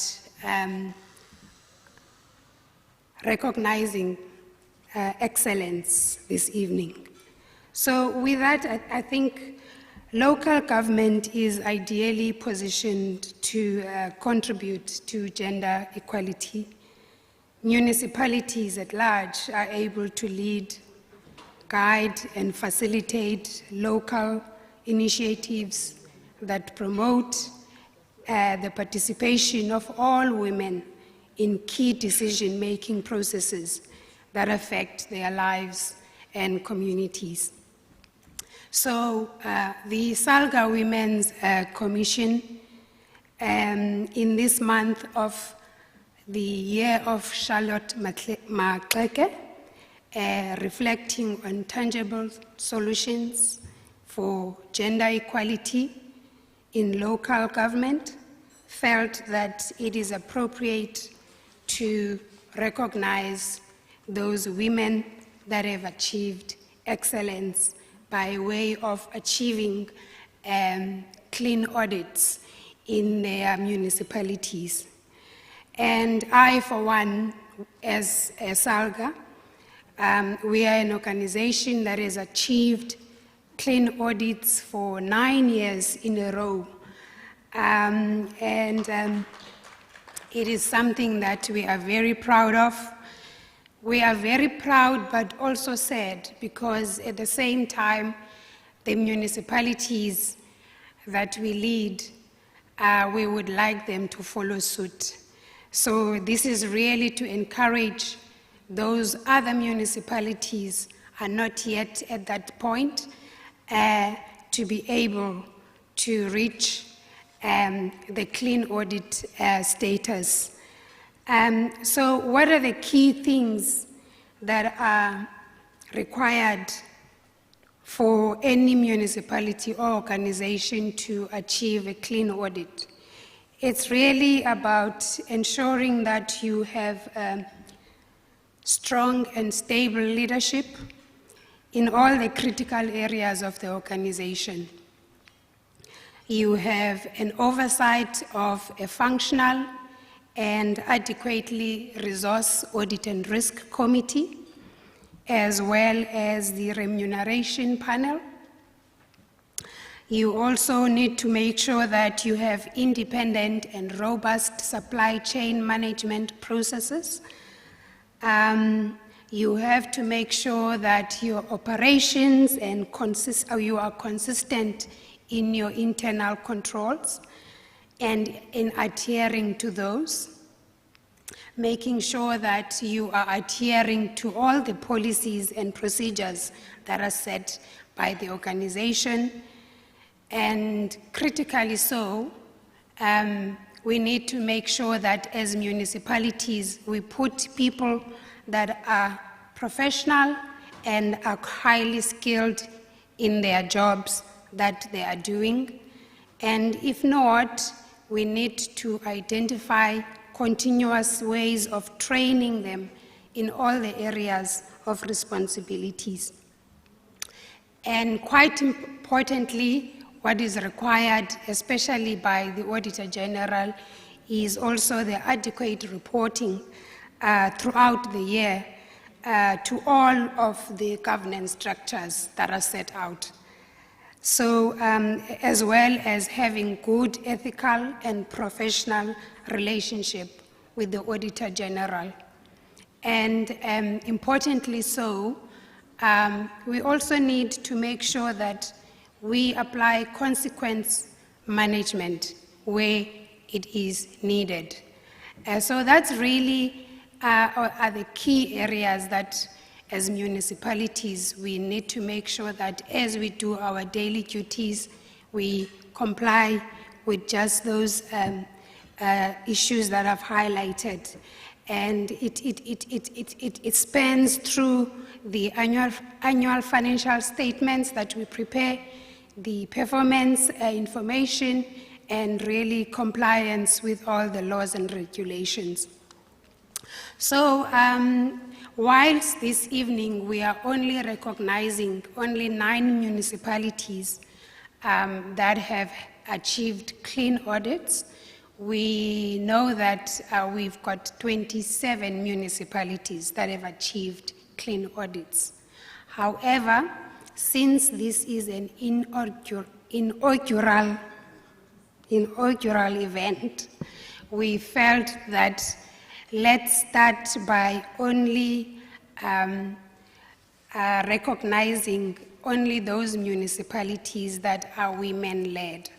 So it is not to say that we are not recognizing all the other municipalities, but in the coming years, the Women's Commission will make sure that we are inclusive in these processes. I thank you, Chairperson. So with those words, I will then call upon our program director to come and do the ceremony of giving out the Excellence Awards to the 9 municipalities that we are presenting tonight. Thank you, program.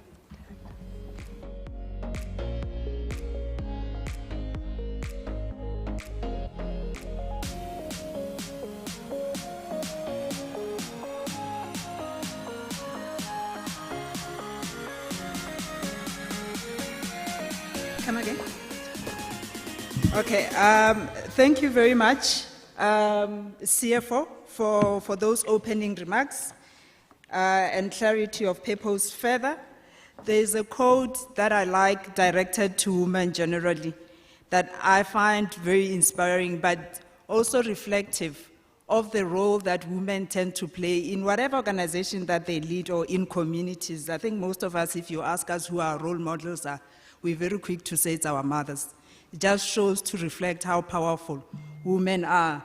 But the quote basically says, and I'm borrowing it and I'm not sure who the writer is, that there is no force more powerful than a woman determined to rise. And really for us sitting here tonight, it's just a reflection of that. I'm one person that's super proud. It's very difficult with the kind of audit outcomes we've seen across local government to even defend that picture and to be the face of it.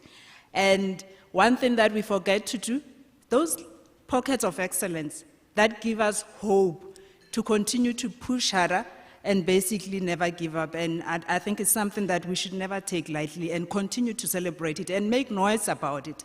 And I'm happy that SWC leadership and the team took advantage of the Women's Month, and what a way to basically end it.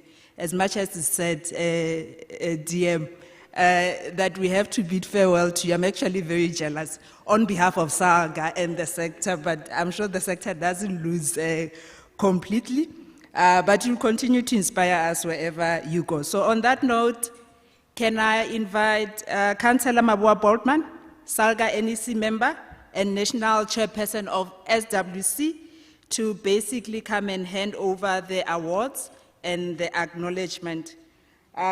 So, Councillor.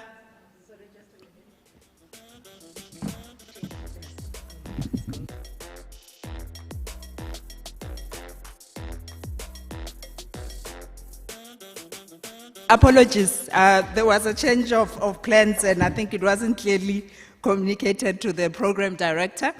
But just to ratify that, is basically going to be Councillor Malachi that will be handing over the awards as well as the Deputy Minister.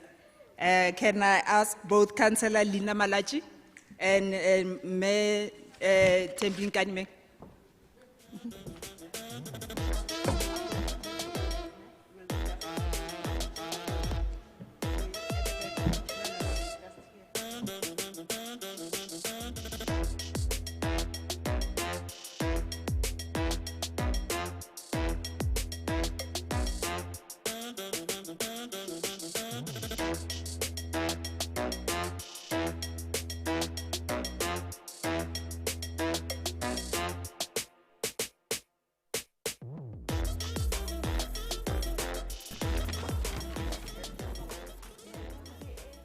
Okay. Okay, so given that this is a hybrid event, some of our councillors are basically virtual, the mayors, so we'll call out and then the team will just indicate, but we've got the DME and Councillor Malaji to receive for those that can receive in person. So the first one goes to Elundini Local Municipality, which is led by Councillor Nokongozelo Ruth Langs. I hope I didn't butcher the name.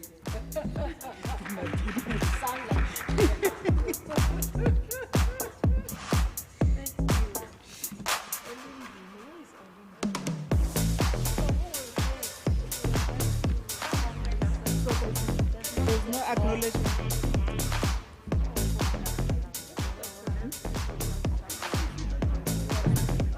Okay.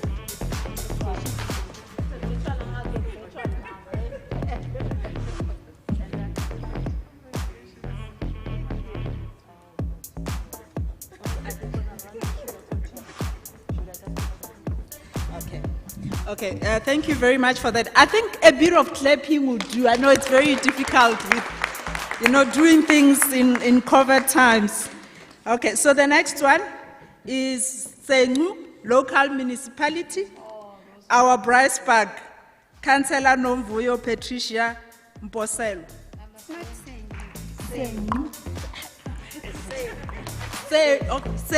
I've been practicing this for the longest time. I'll get it right. I'll get it right.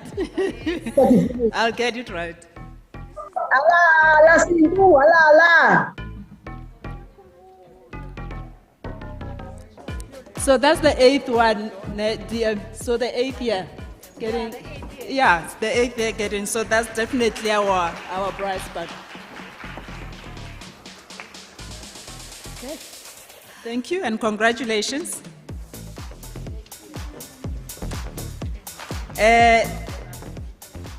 So the next one is Entlanzeni District Municipality. Councillor Jester Sidal.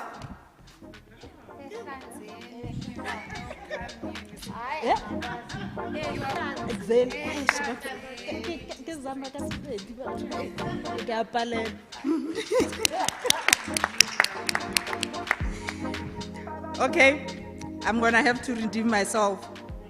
The next one is Nkangala District Municipality. Councillor Masilela.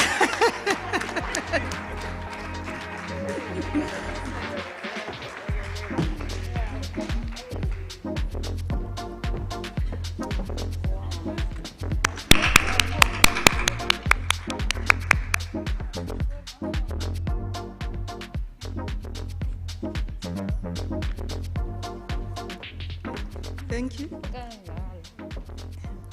Then the next one, I'm going to have to read this one very slow. John Taulo, Haitsewe, District Municipality. Councillor Sophia Musikatsi.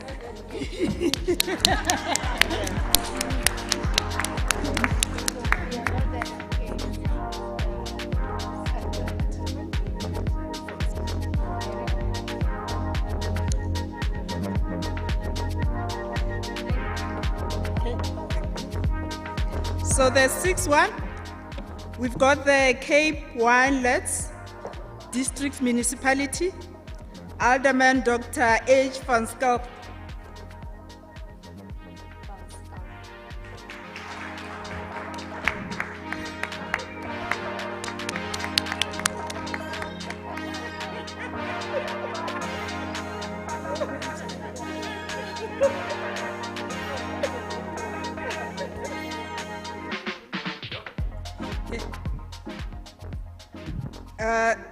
The next one is Breda Valley Municipality, Alderman Councillor Antoinette Stein.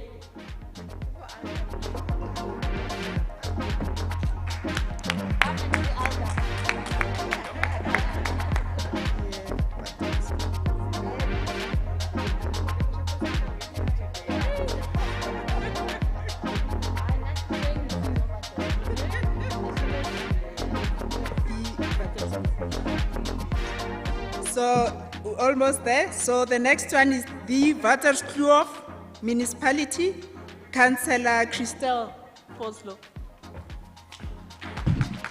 You should just stay here.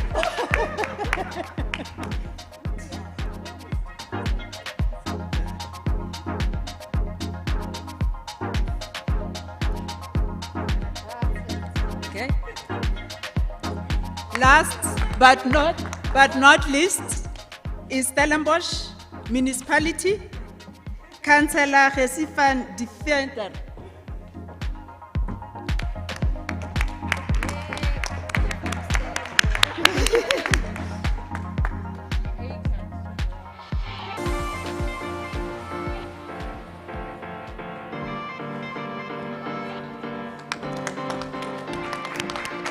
Thank you very much.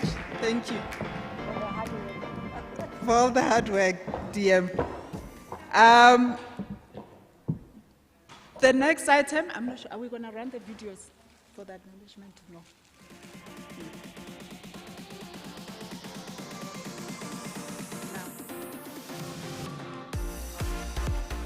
Okay. Okay, thanks. I was just checking quickly with the organizers if the recipients will be ready to basically speak online. Can I get an indication that they're ready to speak? And then we deal with that item before we move to the next item.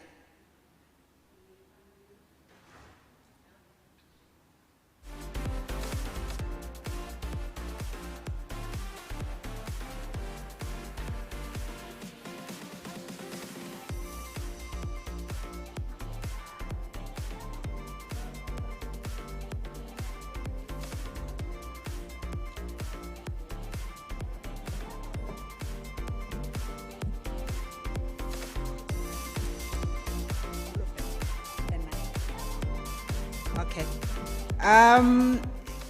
The next item is basically the acknowledgement by the executive mayors and mayors, just a brief reflection and response on the story behind the clean audit. Pretty much 1 minute each if we can get through all the 9 of them. So we will start with Elundini Municipality.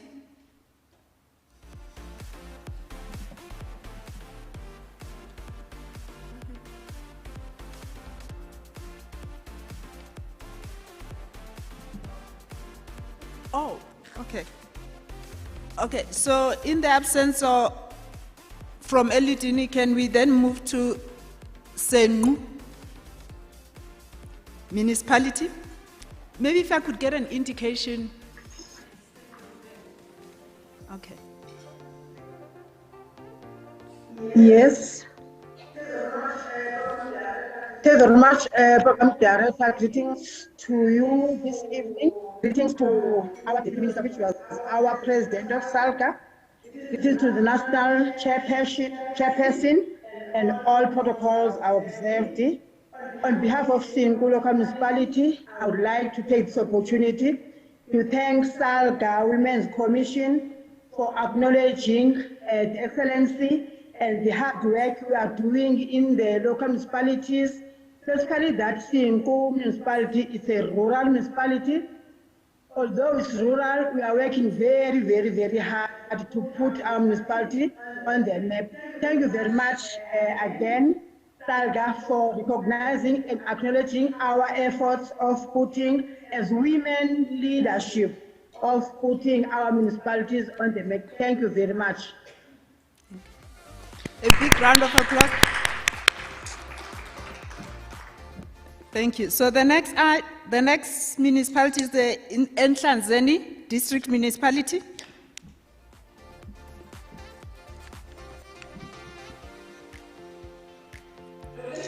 No, thank you very much, Program Director, for the opportunity. One is really excited for those occasions. It is indeed an honor for Nhlanzeni to be on this platform to really receive this recognition. We want to really acknowledge and extend our warm greetings to our Deputy Minister. We are saying to you, Deputy Minister, indeed, farewell is a good farewell for you. You'll be able to indicate to the national government that indeed you have left excellence in municipalities. There are women that are capable, women that are committed, women that understand that it is their time for them to lead and lead in terms of clean governance. I must indicate it has not been an easy journey for ourselves as Nhlanzeni. A lot of pressure was on us, But we are able to say today we celebrate with all women in local government, women in Salga, and say really it was not easy, but here we are today. We are saying it is possible only if we can put more effort and respect the systems that is put in place as outlined by our chief officer.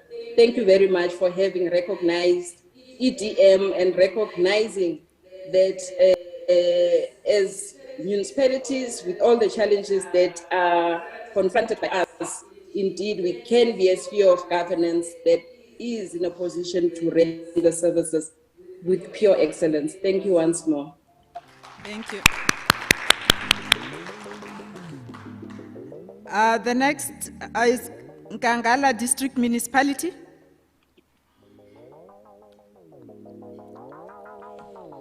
Thank you very much, Program Director. Good evening for everyone inside there. We are really appreciating the day that you said the Salga is going to honor the women. So we are very proud. Can you hear me?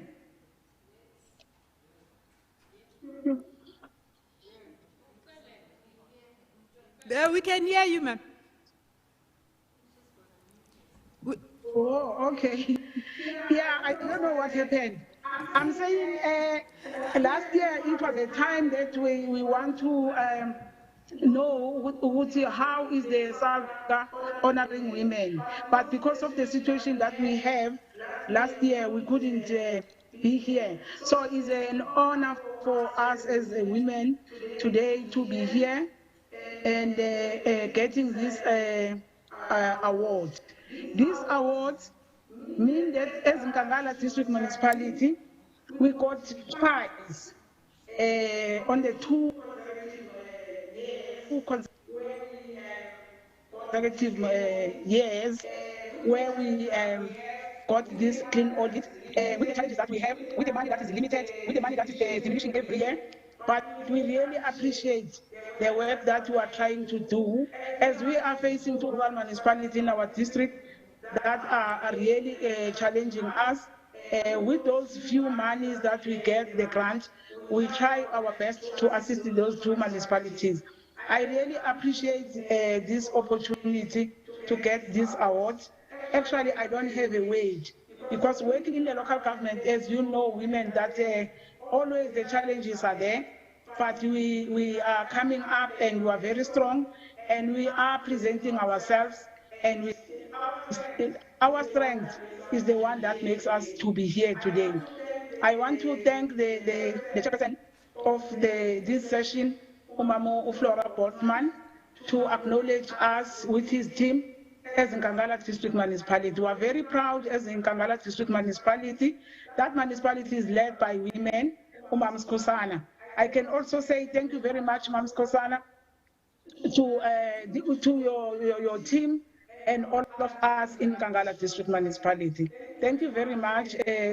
Also the time that you have given us. We wish that we were also invited, but the situation that we are in, the COVID-19 situation, is the one that has limited us to be there with you. Thank you very much, Salga Women Commission, to acknowledge us. I hope we are going forward together. We will lift these women, as the CFO has said, we must lift the women when we go up. So that is exactly what we are going to do. Thank you very much, Program Director. Thank you. The next is John Taologaitsewe, District Municipality.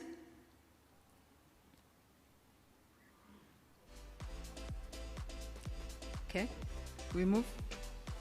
I guess we move. So the next one is Cape Winelands, District Municipality.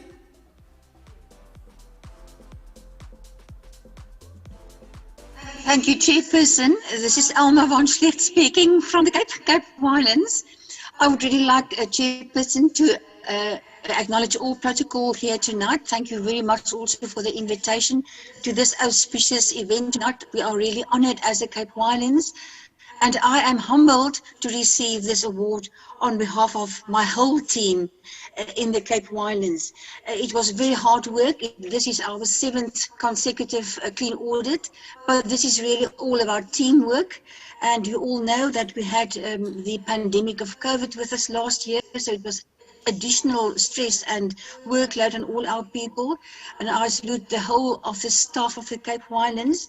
And I would also like to thank Saga for this arrangement and for acknowledging women in this regard. I salute tonight Charlotte Mateke. I salute our minister here tonight with us. I salute Saga, and I salute all women. I thank you very much. So the next is Breda Valley Municipality.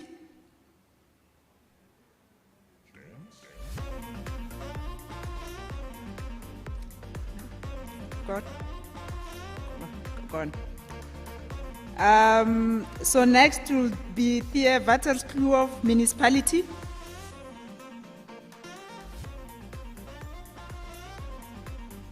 Gone. We're moving. So last but not least, Stellenbosch Municipality.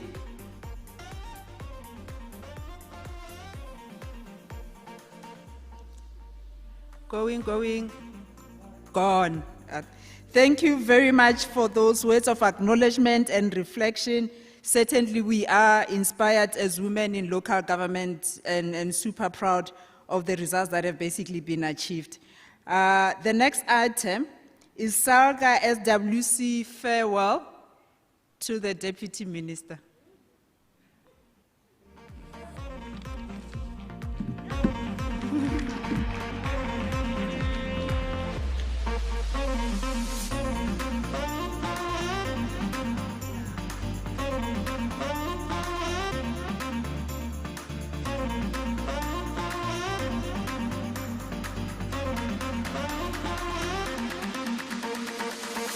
Do you want to dance?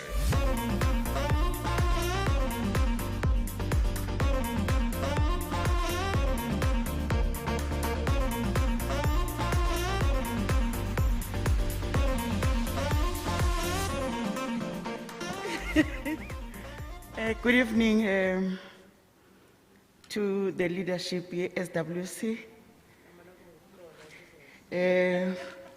I'm doing this on behalf of our national chairperson, SALGA Women's Commission, Umam Flora Mabua Boltman, who is still engaged in the interview with media.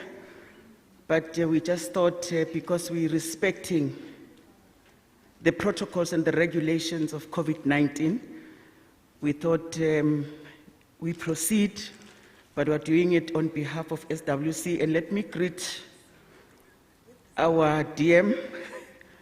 It still has not sunk, DM, that you are no longer our president, and you will continue to be our president, our mentor and mother, and we really want to appreciate. Let me also acknowledge our chairpersons from the respective provinces, those who are on the platform as well as those that were with in this room.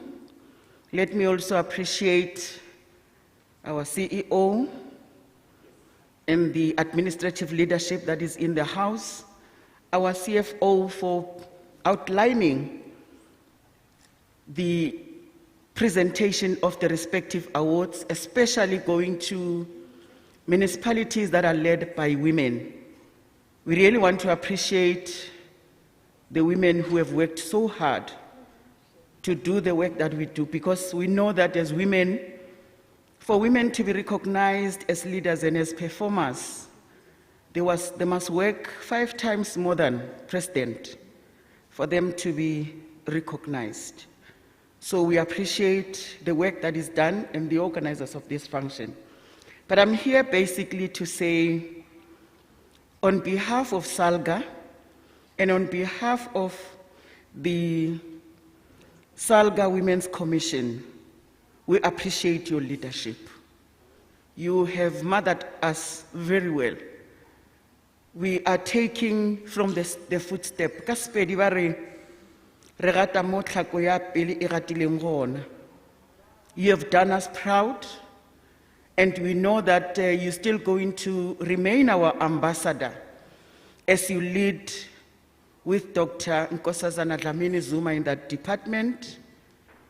We are proud of you as women, and we are saying local government need the attention of this leadership, because we need to also concentrate on the finer details of the work that is done in local government.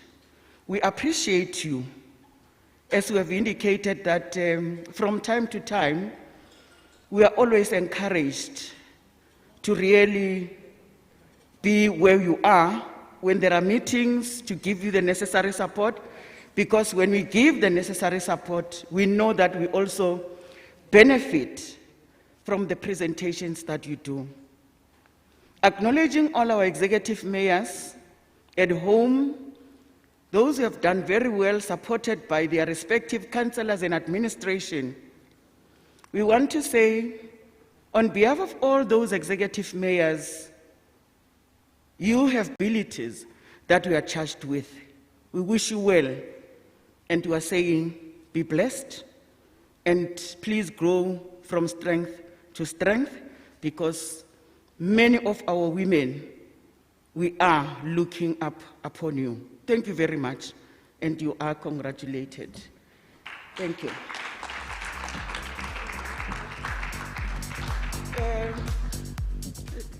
Dear President, please be invited to the stage for an acknowledgement and a token of appreciation. It's a token of appreciation, dear.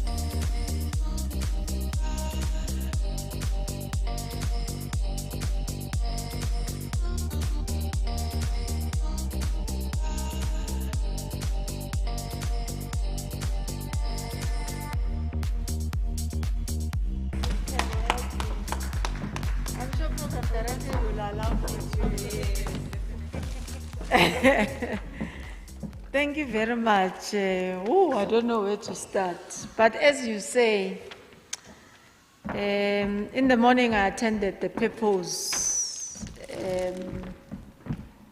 was clearly articulated, and one of the key point of discussion and what all of us have carried or can carry from this month and the year dedicated to Charlotte Maxeke was to say, if you rise, carry someone with you. And Mamlina, I would, just on that statement, really like to appreciate the women in the NEC of Salga. One being the youngest, I think, or one of the youngest, that should be in the age group of Sidel and Mapifo. But you allowed me to lead. But on top of that, you supported me. And may SWC's soul rest in peace. But if I knew there was an ally or there were allies of women who all the time, if I'm making a mistake, they will pull me on the side. If they need to check something, they will. But I was always certain of their support. And I think that's what makes leadership relatively manageable, because it is never easy. But if you pull your women and support them and be behind them, I think the best does come out. I'm not used to being appreciated, I must accept. But I think you have really went a mile for me, and I appreciate it. Thank you very much. Whatever it's inside the program director and CFO Tembeka, I shall declare.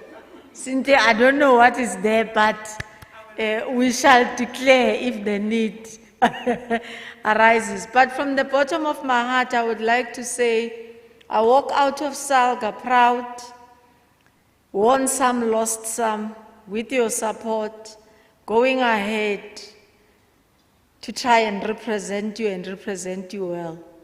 I'm happy that I'm still in this space in our local government sphere, and I'm sure we'll meet frequently and constantly. Now your test you have to put to me, I'm on the other side. So I need to do likewise. And I always remember that I used to complain and say this and that is not being right. So I guess this is a test for me to now cross and go on the other side and do what is right. Because at least I've walked the path, I've been a mayor, I've been a councillor, I know what it is to be on the other side. I actually know what needs to be ramped up, what we need to change, what we need to accept as our faults in the sphere and ensure that life becomes better. Thank you very much for the sign of love. Highly appreciated. Thank you.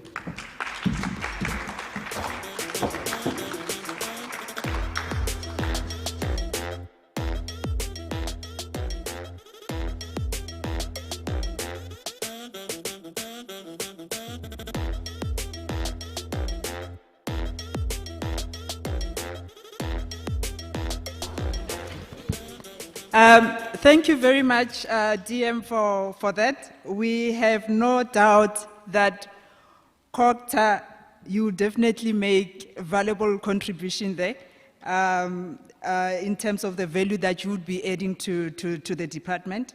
I was just on a lighter note, DM. On a lighter note, DM. I'm just saying on a lighter note, I was told that since your move to the department, you've sold out to the struggle of not combing the hair. And you've started combing the hair, so maybe something to basically reflect on. So lastly, on the vote of thanks and closure, Councillor Malachi.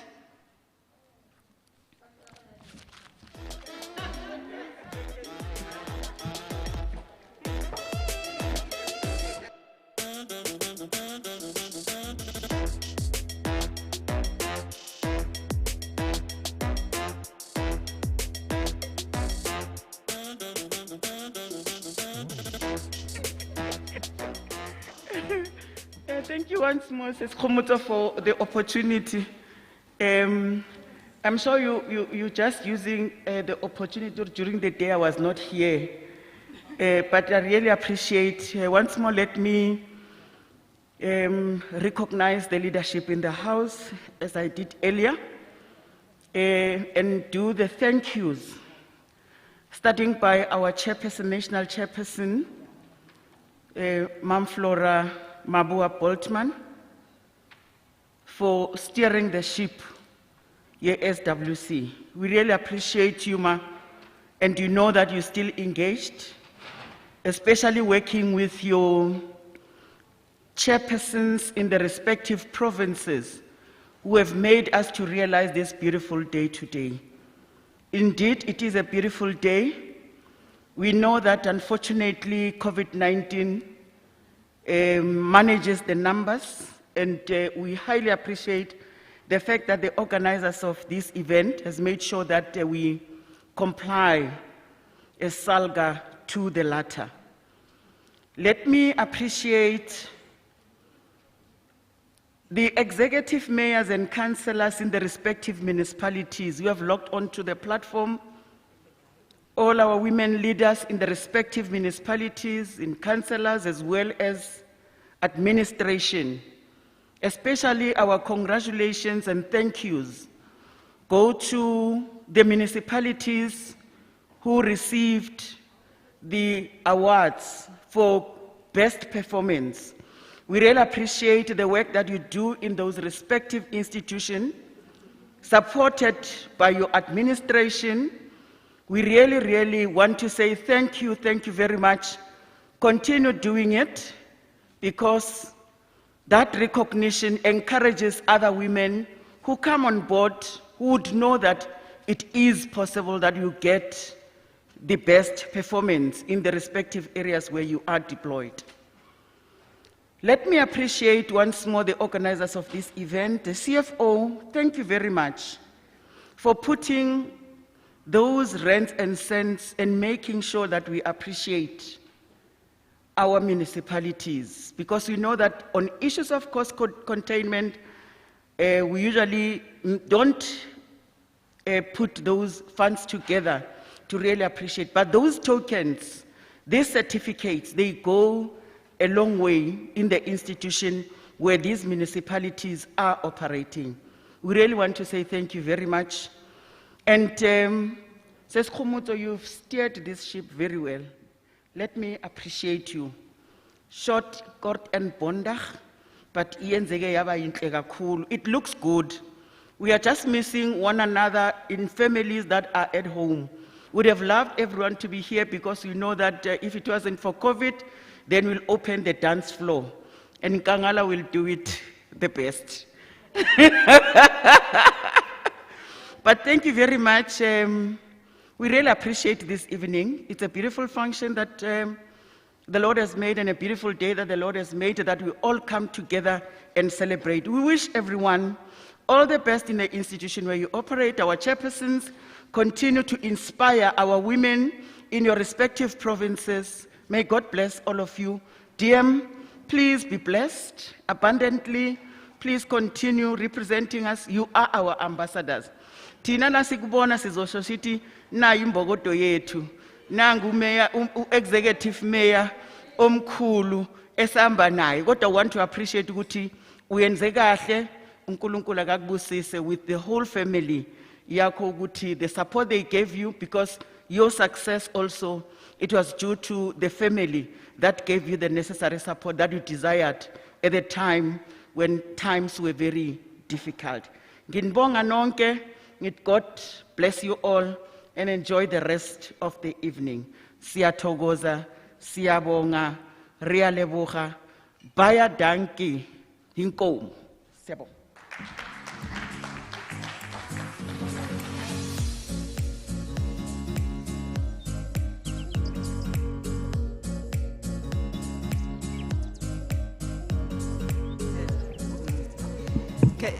Okay, thank you very much. Mine is just one little thing to say that we are formally closing this part of the event, and congratulations to everybody that needs to be celebrated, making us proud tonight, I guess, as women. We are definitely inspired. Councillor Malachi, your words of gratitude and encouragement, we look up to all of you, the leadership within SAGA, the young ones that are following in your footsteps. But thank you very much.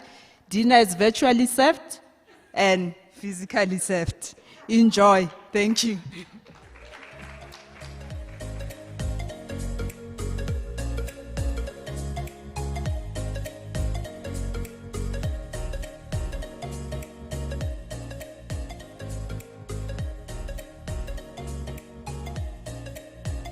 Recording stopped.